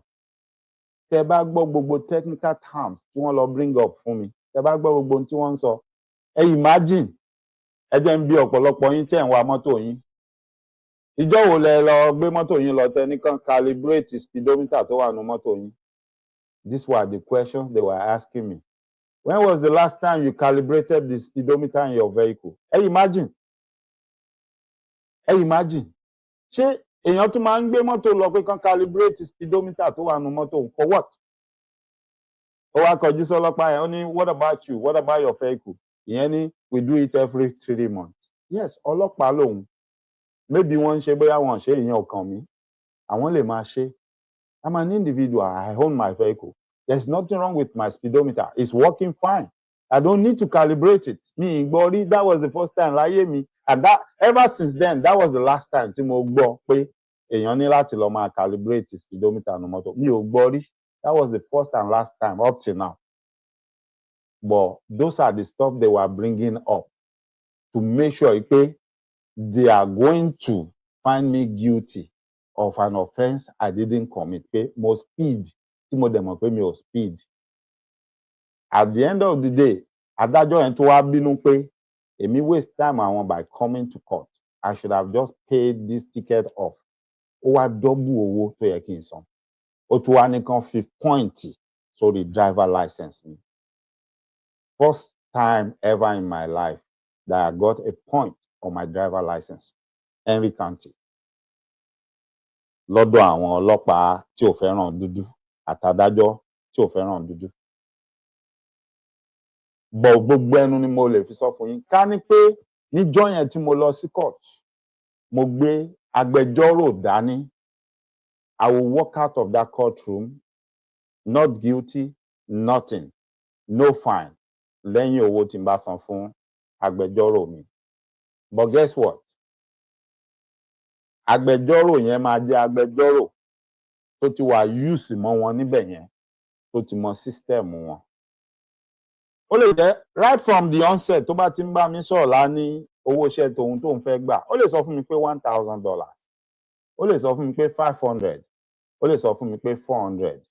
It's now left to me. Èmi ni màá wá rò pé ṣé mo fẹ́ protect orúkọ mi, mi fẹ́ kán gbé anything sórí ẹ̀. Even kó tiẹ̀ jẹ́ traffic ticket náà mi ò fẹ́. Pé ṣé mo ready láti rà á pẹ̀lú 1,000? Àbí no. Ẹ jẹ́ kán kọ síbẹ̀ pé mo ń speed, pé mo máa ń speed. Kí n lọ san bóyá 150 àbí 200. It's going to be my choice. Kí n má lọ contest ẹjọ́ yẹn ní court. Kí n gbà pé mo guilty. Or kí n lọ, kí n plead the no law. Tá má gbà fún mi kí n plead the no law. That means adájọ́ mo fara mọ́ gbogbo ohun tó sọ ṣùgbọ́n mi ò gbà pé mo jẹ̀bi. At the same time, màá san fine tí wọ́n bá fine mi. I have that option. Or I just want to keep a clean record. Let me look for a reputable lawyer in every county that will go and represent me. If he requests $1,000, let me pay him $1,000 and I can go to my job and not worry about anything being on my record. Ẹ jẹ́ n sọ fún yín, ó ṣeé ṣe nínú 1,000 tó bí mí yẹn. Òun ti mọ nǹkan tó máa lọ ṣe, èmi lèmi ò ní sí ńbẹ̀. Ó máa fún prosecuting counsel ní commission tiẹ̀. Wọ́n dẹ̀ máa fi tàdájọ́ sọwọ́ sádájọ́. That is why, if most of you have noticed, when you go into the law court, the most people you will see in the court are black people. You will not see a lot of whites. And the white people you will see there, you will see those are the less privileged amongst them, the poor ones, right? And you will still find out that even when their case is called, they will be treated differently, different from the way you are being treated. Then for some of them that will show up in court, you will see them come with a lawyer. And you will see, lójú ẹ̀ ń bẹ̀ yẹn, wọ́n á máa ka ẹ̀sùn tán fi kàn wọ́n. Nínú ẹ̀sùn tán fi kàn wọ́n gan, o lè máa gbọ́ pé wọ́n ní ó mú ọ̀bẹ, ó fi ọ̀bẹ gún yàn, tí wọ́n expect pé kí ló dé tẹ́ni yóò sí lẹ́wọ̀n. Oh, wẹ́ bóyá láti bí lénìí, wọ́n nìkan máa gbé lọ ẹ̀wọ̀n. Bọ̀ wá rí, ó máa jókòó síbì kan, táwọ̀ suit, á máa rẹ́rìn-ín, agbẹjọ́rò yẹn ló máa dìde tó máa lọ fetí ko adájọ́ tó máa fetí ko prosecuting counsel kí ló ń bá wọn sọ and then at the end of the day ẹ lè má gbọ́ kán pé kéèsì yẹn mọ́ ní court go and find out wọ́n ti throw kéèsì yẹn out ni because at the end of the day agbẹjọ́rò yẹn máa sọ iye tó fẹ́ gbà fún ọ̀daràn yẹn tọ́daràn yẹn bá ti san òun máa lọ yanjú gbogbo èyí tó kù náà ọ̀daràn yẹn ò ní mọ nǹkan tó take place o kò mọ̀ bóyá wọ́n fẹ́ nìkan lówó àbí wọ́n fẹ́ nìkan lówó ó wà láàárín agbẹjọ́rò àti prosecuting counsel adájọ́ even most of the time ó wà láàárín agbẹjọ́rò ọ̀daràn yẹn àti prosecuting counsel whatever tí prosecuting counsel bá gbà òun ló máa lọ settle adájọ́ kò ní sọ fún agbẹjọ́rò yẹn pé mo ń lọ fún adájọ́ ní nǹkan kan á kàn ní báyìí tán bá ti jọ sọ tán exchange idea láàrin ara wọn á ní máa pè ẹ́ padà jẹ́ ń sọ nǹkan tá a agree upon fún adájọ́ ohun tí ò ní sọ ni pé jẹ́ ń lọ fún adájọ́ ní commission tiẹ̀ tó bá ti gbà á kò sẹ́jọ́ mọ́ nìyẹn but you see the way they do their own stuff kò ń ṣe tojúkorojú àbí tí káàkan máa dá gbogbo ẹ̀rú gìrìgìrìgìrì that is the same method tí ẹ rí táwọn bàbá yẹn ń ṣe yẹn but títí wọn àwọn tí wọ́n ń fi show agbára kún but ibi tó ti wrong tí ò dẹ̀ ti dá ni pé dúdú ni gbogbo wa àparò kankan ò dẹ̀ yẹ kó ga jù kan lọ àwọn tó jẹ́ funfun gan tó ń ṣe bẹ́ẹ̀ a ṣe ń complain à ń sọ pé wà burúkú ni ká tó wá sọ pé láwùjọ wa láàrin ara wa ọ̀rọ̀ tí mo ń sọ yìí Pastor Salami can bear me witness he was in court that day few days back tá à ń sọ̀rọ̀ gan he brought it up he said I remember that day when you were arguing in court I was just looking at you like is this my friend that I knew from back home ló ń bá àwọn òyìnbó fa wàhálà báyìí ìyà ẹ jẹ mí pé mi ò gbé lọ́ọ̀yà lọ kí n sanwó lọ́ọ̀yà ìyà tó jẹ mí ni pé wọ́n fi one point yẹn ó ti drop kúrò lórí driver license mi few years back because it's been a while now mi ò tán bá fún point within 3 years ó máa drop so mi ò lọ wò ó bọ̀ mo mọ̀ pé ó ti drop kò lè sí mbẹ̀ mọ́ but they did that then just because pé ìwọ kìíní dúdú bojú bí ojú kìíní ó tún láyà ó wá wájú wa ó wá ń argue ó rò pé ó gbọ́n we are going to punish you because normally kò yẹ kó fún mi ní point irú ẹ̀ làwọn bàbá yìí ń ṣe irú ìwà yẹn náà ń wù nílé irú ìwà yẹn náà ń wù ọmọ Yorùbá sí Yorùbá kì í ṣàjèjì irú ìwà yẹn náà ń wù àtọ̀húnrìnwá Chinese ó pa àwọn ọmọ Yorùbá sínú iléeṣẹ́ ńgbà tó ẹjọ́ dé wá wò pé bóòlù ó ṣe ó réèyàn gbé sí létí pé ó lọ gba arú àwọn èèyàn báyìí ó wá gbà yín ẹ wá number one tó bá jẹ́ mi lèmi sọ o the first thing I will consider is àlejò ni ẹ́ adúrú ẹ̀mí àwọn ọmọ wa báyìí ló ṣòfò sínú ọ̀dọ̀ ẹ mi ò fẹ́ mọ irú owó tó fẹ́ san fún mi I will turn it down especially tó ti ní lọ́ọ̀yà kan tẹ́lẹ̀ tẹ́tí ń ṣẹjọ́ lọ so kí lèmi fẹ́ wá ṣe tí lọ́ọ̀yà ti tẹ́lẹ̀ yẹn ò lè ṣe tí ò bá ṣe pé o ti mọ̀ pé mo lọ́gbọ́n àlùmọ̀kọ́rọ́ àti àwọn jìbìtì kan tí mo máa ń ṣe tó wá fẹ́ wá sanwó fún mi pé kí n lọ ṣe irú iṣẹ́ yẹn fún ẹ ṣé kìí ṣe ohun tó ṣẹlẹ̀ nìyẹn there are so many other stories tẹ́ bá lọ online and you listen to what people are saying about this story and this same set of people so tell anybody bá ní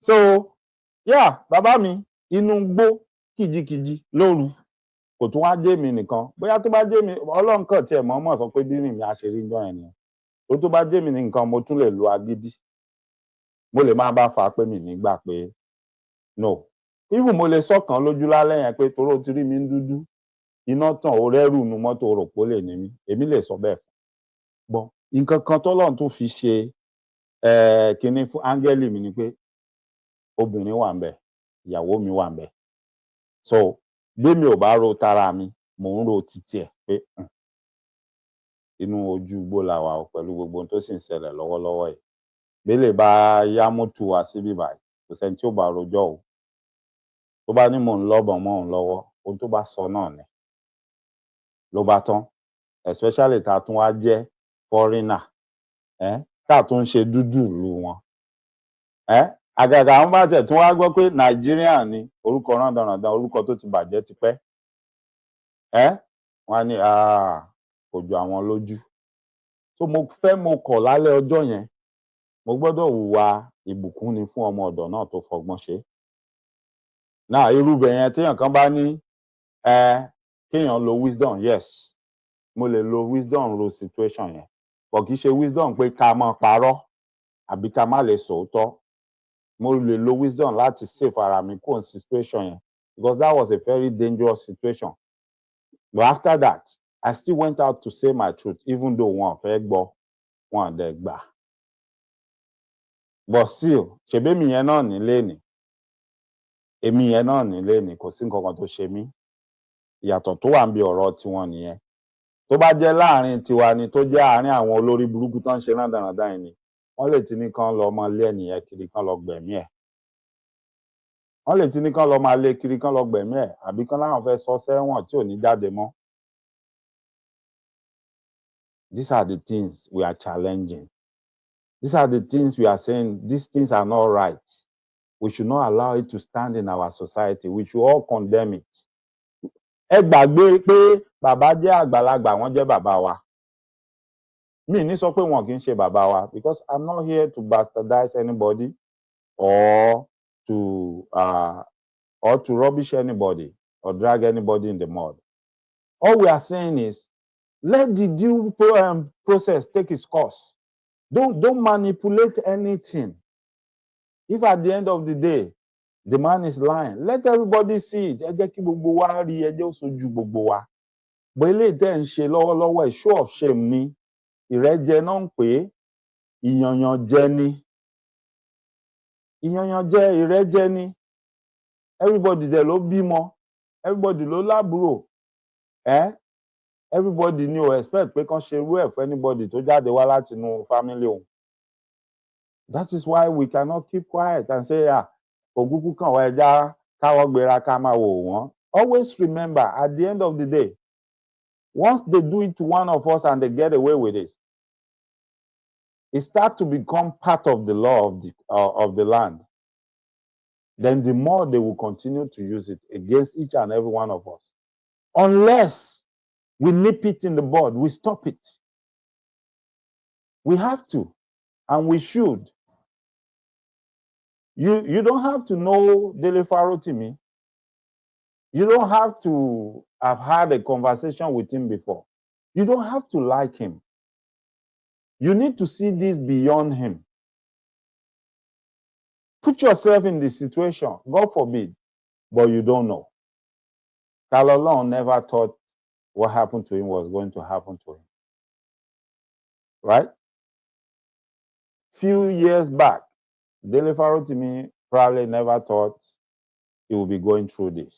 But look at it today. And several other people that have gone through this that we didn't even hear about it. Because our mina were trying to go through it. But if we cannot fight this fight one time and win this battle, and then let the law stipulate, let the law state it clearly, pé anybody ò lè máa lórú ọgbọ́n yìí láti lọ máa fi àwọn èèyàn fẹ́wọ̀n mọ́. Let them do it and let it stop. Ó la ṣe ń pariwo pé kò yẹ kí ẹ̀ka tó mójútó òfin kò yẹ kó ní nǹkan kan ṣe pẹ̀lú àwọn tó wà nípò agbára àti àwọn tó ń ṣèjọba. Tó bá ti rí bẹ́ẹ̀, ohun tí ó máa ṣẹlẹ̀ náà lẹ rí tó ń ṣẹlẹ̀ yìí. Ohun tí ó máa ṣẹlẹ̀ náà lẹ rí tó ti ń ṣẹlẹ̀ yìí. Ìdí nìyẹn tó fi yẹ kán separate everything because ó yẹ kíkan jẹ́ eléyìí tí ó máa ṣe atọ́nà àti atọ́kùn láti máa dènà pé ẹ̀ka eléyìí kò ní lè lo agbára tá a fún láti máa fi rẹ́ aráàlú jẹ àbí láti máa fi pa aráàlú lára ni. Bó ṣe yẹ kó jẹ́ nìyẹn. Only in Nigeria lẹ́ra àwọn mẹ́tẹ̀ẹ̀ta tí wọ́n di pàdí tí wọ́n jọ máa ṣiṣẹ́ papọ̀. Meaning, ẹ̀yin aráàlú, you are nobody. Your life is at stake. You are at their expense. They can decide anything they want, and so be it. Ṣé lélẹ̀ tí wọ́n wá kó gbogbo àwọn àríjẹ́ǹdì mọ̀dàrú, àwọn ọmọ ojú ọ̀rọ̀ lárí àwọn ọmọ ìrankíran tán kó wọn jọ tán láwọn náà ń ṣèjọba. Tó ṣe pé gbogbo ọjọ́ ayé wọn, ìjà kẹ̀kẹ́ àti mọ́tò tí baba ńlá baba wọn ò rà fún wọn nígbà tán wà ní kékeré kan fi ṣeré, òun náà wálé ayé wọn wájà. Jẹ́ pé tán bá ti sùn, tán bá ti jí báyìí, tán bá ti dé ibi tó ti ní kán lọ ṣe bí ìlú ó ṣe dáa, ìjà kan wá ra mọ́tò báyìí fáwọn, ìjà kan wá ra ṣíà sínú ilé àwọn, ìjà ilé táwọn ń gbé tán wá dẹkọrétì ẹ̀ ni wọ́n lọ́ mọ jà ńbẹ̀ tí wọ́n rí titi yín rò.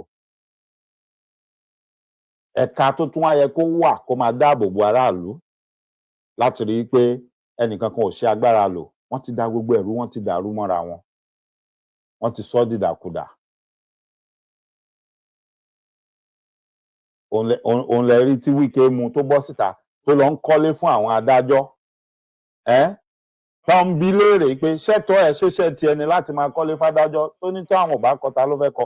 Ká ní ò ti mọ̀ pé ẹ̀ ń rà wọ́n pa nìyẹn kán má lè sọ tòótọ́, kí ìdájọ́ òdodo má lè wà lórí yín.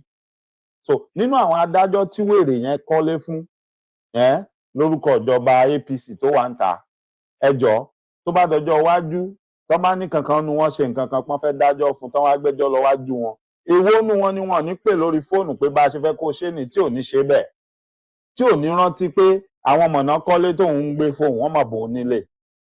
Are these not the things we are saying? Only in Nigeria o, only in Nigeria. Part of the reason why we are still saying ẹ dàrú, ẹ fọ́ Nàìjíríà, ẹ fọ́ sí wẹ́wẹ́, ẹ jẹ́ kó ní kálukú lọ nílò ẹ̀. Do the right thing at the right time. Ẹ má dúró dìgbà tí ó di pé everybody will be at each other's throat. Ṣé rí pé gbogbo ọgbọ́n tẹ fẹ́ dájà alẹ̀ láàrin wa ká máa jàjà ẹlẹ́yàmẹ̀yà, a ti gbọ́n jù yín lọ. Kò sẹ́ni tó rí lì ń jàjà ẹlẹ́yàmẹ̀yà. Yes, ẹni tó bá jáde tó bá búràn mi, màá jáde màá fọn fòrò yá láyà àwọn ọ̀ràn ẹ̀ náà. Ìyẹn is a different thing. Ìyẹn ò sọ mí di oníjà anybody. That don't make me an enemy of any tribe. If anybody comes out and calls my tribe out, I will come out and call his tribe out too. But that doesn't make us enemies. I'm just showing the person pé I'm not deaf and dumb and I'm not stupid. Whatever throne you throw at me, hey, I'll throw it back at you. But that still doesn't mean pé we are not friends. When you behave as a normal human being, you wanna find out pé èmi náà normal human being ni mí. Ó dàbí ọ̀rọ̀ bàbá wa yẹn ni.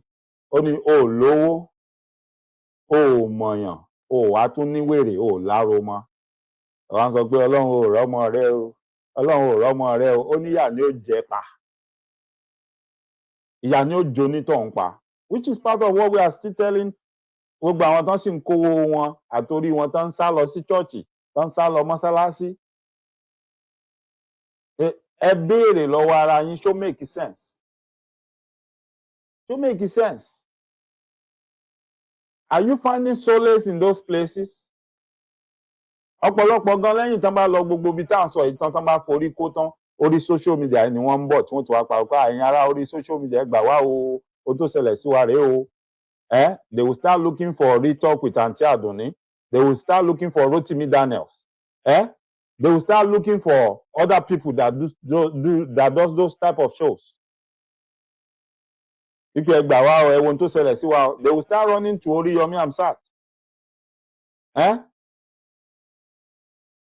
Because they know for a fact they cannot go to the court of law and get justice anymore.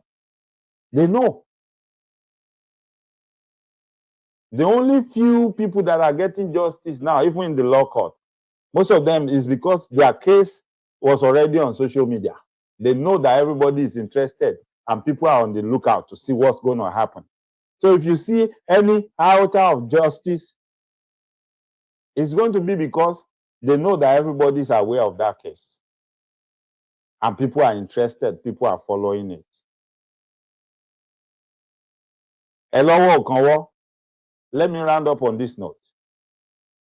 All your so-called daddy geos that are stealing people's land, obtaining by trick, that after people have sued them to the court of law, all of a sudden you will see them, they will go and bring one stupid idiot that will call himself senior Ashiere of Nigeria. And then you will see the case will now go in favor of that church or that pastor. And then they will start bragging and saying they did something right. And you are calling them men of God. I want no more long. Wo, tó bá jẹ́ bọ́n ṣe ń mọ Ọlọ́run nìyẹn, èmi ò fẹ́ mọ irú Ọlọ́run yẹn. Bẹ́ẹ̀ ni. Àwa tẹ́ ń pè ní tẹ́ ní iṣẹ́ ọwọ́ wa ò dáa nítorí pé a nígbàgbọ́ nínú ìṣẹ̀dá tí Ọlọ́run dá àwọn baba ńlá baba wa. Nítorí pé a nígbàgbọ́ nínú àṣà àti ìṣe wa. I totally believe and support our ancestral way of judgment. Yes. Wípé ẹni tó bá ṣe àṣemáṣe tí àwọn bàbá wa tán lóríṣiríṣi ọ̀nà. Yes. Pé ó yá omi la gbélé ẹni tó bá parọ́ nu yóò yẹ̀yìn méjèèjì ẹ̀ wá mú. Kíkún ẹ̀ máa wú. I believe in that. Ìdájọ́ ojú ẹsẹ̀. Tó bá parọ́ kíkún ẹ̀ wú lójú ẹsẹ̀. Ṣebí the same omi lẹ́jọ́ mú. Ó ṣe jẹ́wọ́ nìkan ni kò ẹ̀ wú. Tí kò ẹ̀ bá wá wú tó jẹ́wọ́ tán kán fún ẹ lẹ́rọ̀ ẹ̀ kí gbogbo ayé kí gbogbo ìlú mọ̀ pé ọ̀bàyéjẹ́ èèyàn onírọ́ èèyàn lélẹ́yìí o kò sóòótọ́ lẹ́nu ẹ̀. There is nothing wrong in that. Ṣebí ẹ ti gbọ́gbọ́n bẹ́ẹ̀ ṣe dọ́ra wá tẹ́ fi religion gbé gbogbo ẹ̀ kúrò nílẹ̀ kí Ọlọ́run ò fẹ́ bẹ́ẹ̀. Ìwà burúkú nìyẹn. I just saw a video recently where Pastor Abel Damina is saying there is no hell. There is no hellfire anywhere. He's a pastor. He said it. He said there's no hellfire anywhere. Don't let them deceive you. He's not the one that told me a meeting for a while. A meeting for a while. Some people wrote it in their book and brought it to you. You want to believe in it? Good. But àwọn baba ńlá baba tiwa ò sọ fún wa pé there is any hell anywhere. Kò sí náà ọ̀run àpáàdì kankan níbi kankan. I believe that was just something cooked up by some people to deceive you. So you can listen to them and accept everything they tell you. Believing by doing everything they tell you to do, you are not going to go to hellfire. But what you should ask yourself is, part of what they are doing and part of what they are making some of you do and keep your mouth shut, are those things stuff that should lead people to hellfire or not? So if it is, why are they doing it and they care less? Why are they not troubled? Ìwọ tó bá farabalẹ̀ tó bá wá ìmọ̀ tó wá lọ sí the right places wàá rí. But ìwọ tó bá fẹ́ continue láti máa tẹ̀lé àwọn èèyàn kan blindly without finding out stuff for yourself. Yes, you will continue following them. Gbàdúrà mi ni pé Ọlọ́run má ṣe ẹ́ ní adọ́run mòótọ́. Ọlọ́run dẹ̀ má ṣe ẹnìkankan nínú wa ní adọ́run mòótọ́. Kò sírú ẹ̀sìn tó fẹ́ gbé wá fún mi láyé kò sí bó ṣe fẹ́ dáa tó. The moment tó bá ti lọ síbi àṣà àti ṣe mi tó condemn àṣà àti ṣe mi, it's all lies. It's another way to enslave me. And I don't want to be a slave to anybody. Ara enslavement yẹn òun náà gbé wá fún wa pẹ̀lú àwọn òfin ìgbàlódé tán náà ṣe fún wa. Inú òfin ìgbàlódé yẹn tán lòun ló dáa jù tí ó ṣiṣẹ́ fún wa, òun lè rí tán tí ń fìyà jà láìṣẹ̀ lójú gbogbo wa. Tán dẹ̀ ń lo gbogbo loopholes tó wà nínú ẹ̀. Ṣé tó bá jẹ́ pé ìlànà àwọn bàbá wa ni tán dẹ̀ ṣe lórí òótọ́, ẹbí ẹnu nǹkan tí wọ́n ti ṣe fún wọn tọ́rọ̀ ẹ̀ ó ti níyànjú pé ṣé irọ́ ló pa mọ́, mi ò parọ́ mọ́. Ó dẹ̀ lójú pé ohun tó ló ṣe ó ṣe mi ò ṣe o. Ẹni tó bá ń parọ́ nu yín ẹ jẹ́wọ́ wọn ó tẹ̀ wọ́n nínú dáadáa. Bágbọ́n bá ń ṣẹ́ tí kàmùdù ń ṣẹ́ tójú olóko rí gọ́bigọ́bí, àwọn bàbá wa wá ṣe kí ni? Wọ́n ṣe ohun tó tọ́ fún wọn tó yá. Ẹ̀yin méjèèjì ó yá. Bó bá jómi ni. Omi lásán ni. Kódà àwọn bàbá yẹn gan tún mú kán lè mọ̀ pé kì í ṣe pọ́n fi nǹkan kan sínú ẹ̀. No poison, nothing. Ó yá, òun ni àwọn mú yìí. Ó yá, ẹ̀yin náà ẹ̀ mú. Nígbà tí kùn bá ń wú, tára bá ń ni onírọ́, onírọ́ ó jáde síta fúnra rẹ̀ yóò jẹ́wọ́ pé irọ́ lòun ń pa.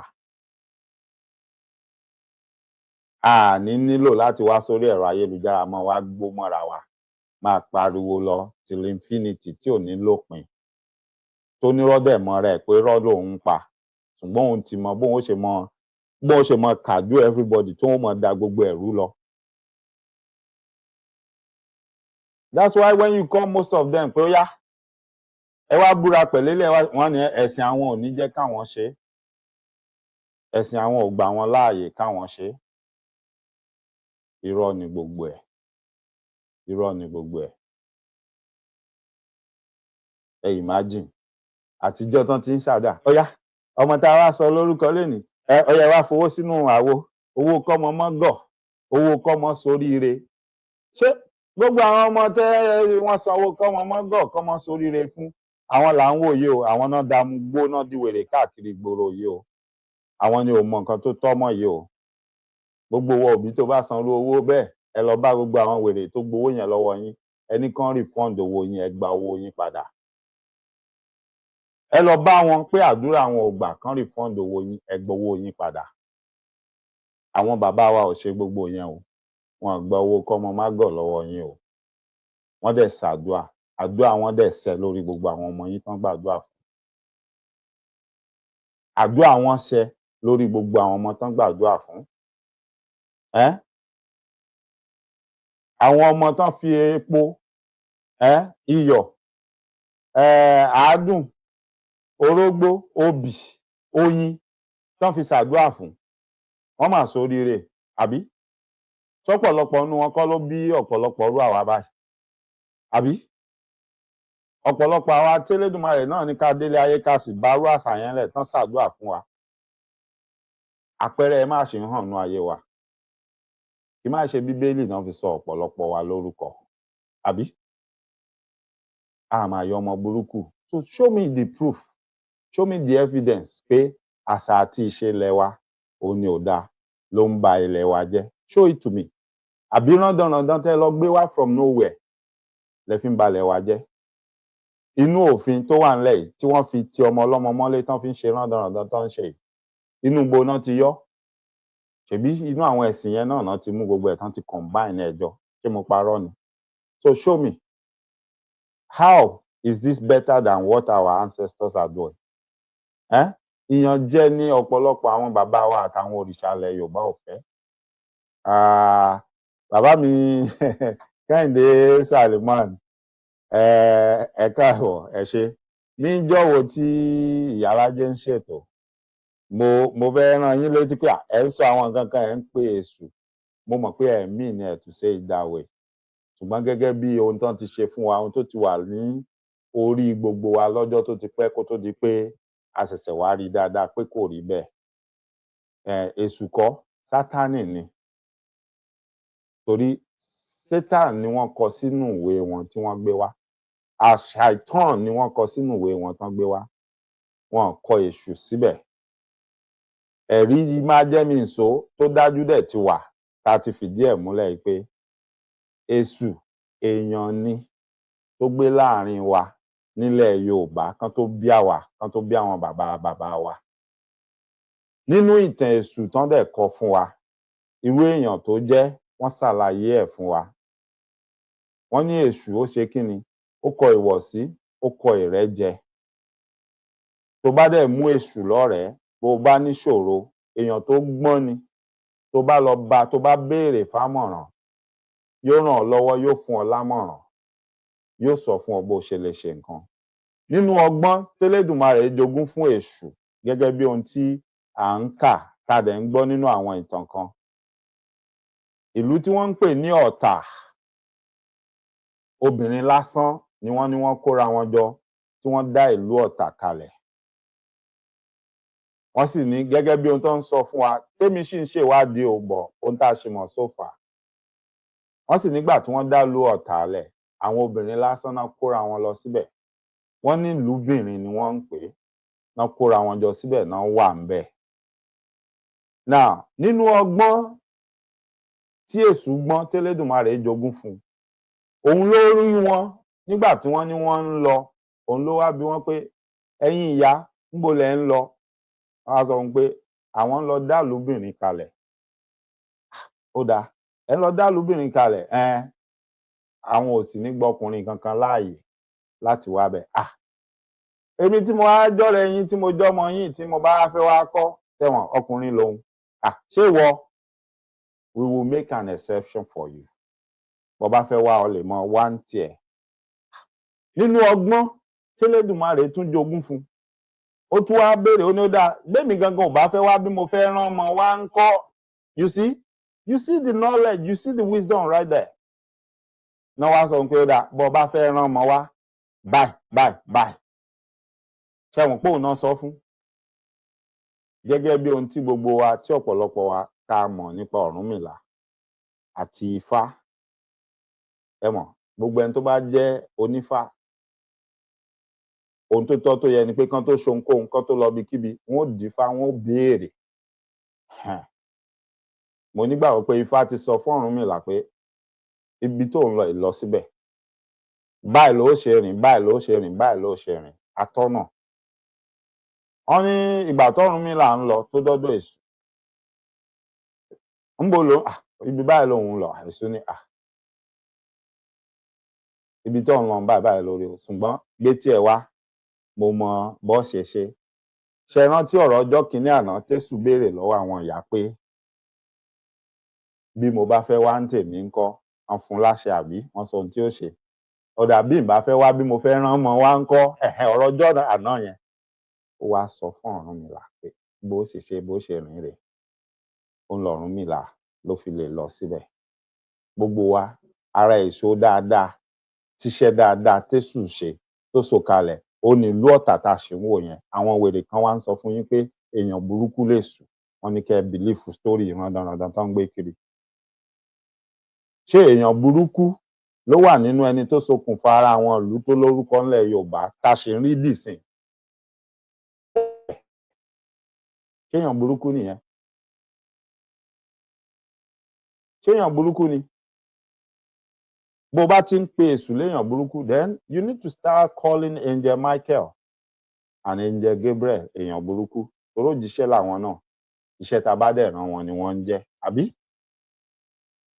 Ọ̀pọ̀lọpọ̀ wa là á lọ ilé ìjọsìn à á kọrin. Holy Michael kó wá ló dà, bàbá wa ló dà rẹ. Kí ni Holy Michael ń fi dà ṣe ẹ dákun? Iṣẹ́ pé ó fi ń jíṣẹ́ tẹ́lẹ̀dùmarè ń rán lórí ìdájọ́ ni, right? A fi ṣèdájọ́ fẹ́ àwọn ẹni láabi. Òjíṣẹ́ lèṣù náà. Béèyàn kan bá wá sọ̀tàn fún ọ pé Èṣù ṣe kinní kan ó ṣe gbá ó ṣàwo.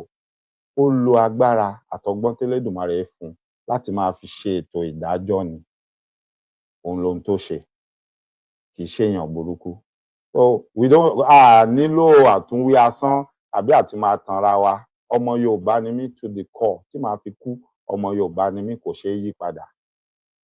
Bí mo lọ sí gbogbo orílẹ̀-èdè tó wù kí n lọ kí n gbàwé ibẹ̀ kí n dọ́mọ bẹ̀. Ọmọ Yorùbá sì ni mí kò ṣeé yọ kúrò. Èmi gan ò ṣetán àti yọ kúrò. Mi ò sì wáyàn tí ó yọ kúrò. Torójú ò tì mí láti sọ pé ọmọ Yorùbá ni mí. And I'm proud of our forefathers' way. I still remain on my point. I challenge anybody, whosoever you are, that wants to prove pé our ancestors are bad, they are evil, just like you've been saying. I am ready to face that challenge, especially if you are saying that to promote any religion. I am willing and ready to sit down with you and have that debate. Just contact me, give me time. Then let's discuss, because we need to have a format. We are not just going to run all over the place or jump from here to there. You tell me specifically which century, what year do you want to discuss? And then wàá sọ fún mi, ta ló represent? Religion wo ló wá represent? Ìlú wo ló represent? Àṣà ta ló fẹ́ promote? Torí ohun tèmi ó lọ ṣe research lé lórí nìyẹn. Màá wá gbé ohun tó ń ṣe nílùú wọn ní yí àtàbájọ agree, màá gbé wá fún ẹ. Màá gbé tàwọn bàbá wa wá, tá wá gbé sẹ́gbẹ̀ẹ́ ara wọn. Kémi àti ẹ wá jọ sọ who is better off? Ta ló sì níbẹ̀rù Elédùmarè nínú àwọn méjèèjì? Ẹ lè rí láéláé àwọn bàbá wa ló sì níbẹ̀rù Elédùmarè. ẹ lọ káàkiri àgbáyé anywhere àwọn bàbá wa ló sì níbẹ̀rù Elédùmarè jù. So no matter what name you call them, no matter what you say or do, àwa kan ti rí òtítọ́, we've seen the light, and nobody can throw us off. We are not going to be led astray by anybody. But then nígbàgbọ́ pé with time, Elédùmarè á fún wa ṣe, á gba ilẹ̀ wa, á dá dúró. Ilẹ̀ wa ó dẹ̀ dá, yóò túbà yóò ṣẹ. Àlàáfíà ó wà ń lu wa. Yes, eku á ké bí eku. Bẹ́ẹ̀ ni, ẹyẹ á ké bí ẹyẹ, ọmọ èèyàn á dẹ̀ máa fọhùn bí ọmọ èèyàn. A dẹ̀ ní máa rógun agbénipa, àwọn oníjàgídíjàgan, àwọn ọmọ wa ò ní máa yọ ọmọ burúkú, ọmọ gànfẹ́, ọmọ gúnbẹ̀gúnbẹ̀, ọmọ gún àdágúngò tẹ̀ ń bí kiri, àwọn ọmọ tẹ́ sọwọ́ sínú gbá, tán sọwọ́ tán ṣàdúrà kọ́mọ mọ́ gọ̀ kọ́mọ soríire fún, tán yọ ọmọ gúnbẹ̀gúngò káàkiri, tẹ́ fi ń yọ wá lẹ́nu, tẹ́ fi ń pa àwọn èèyàn tó fẹ́ sòótọ́ lẹ́nu mọ́. Àwọn ọmọ àbí ìpabẹ́ ọmọ òfò tẹ́ bí kalẹ̀ gbogbo tẹ́ ń pọ́nlé tẹ́ wá ń pariwo wọn kiri. Àwọn ọmọ rándanràndan tẹ́ sọ lórúkọ òfò tẹ́ fi ń dà lóru tẹ́ wá ń sọ pé kí gbogbo èèyàn dákẹ́. Ẹ̀yin ìyá mi àti bàbá mi, mo kí gbogbo wa lẹ́ẹ̀kan sí, ẹ ṣé gan ni, ẹ kú àtàárọ̀. Tẹ́ bá wo ojú aago yín, ẹ rí i pé ó ti lé ní wákàtí 3 tá a ti wà lórí ètò yìí. Èmi gan ò ní lérò pé yóò tó báyìí. Nítorí pé ó yẹ kí n lọ sí ẹnu iṣẹ́, ṣùgbọ́n ìgbà tó bá wù mí ni mo lè lọ ná. So a ní rí jù báyìí lọ lásàálẹ̀ yìí, ṣùgbọ́n fún bí ìṣẹ́jú 5 mo ti ṣí ojú òpó lẹ̀ lórí aago. Bí mo bá wá dúró láàrin ìṣẹ́jú 2 tí mi ò rẹ́nikẹ́ni tó pè wọlé, a máa ṣe kí ni, a máa fi àdàgbà ètò rọ̀, a máa round up. So mo ti ṣí ojú òpó lẹ̀ fún ẹnikẹ́ni tó bá nífẹ̀ẹ́, tó bá fẹ́ pè wọlé, ẹ lè pè wọlé. While I'm waiting for that, mo fẹ́ wá bóyá màá rí fọ́nrán kan nínú ohun tí àwọn èèyàn kan tí wọ́n sì sọ lórí ọ̀rọ̀ tó sì wà nílẹ̀ tó ń lọ lọ́wọ́ yìí. We operate the concurrent list and we have the residual list. So any matter that is within the exclusive list is only within the purview of the National Assembly. And when a matter is in the concurrent legislative list, it means either the national government, this time the federal government, or the state can enact laws on it. And when the national government enacts law on such issue, it takes precedence over whatever the states will have. So it's a question of getting our judiciary lawyers trying to pursue it from that angle. So if you don't have such laws in the states, as long as, and the states did not do anything, these federal laws are supposed to fill the gap. And even if where you have it in the states, but it's not properly done, to the extent in which the state law is inconsistent with the federal law takes precedence over the state law. These issues are not in the residual list. And besides, if there is an enactment of the international community of which we are signatory to, we are bound, whether it's a state, whether as a country. Once you have signed, you are bound. And you cannot say when Nigeria is bound, a state is not bound. A state is a constituent of the federation. So you cannot say, oh, Nigeria has signed, is their business. If we don't enact it, we don't enact it. I think it's timorous souls within the bench that will say, oh, no, we don't have it. Why then do we speak of domestication? And this is not, this is taking it away from, the delayed Faro TV case now. But I'm just looking at the fact that, there had to be, there was a huge campaign last year to get a lot more states. It was almost a game of name and shame. Ọba Elédùmarè tó fún yín tẹ́ fi ń ṣe ètò tẹ́ ń ṣe yìí, lágbára Elédùmarè, lágbára àwọn tó tẹ ilẹ̀ Yorùbá àdó, ọpọlọ yóò ní dàrú lágbára Elédùmarè. Àṣẹ bàbá mi, àṣẹ. Ẹ máa dàgbà nínú ọgbọ́n, lágbára Elédùmarè, ẹ máa dàgbà nínú òye, ẹ máa dàgbà nínú ìmọ̀. Àṣẹ. Ẹ ǹlẹ́ kú ṣẹ́. Ẹ ṣé bàbá mi. Mi nígbà àkókò yín, ìpele méjì ni màá sáré fi ọ̀rọ̀ mi ṣe. Ṣé rí nípa ọ̀rọ̀ Délé Fárótìmí nípa nǹkan tó ń ṣẹlẹ̀ yìí? ṣe rí èmi gẹ́gẹ́ bí èèyàn kan gẹ́gẹ́ bí mo ṣe máa ń sọ pé mo ti ń wo 2019 ni mo pàdé fọ́nrán Délé Fárótìmí lórí ìkànnì and first time tí mo dẹ̀ wo kíní fọ́nrán ẹ̀ mo rí pé ọ̀rọ̀ tó ń sọ pé èèyàn kan tó jẹ́ pé ó ní ọgbọ́n ó ní ìmọ̀ ó ní òye ni àti báyìí máa every Sunday ló máa ń ṣe program ẹ̀ every Sunday mi dẹ̀ máa èmi ò kí n máa miss ẹ̀ even tí máa tiẹ̀ miss live show ẹ̀ kò sí ni máa wo eléyìí tó ti ṣe. ṣe rí Délé Fárótìmí it's not about pé ọ̀rọ̀ òun àti Mr. Afẹ́ Babalọ́lá it's not about tẹ bá wo bí gbogbo nǹkan ṣe ń lọ pẹ̀lú bó ṣe ń lọ yìí báyà àṣẹ understand ṣe rí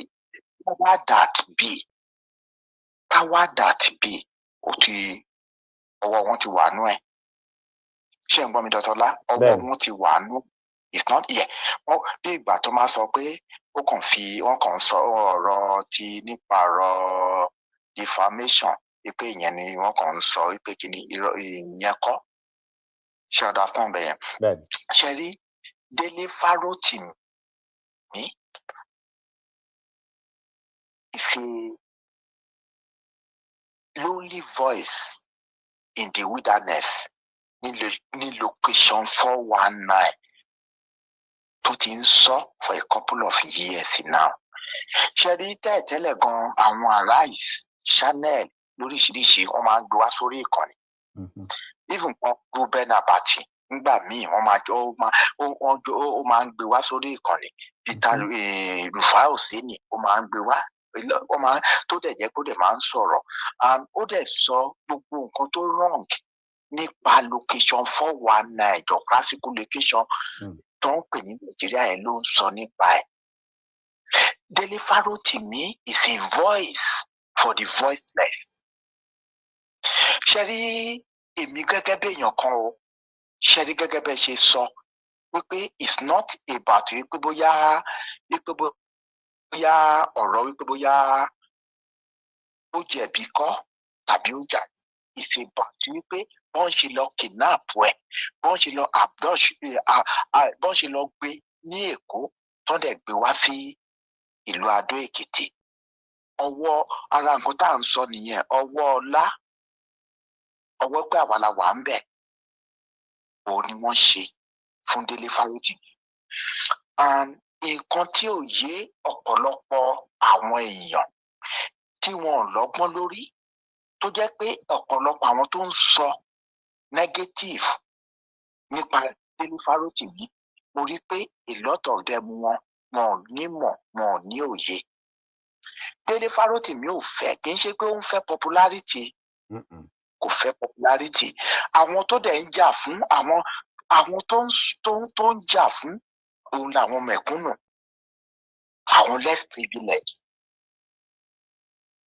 jẹ́yàn kan tó jẹ́ pé kò fẹ́ èèyàn jẹ ó lè má perfect kò fẹ́ èèyàn jẹ is a type of person tó jẹ́ pé ó ní integrity ni ìyẹn Délé Fárótìmí tí mo ti rí bó ṣe máa ń sọ̀rọ̀ bó ṣe ń ṣe gbogbo nǹkan tó wrong nípa kì í ṣe judiciary system nìkan ni o Dọ́tọ́lá it's about executive it's about legislation including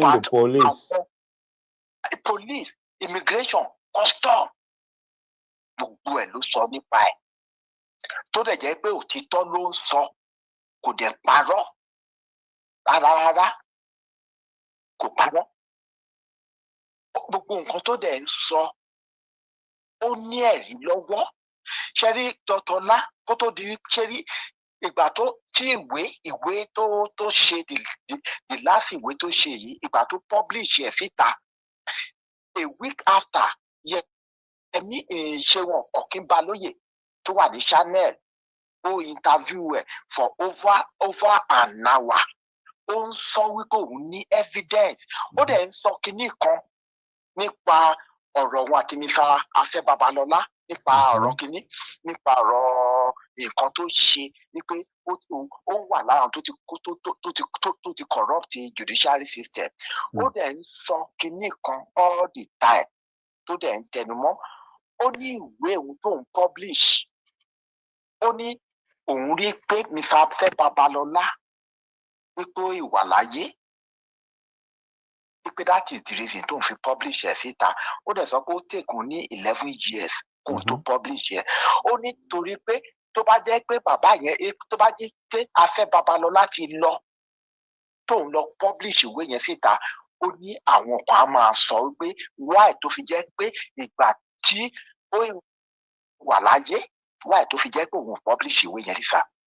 Ẹ wo ọ̀rọ̀ tó sọ ọ́nbẹ́. Ẹni tó bá ní làákàyè tó ní ọgbọ́n àti ìmọ̀ àti òye á mọ̀ wípé this guy mọ nǹkan tó ń sọ. Ṣẹ́rí Dr. Ọlá, ṣẹ́rí ìwé ẹ̀ yẹn mo ṣe kà á tán níbi few days ago tí mo ṣe kà á tán. Ó sọ̀rọ̀ nípa ọ̀rọ̀ àwọn ilẹ̀ kan ní Lagos, ilẹ̀ Eletus family tó jẹ́ ẹ wò ó ṣẹ́rí. Ó mention names with evidence. Ó mention orúkọ a lot of àwọn tó jẹ́ pé Surveyor General Lagos State, ìkan lára àwọn gan tó mention nínú former Surveyor General tó mention nínú ìwé yẹn, Lawan Pedro. Ó sọ a lot of things nípa oríṣiríṣi wọn bẹ́ẹ̀ yẹn, àtàwọn tó jẹ́ pé ó jóbìnrin tó jẹ́ pé chief judge ni wọ́n. Ó mention orúkọ wọn. Ó dẹ̀ sọ pé with fact pẹ̀lú evidence. Dele Farotimi is a very smart guy. Tí ò bá ní fact àti evidence ẹ̀ lọ́wọ́ kò ní publish ìwé yìí síta. Dele Farotimi lásán ló ti ṣe law yẹn lásán. Ó dẹ̀ practice law for 20 years. Ó dẹ̀ ń sọ kinní kan lórí àwọn ìkànnì ẹ̀ tí mo ti wò. Ó ní òun gan ní ìgbà tó ń fẹ́ lọ ṣe law, ó lóun ti mọ̀ pé irọ́ ló wà ń bẹ̀. Ó ní especially location 419. Ṣé ń gbọ́ mi Dr. Ọlá? Especially location 419 ní pé irọ́ ni. Ó ní ìyàwó òun tóun fẹ́ sílé yìí. Ó ní òun ti máa ń sọ fún gbà yẹn tó dẹ̀ jẹ́ pé ó understand. Ó ní ìgbà tóun dẹ̀ ń practice law òun fúnra ẹ̀ tó wá tó jẹ́ pé òun fúnra ẹ̀ torí gbogbo nǹkan tó ń lọ fúnra ra ẹ̀. Ó sọ bí ó ṣe jẹ́ pé wọ́n deny òun ní justice lóríṣiríṣi. Tó jẹ́ pé wọ́n gang up, tó jẹ́ pé wọ́n frustrate ẹjọ́ yín. Gbogbo ẹ̀ ló sọ náà. Ó sọ̀rọ̀ bó ṣe jẹ́ pé ìgbà tóun practice pẹ̀lú ọ̀rẹ́ ẹ̀ yẹn, kí lorúkọ mi sa Adésínà Ògúnlànà. Ó lóun ní the second person tó máa ṣiṣẹ́ lọ́dọ̀ ẹ̀ kó tó di pé òun lọ open law chamber tòun. Ó lóun dẹ̀ learn a lot of things nípa ẹ̀. Ó ní lọ́ọ̀yà Adésínà Ògúnlànà. Ó ní ìfún ó ti ní degree kan tẹ́lẹ̀ kó tó di pé ó lọ ṣe law. Ó ló dẹ̀ ti ní ẹ̀sìlẹ̀. Ó ló sọ a lot of things fún òun. Ó sọ ìgbà tó máa ń lọ visit Kirikiri. Ó sọ gbogbo nǹkan tó wù rí tó jẹ́ pé a lot of àwọn inmate tó wà ń bẹ̀ they are innocent. Gbogbo ẹ̀ ló sọ lóríṣiríṣi tó lè jẹ́ pé ó ní evidence lọ́wọ́. Ó dẹ̀ sọ, ó ń tẹnu mọ́. Ó ní òun ò ní bí lọ. Wípé ibẹ̀ yẹn ni wọ́n fi orí òun sọlẹ̀ sí. Wípé òun ò ní sá kúrò. Ó ṣẹ́rí gbogbo nǹkan tó ń fèsì náà. Ó ti prepare ara ẹ̀. Èmi mo rí Délé Fárótìmí as an hero, not only ilẹ̀ Yorùbá nìkan, even the whole Africa. Ṣẹ́rí Délé Fárótìmí bí mo ṣe rí now, mo fi sí irú kátígórì àwọn late lawyer Gani Fáwẹ̀hìnmí tó jẹ́ pé àwọn wọ̀nyẹn they speak truth to the power, tó jẹ́ pé wọ́n dẹ̀ they bear the consequence. The same thing Fẹlá Aníkúlápó Kútì ní ilé gbàgbé. I keep on saying it. Fẹlá was against injustice. It was against corruption. It was against mismanagement. Tó dẹ̀ jẹ́ pé ó dẹ̀ confront the power that be. Fẹlá wọ́n ti ń ti Fẹlá mọ́lé nígbà Olúṣẹ́gun Ọbásanjọ́ nígbà tó jẹ́ head of state from 1979 to 76 to 79. Even orin tí Fẹlá ń kọ́ nígbà yẹn. Fẹlá Délé Fárótìmí àti late Chief Gani Fáyẹ̀mí the same category ni mo fi wọ́n sí. Tó jẹ́ pé wọn ò dẹ̀ sá kúrò ńbẹ̀ yẹn. Ọmọ ọkọ gidi ni wọ́n. Àwọn mẹ́tẹ̀ẹ̀ta.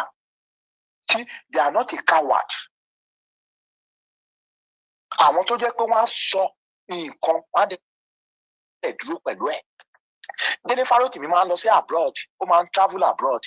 Ṣèbí ó wá sí Atlanta ní last year tó give speech ńbẹ̀ yẹn ní last year. Ó máa ń travel, ó dẹ̀ sọ pé lòun lè gbé ní abroad. Ó ní ilé ibẹ̀ yẹn lòun máa wà. Tó bá fẹ́ sá lọ, even kó tó di wípé wọ́n wá kidnap ẹ̀ gan, á ti sá lọ. Tó bá jẹ́ ẹni tó jẹ́ pé káwáàdì ni, á ti sá lọ. Délé Fárótìmí is an hero. Gbogbo nǹkan tí wọ́n ń sọ àwọn masses ló jẹ́ ń jà fún. Ojúgbà mi tì tó jẹ́ pé àwọn kan tó jẹ́ pé they are from less privileged home.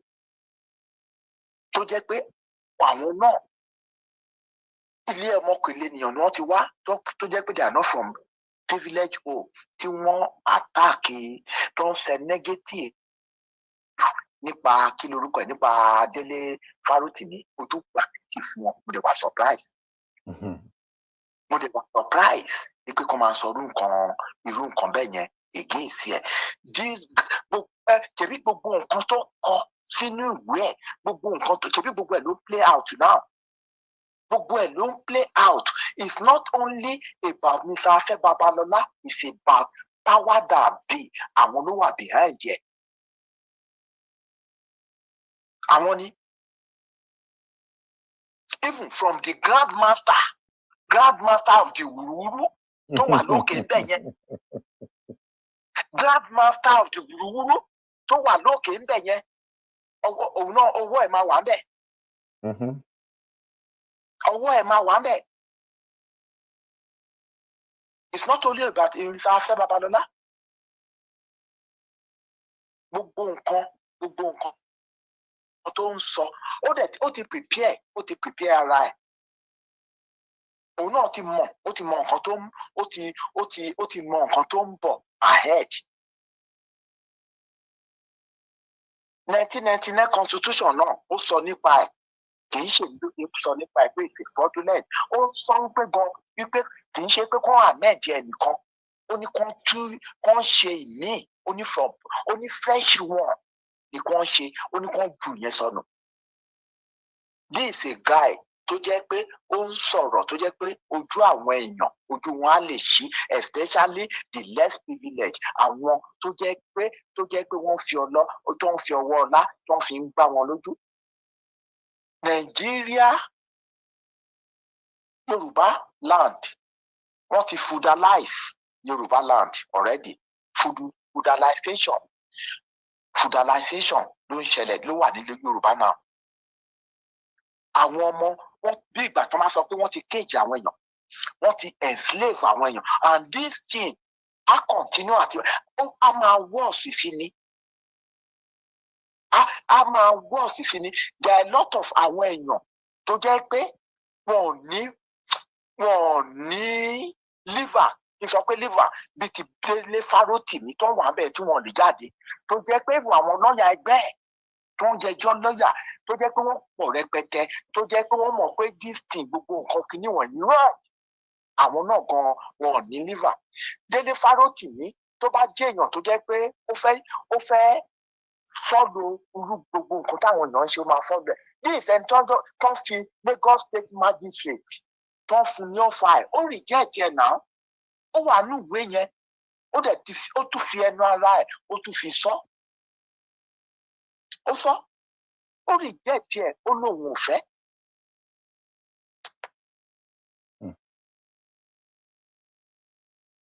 ó lóun ò fẹ́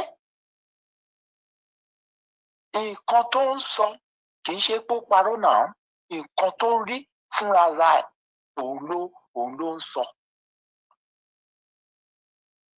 And mi rò pé any way out wà rárá, the only way out tó wà ó dìgbà tí Yorùbá tó bá dá dúró, and Yorùbá láti dá dúró dẹ̀ léléyìí it's not a kì í ṣe nǹkan tó kì í ṣe it's not going to be easy kò ní kì í yẹ because a lè fi ojú lásán gba ọmọ lọ́wọ́ èkùrọ́ ẹni tó mú èèyàn lẹ́rú kò ní fẹ́ kẹ́rú òun lọ.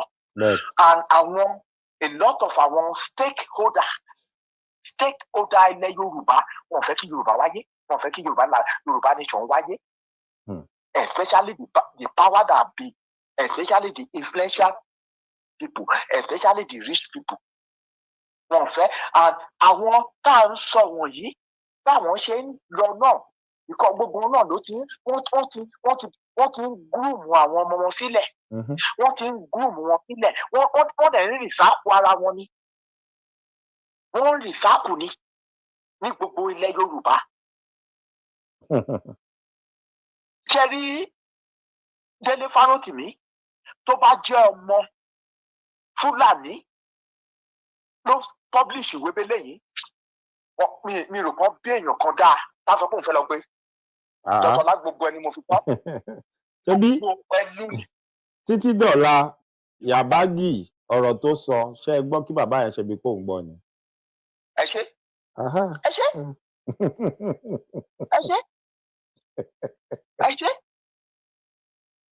tó bá jẹ́ ọmọ Fúlàní ni ló publish ìwé bẹ́lẹ̀ yìí náà pọ̀ tẹ́ mi mọ bí tí àwọn wọ̀nyẹn ti máa wá mi mọ bẹ̀ wọn bí wọn dáa.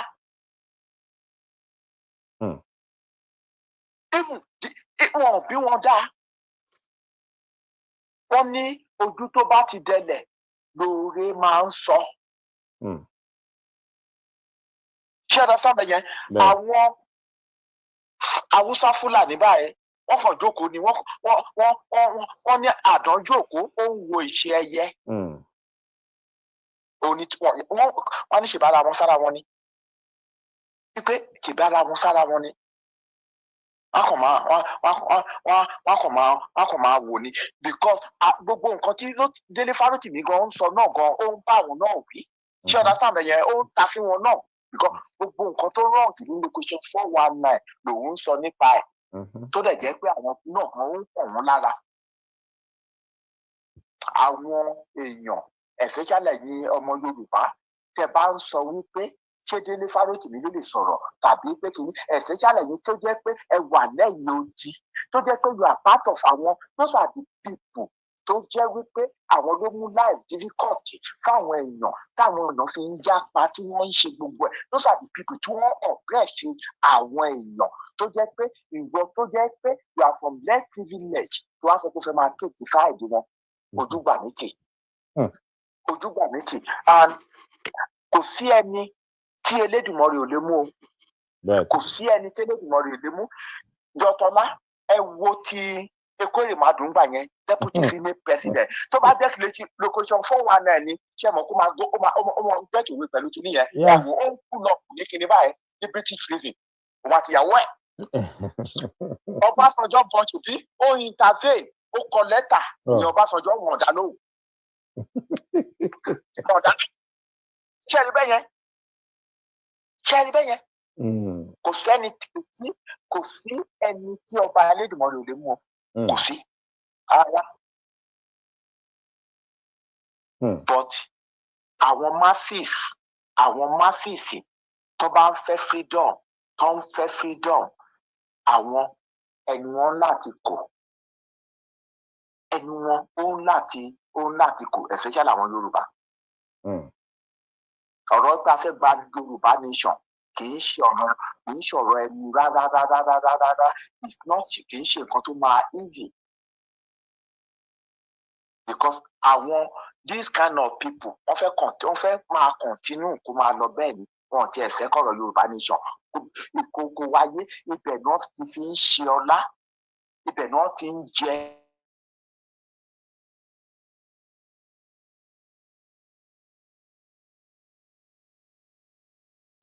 geographical location tó ń pè ní Nàìjíríà yẹn right from time foundation bẹ̀ yẹn lórí irọ́ ló ti wà, kì í ṣe ní long time ago ló ti wà bẹ́ẹ̀ yẹn. Ṣé ẹ rí ọ̀rọ̀ tí àwọn religious kìíní tẹ́ sọ Dọ̀tọ́lá, Ọlọ́run á máa fún yín ní ọgbọ́n àti ìmọ̀ àti òye sí.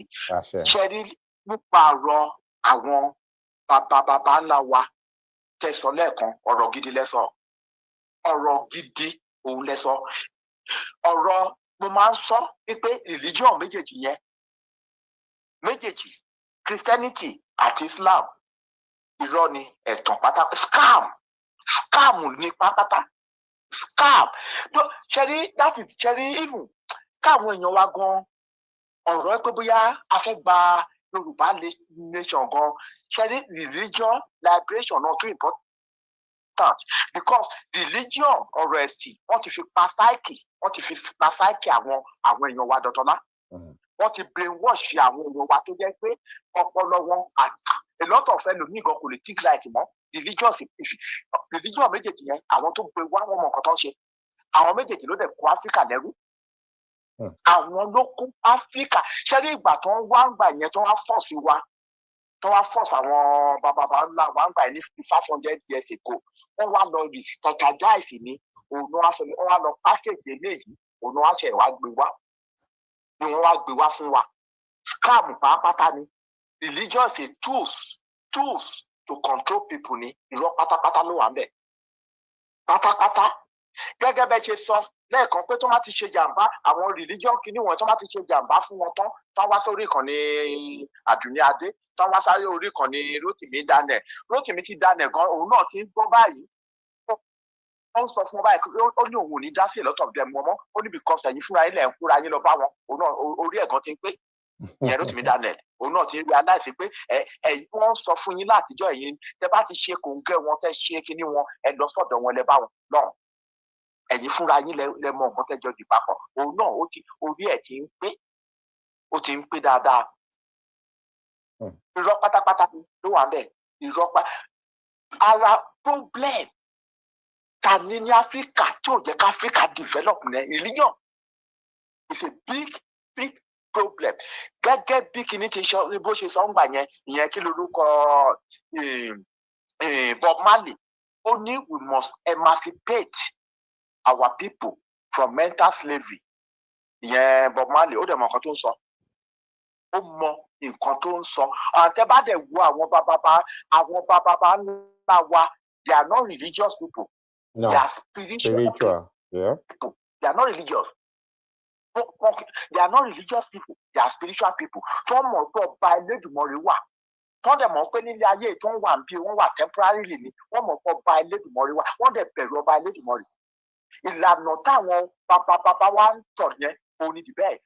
Wọ́n kàn wá parọ́ fún wa ni. Gbogbo àwọn deities ta ní nílẹ̀ Yorùbá tó ń demonize irọ́ pátápátá ni. Irọ́ láti gba nǹkan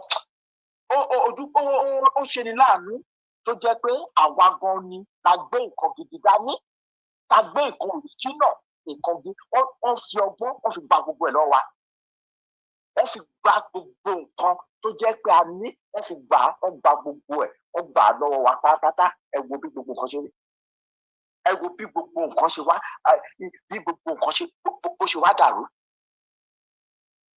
There is no any, kò sẹ́ni tó lè, èmi fúnra mi gan mo ti ṣe a lot of research lórí ọ̀rọ̀ kíní méjèèjì. Bible àti Quran is just a lie. Gbogbo nǹkan tó wà ń bẹ̀ irọ́ pátápátá ni, ẹ̀tàn pátápátá ni pátápátá. Àwọn tó kọ Bible they are ancient scholar ló kọ Bible.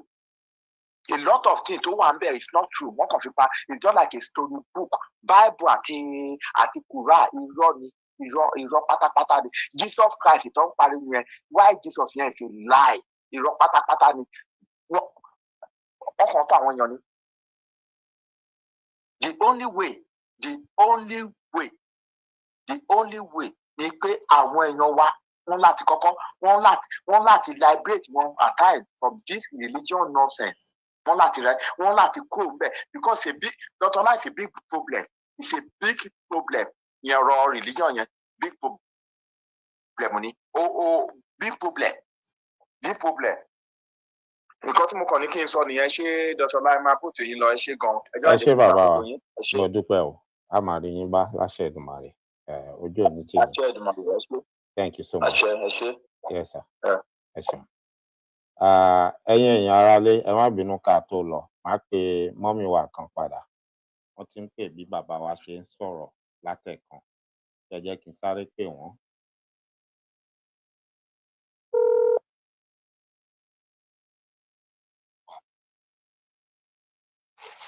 Hello ma, mọ́mì, ẹ ti wà lórí afẹ́fẹ́ o. Ẹ mà kálẹ́ sà o. Ẹ ṣé màmá. Ẹ kọ́lẹ̀ kú iṣẹ́ kú àtàárọ̀ o. Yes ma. Mi bá wa bẹ̀rẹ̀ program yẹn. Yes ma. But the little tí mo gbọ́ ń bẹ̀. Ọlọ́run á tún ilé àtọ̀nà yín ṣe o. Àṣẹ, àṣẹ màmí. Ẹ ní rí ìdìbàjẹ́ o. Ọdún tó ń bọ̀ yọdún Ọlọ́run máa fi ṣe fún wa o. Gbogbo nǹkan tá a dáwọ́lé ló máa yọrí sí rere. Bọ́dún ìṣe ń bọ̀ yìí. Gbogbo ọ̀rọ̀ Yorùbá nation yìí Ọlọ́run á bá wa tan ìmọ́lẹ̀ sí. Àṣẹ. Gbogbo ẹ̀ jù. Àṣẹ. Nítorí pé bí nǹkan ṣe ń lọ nílùú yẹn ó tojú sú mi. Tó jẹ́ pé kò tiẹ̀ ṣe é dá sí mọ́ because pẹ̀lú ìwọ̀nba ọjọ́ orí kékeré táwa ní yìí téèyàn ò bá ṣọ́ra èèyàn á ní blood pressure. Torí ó ń bọ̀ ní all the time and every day là ń gbọ́ nǹkan tuntun tí ó jẹ́ pé kò tiẹ̀ yé wa bóyá torí pàwọ́ ò sí ń bẹ̀ ni. Torí nǹkan táwa ń rí níbi tá a wà yìí a lè compare ẹ̀ pẹ̀lú nǹkan tó ń ṣẹlẹ̀ nílùú yẹn òun ló ṣe jẹ́ kó máa dẹ́rù bàyàn.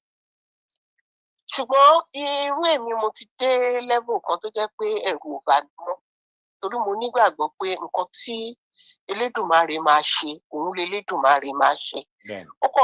Ó kàn jẹ́ pé Elédùmarè tá à ń sọ yìí kò jọ wá rárá. Torí tó bá jẹ́ pé ó jọ wá tó jẹ́ pé irú ìfẹ́ inú tiwa bó ṣe wù wá kó rí ni gbogbo nǹkan tá à ń sọ yà ti níyànjú.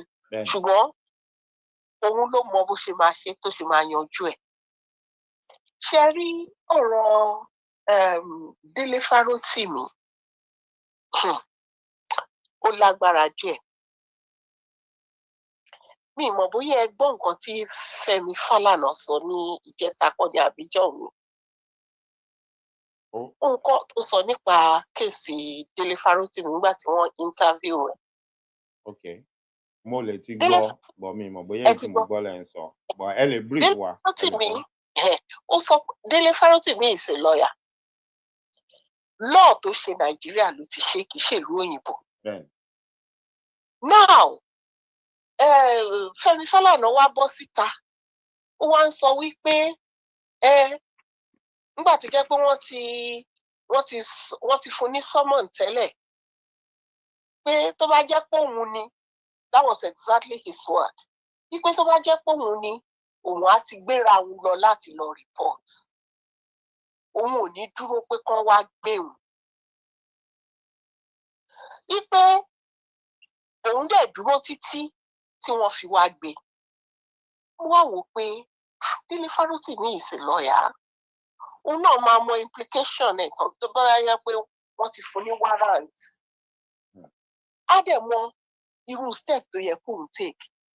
Wọ́n gbogbo ẹ̀ irú àwọn Fẹ́mi Fálànà yẹn. Ṣọ̀tún máa ṣòsì àbí báwo náà ṣe ń sọ má bàbí kan jẹ́ ni wọ́n. Ṣọ̀tún ṣòsì. Má bàbí kan jẹ́.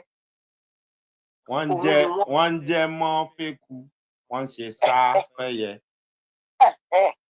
Wọn ò lè dúró síbì kan ẹ lè sọ fún wọn pé ẹ lè sọ pé bí máa yẹn ṣe jẹ́ ó ń jàfẹ́tọ̀ọ́ àwọn èèyàn ni o èmi ò ní gbàgbọ́ bẹ́ẹ̀ nítorí pé tẹ́ bá rántí nígbà tí Jonathan wà ńbẹ̀ òun yìí pẹ̀lú àwọn tó lead lọ sí Ọjọ́ta àtàwọn bàbá ṣọ́ọ̀ṣì wa gbogbo wọn náà ṣáà lọ náà lọ complain nípa Jonathan. Ẹjọ́ kí ni Jonathan ṣe?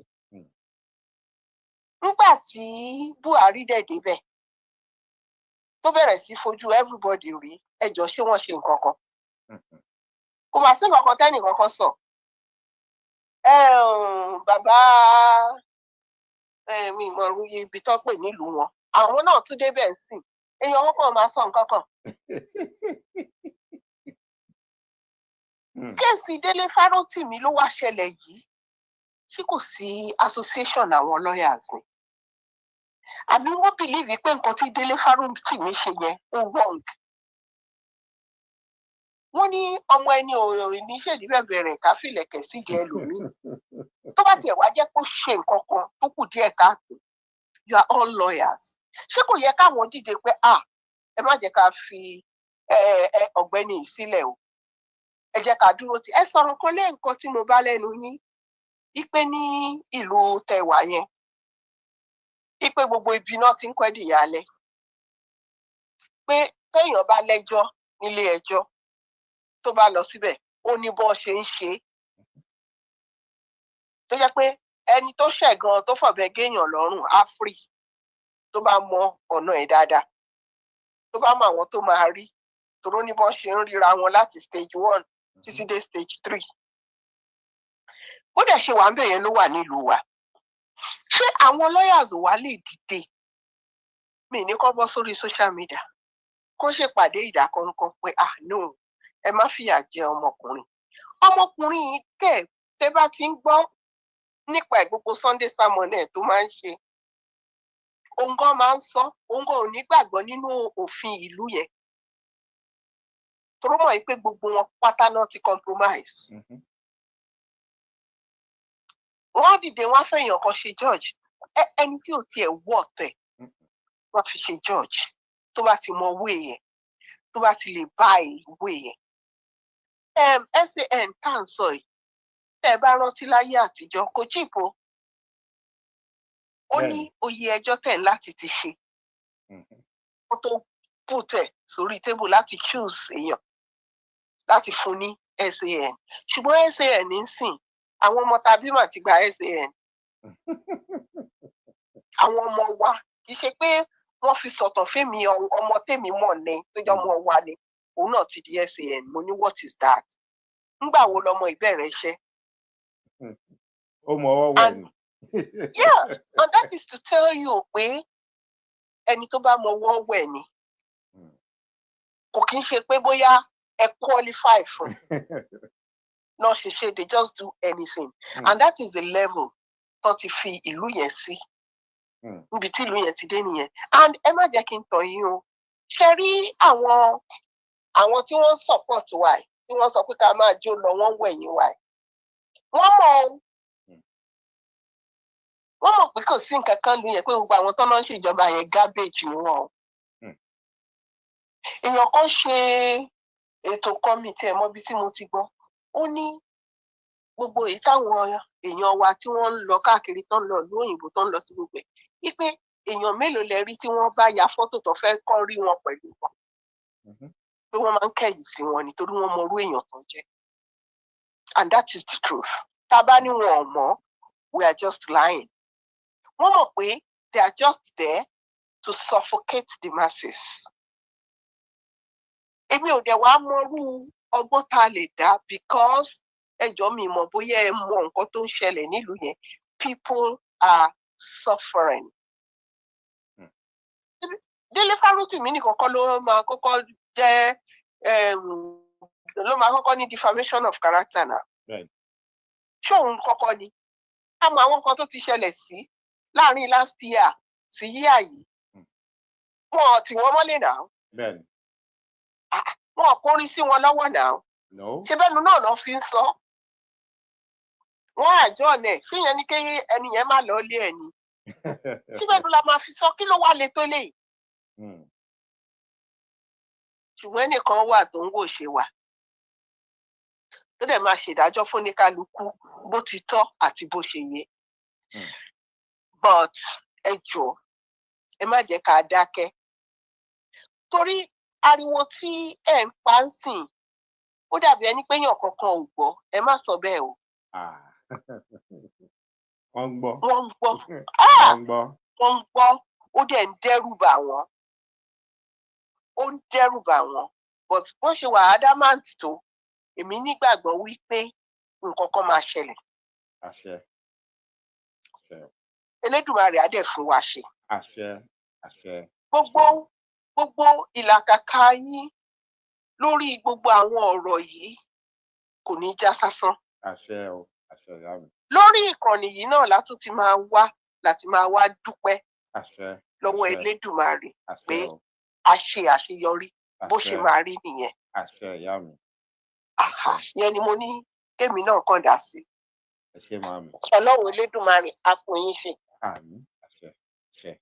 mo dúpẹ́ màmí mo mọ̀ ọ́ lóore o a sì dúpẹ́ àtèyí tẹ́ ń ṣe lẹ́yìn àtèyí tẹ́ ń ṣe ní orí afẹ́fẹ́ gbogbo ẹ̀ la mọ̀ lóore màmá ẹ pẹ́ fún wa Elédùmarè bá wa dílé àti ọ̀nà yín mú iṣẹ́ yín ò ní dàrú o ọ̀nà yín ò ní dàrú gbogbo tó ń pa yín láyọ̀ kò ní pa yín lẹ́kún láṣẹ gbogbo àdúrà yín ní ti dáadáa ṣe Elédùmarè mo darapọ̀ mọ́ yín Elédùmarè á bá yín mú wọlé àṣẹ o ó ti ṣeé ṣe ó ti rí bẹ́ẹ̀ o ó ti ṣe bẹ́ẹ̀ màmí ẹ ṣé gan-an ọ̀já tẹ́ fi ń pọ̀n wá kò ní já láṣẹ Èdùmàrè àpọ̀nyẹlẹ̀ pọ̀n wá àwa náà sì rí yín pẹ́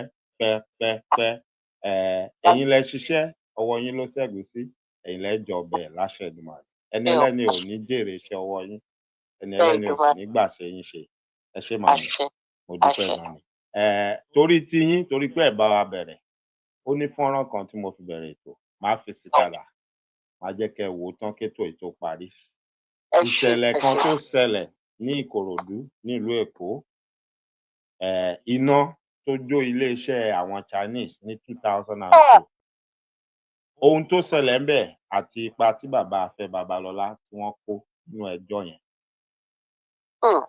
òun lẹni yẹn ń ṣàlàyé bẹ́ẹ̀ èmi náà gbọ́ ìṣẹ̀lẹ̀ yẹn ń gbà yẹn mo ṣì wà Nàìjíríà bọ̀ èmi ò mọ̀ pé bọ́rọ̀ yẹn ṣe padà lọ nìyẹn nígbà tí mo wá gbọ́ tọ́gbẹ́ni yẹn ń sọ̀rọ̀ yẹn mo ká a kalẹ̀ torí pé ẹ bá wa bẹ̀rẹ̀ máa fi sí nísìn ẹ farabalẹ̀ kẹ́ ẹ wò ó ẹ ṣeun màmá ẹ pẹ́ fún wa thank you ma.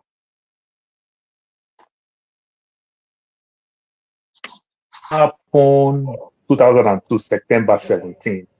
Doctor, I know you will remember that news was very, very big.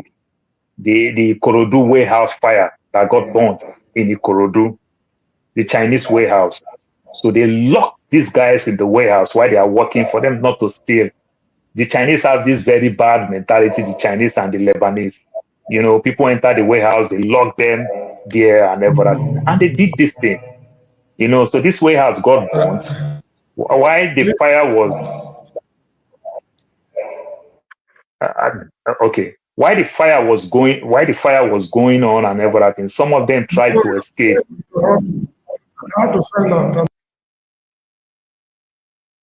Okay. So why the fire was, some of them tried to escape from this warehouse. Do you know they started shooting these guys for nobody to tell their own side of the story? The gunshots in the wall and everything. They started shooting at these guys. You understand? For people not to tell. Over 120 people died. You can look at it, the Ikorodu fire that happened 2002 in Ikorodu, the Chinese factory. The lawyer that represents these people is Afẹ́ Babalọ́lá. He was not the company's lawyer, but later they bring him up. Then he was the personal private lawyer to then President Olusegun Obasanjo. I just lost respect for him. You understand? So when I saw this Dele Farotimi said what he's saying and everything, look, lawyer can represent anybody, but love of a nation, if you are the lawyer that is representing these people for a very long time, it's a different thing. You pick this case to make money over your own people. I don't see a Chinese man will do that for a Nigeria in Beijing. You understand? I don't see that kind of level. That was when I lost respect for Afẹ́ Babalọ́lá. And you know, when they use all these things, you see the media use all those things. They say it's an icon, enigma, this, that, this. But none of them even talking about the type of case that this man have gone, represent Nigeria in England, to fight for some of the things that the multinationals are treating us when we go to court. I don't see all those things. Other than they've been long in the bar, you understand, and they make money for themselves, then we'll just call them all these things. You understand? Let them give me something that I will say, oh, this man represents this case. This case meant well for the nations. This case meant well for a Nigerian corporation somewhere outside the globe. I've not seen anything like that.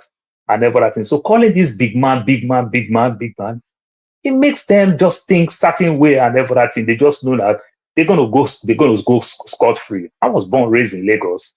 You see, when you see a big man in court, when they do all those type of things, the first thing they tell you is, so I'm a member of Ogboni, they know that downfall driver will get scared. They do all those shenanigans. And that is just what is playing. A 92 years old man who is a lawyer, who is a son, don't even know how to channel his own case and everything. It's just the Nigerian way. And I'm so ashamed of him. And I'm so ashamed of the police. I'm so ashamed of the judiciary. That's exactly what they. Now, ẹ̀yin aráalé, gẹ́gẹ́ bí ohun tí ọ̀gbẹ́ni sọ, mo mọ̀ pa ti wo oníbẹ̀rẹ̀ torí màmá wa tán pè wọlé tí wọ́n bá wa bẹ̀rẹ̀ ètò. Mo mọ̀ pọ́n lè padà wo ètò yẹn ṣùgbọ́n mo fẹ́ kán sáré gbọ́ díẹ̀ ni.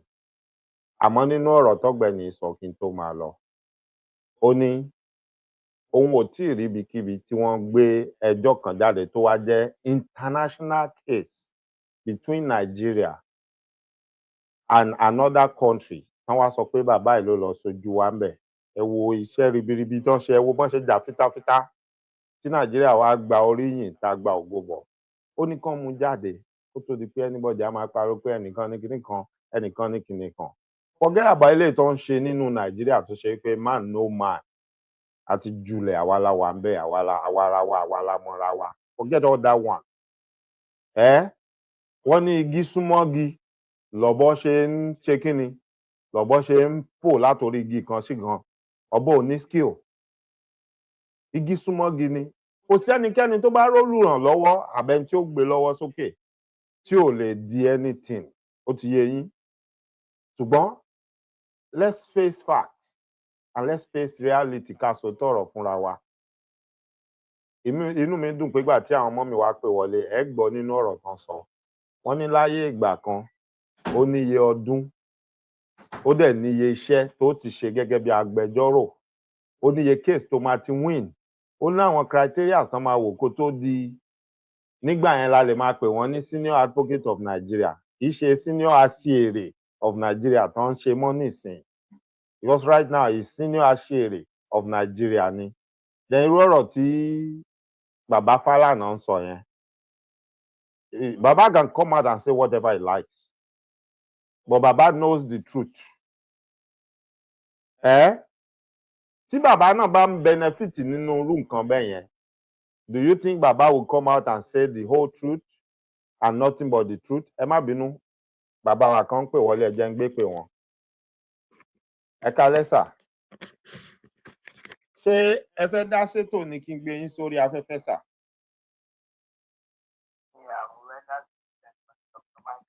Ok, ẹ káàbọ̀. Ẹ ti wà lórí afẹ́fẹ́ bàbá, ẹ tẹ̀síwájú. Kálẹ́ o, Dr. Mayo. Ẹ ṣé bàbá. Ẹ dára fún yín o. Àṣẹ, àṣẹ bàbá mi. Gbogbo àwọn tó gbọ́ yín. Àṣẹ, àṣẹ. Mo gbọ́ kìíní tẹ̀yìn èyí kò tí ń wò ní látàárọ̀. Yes sir. Olúwa lábẹ́ ìkọ̀ kọ́mẹ́ntì. Yes sir. Ṣé ẹ rí, ó ní ìgbà kan tí mo sọ̀rọ̀ nípa ìyẹn, èmi ò ní sọ̀rọ̀ lọ sí ọ̀dọ̀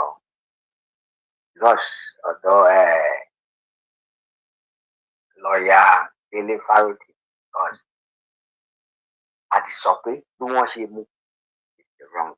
Ẹ lè tìyàn mọ́ inú ìyẹ̀wò ẹ wá máa sọ pé kó wà ní ìyẹ̀wò yẹn kó máa defend ara ẹ̀. And it has been affirmed wípé gbogbo nǹkan tó ṣe gan is not a crime. Even under section wọ́n sọ pé section 24 wherever of the Nigeria wherever òun ló sọ wípé even tó ń bá tiẹ̀ fẹ́ prosecute ẹ̀ based on that cybercrime. The cybercrime must have a pornography and all those kind of. There is nothing like that in ọ̀rọ̀ ló sọ. Ọ̀rọ̀ ló sọ. Kò dẹ̀ sá. Kì í ṣe èèyàn tó ń sọ fún mi kò ń fẹ́ sá. Wọ́n ní òwá mọ̀ bóyá wọn tèmi mo gbọ́ mo mọ̀ pé federal high court láwọn fún ní bail I don't know. Bẹ́ẹ̀ni bàbá. Ṣé wọn perfect bail yẹn tó sì fi wà ń bẹ̀ yẹn ni? Àwọn bàbá wọn jẹ́ kán filẹ̀ ni. Wọn allow yẹn to stand. Gbogbo ẹ̀ kàn die down ni I don't even know ṣé bail wọn ló gba bail but we don't know anything bóyá òkè bóyá wọn lè perfect bail yìí bóyá I don't even know what is going on ó kàn dàbí pé ó kàn dákẹ́ and it look as if even bíi pé àwọn lọ́ọ̀yà ẹ̀ gan àti bíi pé wọ́n tiẹ̀ sọ anything lọ́rọ̀ lọ síbẹ̀ yẹn which I can't say much about it because èmi gan wo inú ìròyìn I don't see anything tí wọ́n sọ nípa yẹn.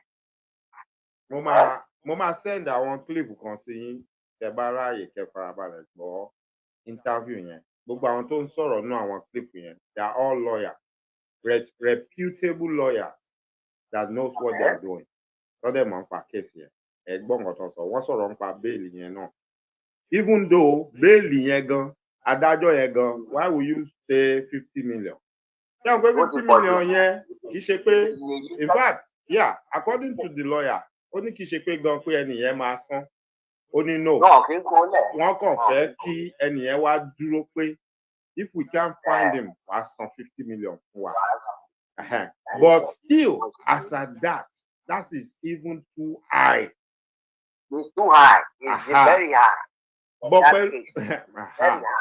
But pẹ̀lú gbogbo situation yẹn sà. And it's a billable offence. Bẹ́ẹ̀ni on self-recognition even without any lawyer. Yes. Wọ́n á gba òkè tó bá ní passport wọ́n á gba passport tẹ́lẹ̀ tó bá nílé wọ́n á don't go anywhere until it end or something. There you go. They talk gbogbo nǹkan tí wọ́n ṣe yẹn they talk for state bill because they will just want to put it inside the place. Then. You see, and èmi dẹ̀ mọ̀ wípé gbogbo nǹkan tí wọ́n ṣe yẹn is not they are the one hurting themselves. They are not hurting him because even him he said he has to pay for anything that is going to come out. You see, gbogbo eléyìí he knows that this one is coming. He knows all this thing is going to come. Bẹ́ẹ̀ni, it has been ready. Ó ti pẹ́ tó ti ń jà. It has been long that he has been fighting. That he has been fighting. Ó ti pẹ́. Gbogbo eléyìí tó ń ṣẹlẹ̀ yìí rẹ̀ ara nǹkan tó máa ṣẹlẹ̀ náà ló ń ṣẹlẹ̀ yìí. But and he's ready for it. Yeah, he's ready for it. One more, they know that he has evidence against them. They know that he has a lot of evidence against them. That is the reason they don't want even him to come out to prove it. They don't want to even go on that route of court. No. They want route of court. They are trying to make him, to force him, to make him just to say, okay, because Boya Tomba he will apologize. I don't think it's that kind of person. I don't think it's that kind of person. Yes, nǹkan tó ń try láti ṣe nìyẹn. He's not that kind of person that is going to his own integrity, tó ti ń build látọjọ́ ẹ̀. Now because of something that he says and owó àǹsọ̀rí tó fẹ́ fìyà jẹ ẹ̀ ń fi kóòtù nǹkan tó ń sọ nípa kóòtù náà mo lẹ wá ń show ẹ pé okay this is who we are. I will show you. I will use the court.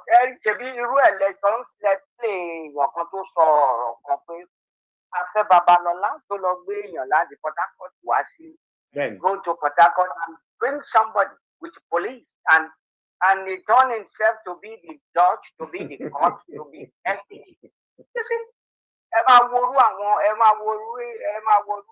irú àwọn yẹn. That is the reason. All those people that get those SAN, we know how they get it. You see, they just get the SAN to behave. That is because of power. So that one day need power so that they can have power over all those small lawyers. That is what they do. It's not even winning of their case. Losing case give them SN. Gbogbo case tí wọ́n ń ṣe láti bẹ̀rẹ̀ ayé wọn, wọ́n lè máa lose ẹ̀ láti bẹ̀rẹ̀ ayé wọn, they will give them that SN. That is it. It's not wípé bóyá ó gùdù ló ṣe ń gba SN yẹn. They are just doing it to get all this kind of, to just okay, tí wọ́n bá ti ní SN, wọ́n á sọ pé power, they have the power. Àwa ni senior advocate of Nigeria. They just like it to be able to oppress. Ẹ bá ti rí wọn, ẹ máa sáré lọ. Ẹ rírú ìdí èdè tí wọ́n ló ṣẹlẹ̀ ní Ìkòròdú tó lọ attend. As they went to attend, is he supposed to do that kind of thing? No. Because irú táìmù tó ṣẹlẹ̀ yẹn ṣe tó ìgbà tí mo sọ ìgbà tó ṣẹlẹ̀ yẹn is 2002. That is when òun pẹ̀lú bàbá ẹ̀ àti oníṣẹ́ ọwọ́ ẹ̀ àti bàbá ẹ̀ tí wọ́n jọ wà ní orí oyè nìyẹn. Bàbá ẹ̀ tó ń ṣe when he was the president. He is the lawyer and he's the NNPC lawyer. Yes, that is what he's doing. They finish. They finish Nigeria. That man, Nigeria body. That is the fact. Finish Nigeria, that man. Finish Nigeria. You see? Irú àwọn ilé ìdí ọ̀rọ̀ kan tí bàbá tó pè é fún ní wọ́n ti ń groom ọmọ wọn. They are grooming their children. Bẹ́ẹ̀ni. Ẹ̀rí wọ́n ń groom ọmọ wọn. Ọmọ olówó kankan wò lẹ rí tó ń jáde tó ń sọ pé let's fight for Yorùbá. Let's fight for others. There is nobody. There is none of them. Because they just believe that even whether the country goes down, they are okay. Whether the country goes up, they are okay. That is it. They are grooming their children. Gbogbo wọn bẹ́ẹ̀ yẹn irú Kẹ́hìndé tẹ̀ sọ yẹn ọmọ George tí gbogbo wọn ṣe ń groom ọmọ wọn yẹn. Adájọ́ nìyá ẹ̀. Òun náà abẹ́ bàbá lòun náà ti jáde wá. And he says òun náà senior advocate ni. Ọmọ gbogbo wọn they are just ọmọ George. Ìyá ẹ̀ wà lára àwọn George tó wà lórí oyè. Yeah, lára even ìyá ẹ̀ wà lára àwọn tó dájọ́ election àwọn Tinubu. Ọmọ George ìgbà tí mò ń bọ̀ ní US ní pẹ̀lú ẹ̀ ló jọwọ́ tó yà lẹ́nu nígbà tó ń di kan pé Aṣọlá kí ló dé l'Amẹ́ríkà. Mo wá sọ fún pé ṣé ẹ̀yin nìkan lẹ rò pé ẹ máa wá sí Amẹ́ríkà ní àwa náà. Àjọwọ́ plane dé New York ni. Èmi náà yóò ṣáàtì àwa náà ti lọ ní ẹrù fáwa náà nílé lọ àti lọ àti lọ. They just believe nǹkan tó sọ fún mi nígbà tí ó ní èmi ti yọ mo yọ lọ́wọ́ ẹ̀ náà ni mo yọ lọ́wọ́ gbogbo yín. You see, that is it. They believe that kind of country will remain for them. Ṣé bá rí ọ́dìlé gbogbo wọn, àwọn ọmọ wọn gbogbo wọn, they put them, they are lawyers. They just read law and give them. Now is the judge. Àwọn ọmọ ẹ̀ méjì wọn ní judge. That is what these people do. They put their children to take over. Ìgbà wo ni irú àwa yìí ẹ wá dé ibi kankan irú country yẹn. Ó wà ní nǹkan tí mo pa méjì papọ̀ tí mo sọ pé this is not a country that I have to move because of my children. Pé táwa ẹ bá dúró báwo lọmọ wa ṣe get to anywhere in this place. There is no how. There is no how because all these people they distribute Nigeria to themselves. They distribute that country. They are controlling it for themselves. They are cows. You see? Gbogbo ẹ̀ ti bàjẹ́. Even going to the judiciary. It's not only the judiciary. Gbogbo everywhere in that country. Ló bàjẹ́. Ó ní gbogbo wọn gbé káàkiri tí wọ́n gbé sọ́wọ́. Ibo ni irú eléyìí sí tí wọ́n pè ní wíìkì àbí whatever tó ń pín ilẹ̀ káàkiri fáwọn àwọn fámìlì ara ẹ̀. That is that kind of country. Country. That is what we see in this kind of country. Ṣèrú country táwa máa sọ wípé is country tó jẹ́ pé we should continue to associate ourselves with. No, because yes, it's wrong. There are people wọ́n fẹ́ kí country yẹn pín o. Àwọn rich people they don't want it. They are doing it. They can spend their last card to make that country to remain like that. Because one jẹ gbogbo nǹkan nú ẹ̀, wọ́n ṣe anything nú ẹ̀, wọ́n gbogbo ọ̀nà wọn yẹn, ó pay wọn ni. That is the reason why they will spend all their money even to the end wípé that country will remain like that. But Ọlọ́run á gbà lọ́wọ́ wọn. Ọlọ́run á gbà lọ́wọ́ wọn. There is no how, because the way when you see this country, these people, they won't fẹ́ kí country yẹn dá, wọ́n fẹ́ kí country yẹn remain, wọ́n dẹ̀ fẹ́ kí àwọn tó fẹ́ tún country ara wọn ṣe, wọ́n fẹ́ kí wọ́n lọ. That is it. That is what they are just doing. The system is so bad, so corrupt to the extent. So you pé èbí ibẹ̀ náà Dr. Mike nídìí láti lọ máa ọ̀rọ̀ secret ọ̀rọ̀ pọ̀. You see? Ẹ máa rí èèyàn kí lorúkọ ẹ̀ is an Anthony General of Bayelsa. Ó máa wà ní Bayelsa ń bẹ̀yẹn á dẹ̀ máa kéèsì á máa lọ ní Àbújá. Ṣé àmọ́ bá yín ṣe? Àwa ní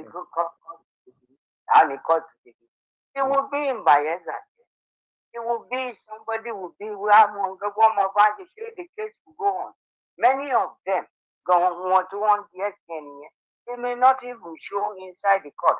The only thing they need is just to put their name in the motion or whatever, or appeal or whatever. Put it down. They will just send a small lawyer to say, okay, adopt that thing. So you have to work because you can adopt it. I mean, àwọn ló ní nìyẹn. Àwọn ó ti wà fún that person tó kọrúkọ ẹ̀ ló ti ní kí. That's what they do. That is how they do it. You will now see they will be counting it for them. Dada, Afẹ́ Babalọ́lá ló ní kéésì, nìkan ló ní kéésì. Wọ́n ṣe ń gbà, wọ́n ṣe ń lọ sí gbogbo wọn yìí. Wọ́n á ní wọ́n gba ẹ̀ṣẹ̀. You see? Well, Ọlọ́run á tún ti á ṣàánú wa ní á ṣàánú wa. It will just because that country is bad. You know, it's bad. The system is not. The system is not even. So it's not anywhere to write. Go to the daddy. The system yet it could be war. War gone gidi. The system war. But generally to say, anybody to lè tún ṣe. No. Àbí tí wọ́n bá dà á, tí ó ní wá nígbà Yorùbá ní ká dà á lẹ̀ ká tún ṣà. That is the only thing. But ṣáwọn ilé ìgbà wọ́n ṣe rẹ̀, they won't accept that kind of. Pé ká ṣe ká sọ pé òkè báyìí la ṣe fẹ́ kí kìíní. No, they will never accept it. Because they don't even want the country to be. Irú ẹ̀ náà lẹ́ ṣe rí ní ẹ̀jẹ̀ ṣé country lélẹ́yìí jẹ́. Ṣèbí òun ni wọ́n display nígbà tí Dangote àti epo àti anything òun kọ́ ni wọ́n display fún máa yẹn display. And we say this kind of country is going to work. Tó jẹ́ pé òkè èèyàn tún sọ pé òkè ó tún fẹ́ máa fún yín lépo ẹ tún frustrate the life well. You just want people to suffer. They just want people to suffer. That is just it because of their own gain. It will gain for their self and their family. You see, they just want people just to suffer. Ní nǹkan tẹ́ ẹ ní, ní nǹkan tó lọ́rùn fún yín, ní nǹkan tó jẹ́ pé ẹ̀yin lẹ tún ní, you see. That is not a country to associate with. Wọ́n ń bú Kẹ́mi àbí that woman from tó wà ní British. Tó lòun associate ara mọ́ Nàìjíríà, he only associate herself with the Yoruba. they are now one socially sorry. And it is not, she says that is the fact. Because that is not the kind of country thing your man will have to associate It's not really what we choice in it. That's why we are still calling ourselves we are Nigeria. Because there is no speech, we still use their passport and this thing. That is because we have no choice for now. You see? The Yama associate at this kind of country with this kind of people, with this kind of people that doesn't want something. You see, everybody will want there from the north. Everybody wants him woman, and all of them is tackling the woman. That how can she say that kind of thing? How can she say the north? The north is a Boko Haram. How can she associate herself with the Boko Haram? She said the right thing. Why will I be associating myself with the people that kill somebody? I can't call myself with them to say, okay, we are from the same place with them.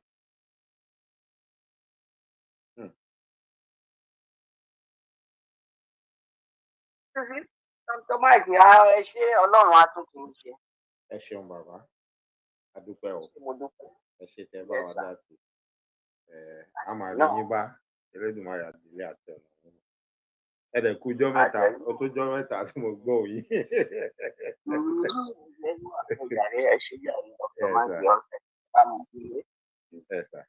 Ẹ ṣeun sà. All right, sir. Ẹ̀yin aráalé, ohùn bàbá lẹ gbọ́ yẹn, àwọn náà bá wa dá sí ọ̀rọ̀ tó wà nílẹ̀ yìí. Gẹ́gẹ́ bí mo ṣe sọ fún wa tẹ́lẹ̀tẹ́lẹ̀ pé àkókò ti lọ, ẹ rí i pé a tiẹ̀ ti wọ wákàtí 4 gan báyìí, ó ti kọjá. So ẹ jẹ́ kí a dánu dúró ń bì báyìí, ká fọ̀rọ̀ síkùn bí àgbà. Ọ̀rọ̀ sì pọ̀, ọ̀rọ̀ kù ńlẹ̀ tá a sọ. Gẹ́gẹ́ bí gbogbo yín dẹ̀ ṣe mọ̀ pé ní ọ̀la tó jẹ́ ọjọ́ ìsinmi, mo máa ń ṣe ètò pẹ̀lú ìyá mi, àǹtí mi, ìyáàfin Fúnkẹ́ Ìyálájé. Màá dẹ̀ sì ṣètò pẹ̀lú wọn lọ́la lágbára Ọlọ́run. Ẹ má gbàgbé, ẹ darapọ̀ mọ́ wa ńbẹ̀ kẹ́ pàdé wa. Ó ṣeé ṣe, mi ò mọ irú ohun táwọn ní léròǹgbà lọ́kàn tí wọ́n fẹ́ fi ṣètò lọ́la, ṣùgbọ́n táyè bá gbà wá, á sì mẹ́nu kan ọ̀rọ̀ yìí. Mo nígbàgbọ́ pé àwọn náà wọ́n máa fẹ́ sọ̀rọ̀ lórí ọ̀rọ̀ yìí nítorí ohun tí wọ́n sọ pé àwọn fẹ́ máa ṣe ni. Oníyàn ṣe ọlọ́bẹ̀ ṣe, gbogbo ẹ̀yin tẹ́ ẹ bá wa jẹ́ náà, ẹ kú àìbínú. Ẹ má gbàgbé ohun tí èmi ń tẹnu mọ́ tí mò ń sọ. Injustice for one is injustice for all. Lórí ohun tó wà ńlẹ̀ yìí, kò tíì sí nǹkan kan tó fi ìdí ẹ̀ múlẹ̀ pé wọ́n ń tẹ̀lé ìlànà tí òfin sọ. Pàápàá jùlọ, a ti rí àwọn agbẹjọ́rò àgbà, a ti rí adájọ́ gan tí wọ́n ń sọ̀rọ̀ yìí pé ọ̀rọ̀ yìí ó ti lọ́wọ́ nǹkan míì nú, kò yẹ kó rí báyìí, báyìí kọ́ ló ṣe yẹ kọ́rọ̀ lọ, pé ìrẹ́jẹ ìyànjẹ leléyìí. A ti ń gbọ́ gan pé gbogbo atótónu, gbogbo akitiyan tó wù kán fẹ́ ṣe, gbogbo òfin tó wù kán fẹ́ sọ pé ó wà ní ìpínlẹ̀ kankan, wọ́n ní níwọ̀nba àgbà tí Nàìjíríà ti tọwọ́ bọ ìwé àdéhùn pẹ̀lú àjọ àgbáyé lórí òfin tó ní í ṣe pẹ̀lú ẹ̀tọ́ ọmọnìyàn, lábẹ́ òfin ẹ̀tọ́ ọmọnìyàn, níwọ̀nba àgbà tí Nàìjíríà náà ti tọwọ́ bọ̀ ìwé àdéhùn yẹn, stéètì kankan ò ní àṣẹ láti sọ pé àwọn ní òfin kan táwọn fẹ́ fi gbé èèyàn lábẹ́ irú ohun tí wọ́n ń sọ lọ́wọ́lọ́wọ́ yìí. Nítorí pé kí ni, níwọ̀nba àgbà tí agbẹjọ́rò ẹni tán láwọn gbé yẹn tó bá ti lè sọ fún wọn pé ó dáa, lábẹ́ òfin ẹ̀tọ́ ọmọnìyàn ti gbà báyìí báyìí, tí Nàìjíríà náà dẹ̀ ní àdéhùn pẹ̀lú ẹ̀ pé báyìí báyìí ló sọ, wípé kò sí nǹkan kan tí ẹnikẹ́ni ní láti sọ lórí ẹ̀ mọ́ ju pé òfin àgbáyé yẹn tí Nàìjíríà náà tó jẹ́ signatory sí yẹn, òun ló yẹ kó take effect. For argument purpose ni gbogbo eléyìí tí mò ń sọ yìí o, pé tá bá tiẹ̀ tún fẹ́ kúrò ní level pé òfin yẹn ò exist lẹ́kìtì, tá bá fẹ́ kúrò ní level pé ó dáa wọn tẹ̀lé ìlànà òfin Nàìjíríà, táwọn dẹ̀ sì rò pé àwọn fẹ́ máa dàrú mọ́ wa lójú, wọ́n ní tá a bá tún lọ síbi pé okay, òfin fundamental human rights, pé as long as Nàìjíríà bá ṣì wà lórí pé àwọn náà agree pẹ̀lú àwọn dẹ̀ tọwọ́ bọ̀wé àṣẹ wípé kò sẹ́nikẹ́ni lábẹ́ òfin kankan tó lẹ́tọ̀ọ́ láti ṣerú ohun tí wọ́n ṣe sí alàgbà Délé Fárótìmí yẹn. Wọ́n jáde wọ́n sọ níta gbangba lórí afẹ́fẹ́ ni o.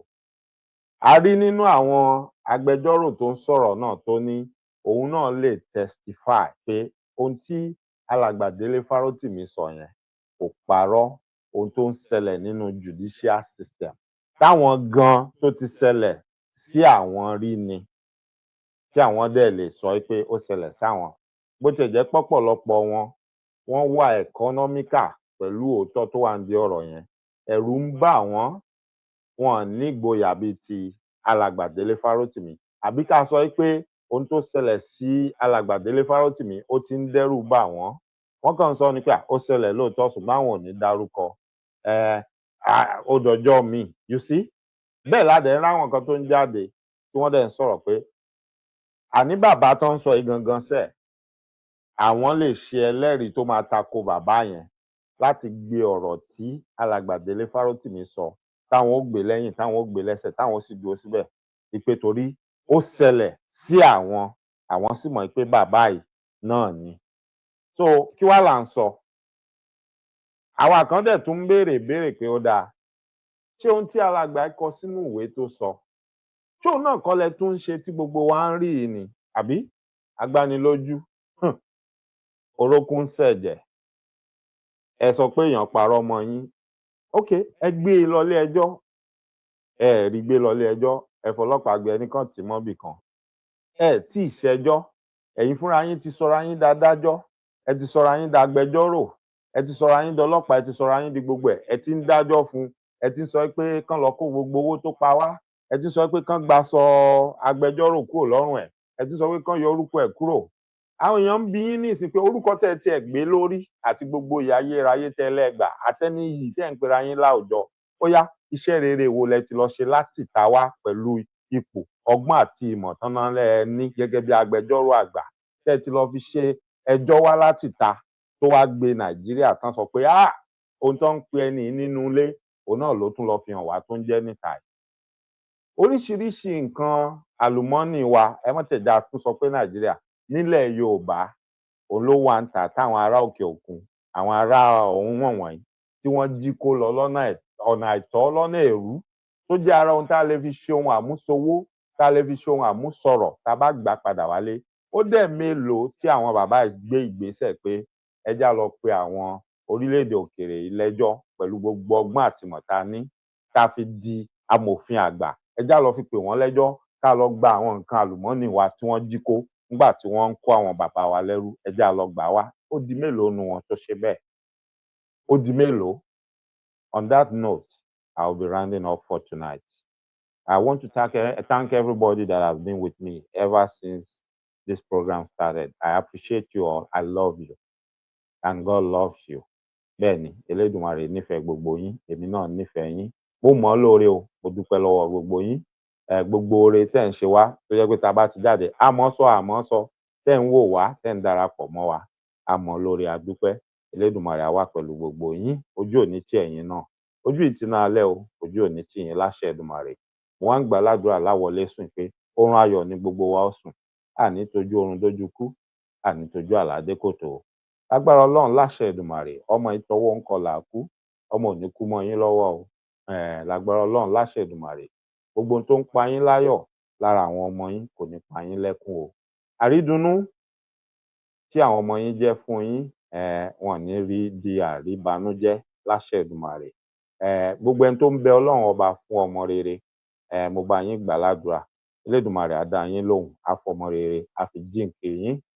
Gbogbo ẹni tó ń wojú Ọlọ́run fúnṣẹ́, iṣẹ́ gidi, iṣẹ́ alálùbáríkà, mo darapọ̀ mọ́ yín, mo bá yín gbà ládùúrà. Elédùmarè á pèsè iṣẹ́ ayọ̀ fún yín, iṣẹ́ kékeré, owó ńláńlá láṣẹ Èdùmàrè. Gbogbo ẹni tó ti níṣẹ́ lọ́wọ́ ṣùgbọ́n tó ń bẹ̀bẹ̀ fún ìgbéga, mo darapọ̀ mọ́ yín, mo bá yín gbàdúrà.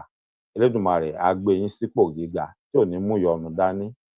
Lágbára Ọlọ́run láṣẹ Èdùmàrè, gbogbo ẹni tó ń ṣiṣẹ́ ọwọ́ ẹ máa rí tajé ṣe o, ẹ máa rérè ọjà. Gbogbo ẹni tó wà lókèrè àtẹni tó ń tajà àtèrè àtojú owó gbogbo ẹ̀ lákò délé láṣẹ Èdùmàrè. A ní fìkan rà kan láṣẹ Èdùmàrè. Ògo dé ẹ̀mí pin kò ní jẹ́ tẹnikẹ́ni nínú wa láṣẹ Èdùmàrè. Èmi ọmọ yín, àbúrò yín, ọ̀rẹ́ yín, olólùfẹ́ yín, Dr. Mike Ọlá Egunjẹmí, ọmọ wọn lódò ọwá, ọmọ àtàkìtì lórí ìrókò, ọmọ afẹnugbégbá ẹbọ, ọmọ jíwìjíwì fọwọ́bẹ eégún tẹ́lẹ̀. Mo ń dágbére fún gbogbo wa pé ká ríra láyọ̀, ká pàdé láyọ̀ láṣẹ Èdùmàrè. Ẹ ṣeun o.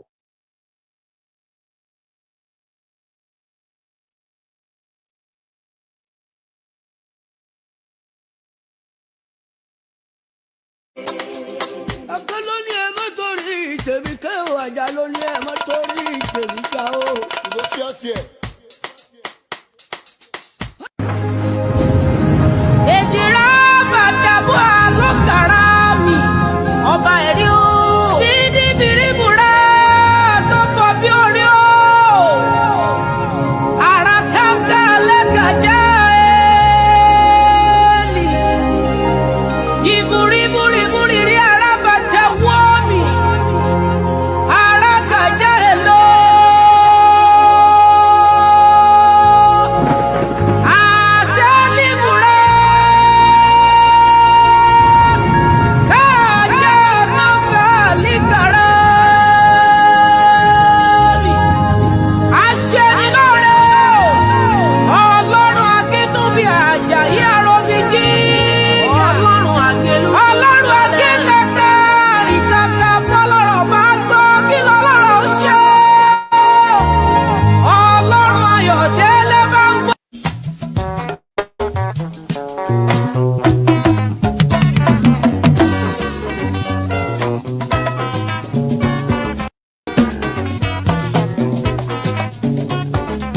ìyá mi ẹlùgbàgbà kẹgbẹ́rẹ́ tèmi wá gbogbo ara ní tẹ̀kùtẹ̀kù fi ń jowó.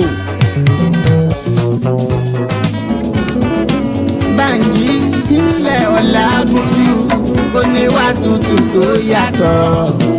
Ìgbà ọdún kan ni o. Mo kíyọ pé ẹni rere. Àmì àṣẹ ni ó máa ṣe torí ẹni yẹyẹlé. Rírọ̀ ní rádàbà lọ́rùn ìwọ onímọ̀ nírà o. Pẹ̀sẹ̀ ní rọ́kókò lágbálá. Bánjí Ọlágúnjú ìbádùn là ń bá nílé olóyin o. Ní mo sáré mọ́ o. Bánjí Atlanta Georgia l'Amẹ́ríkà. Ìwà kéré òkòdélé láti Ọlọ́run ọba o.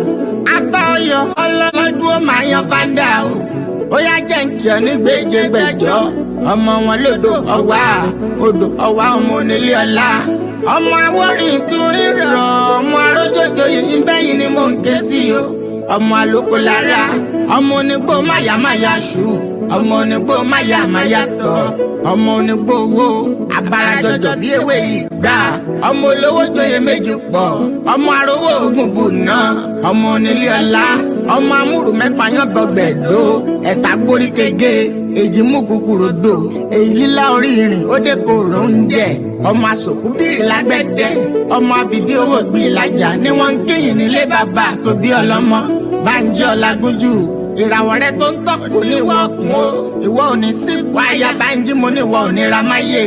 Ẹni bá ní o máa ṣe tirẹ̀ ìbínú Ọlọ́run làtọrọ fún ọ, tó rákàndá ni ọ tí o ṣe ta lò. Àpátápárá o ilé ọkùnrin ogun o, ìwà rírè ìwà ìbárè mú. Lọ́lá Ọlọ́run wa ò ní wá ọtí láwùjọ olóríire. Ìjì oníjà kó gbọmọ dànù nínú aláboyún, ayé ò ní ìparè rẹ lọ́wọ́ rẹ o. Fẹ́mi Owólabí MJ bàbá olóyè púpọ̀ ló ní kí ọkú ọdún. Ó ní kórí jẹ́ kó pẹ́ láyé, àtẹ́pẹ̀lẹ́sẹ̀ ń tẹ́ ẹ̀nà. Tinútinú la fi súré fún ìwọ pẹ́ láyé o.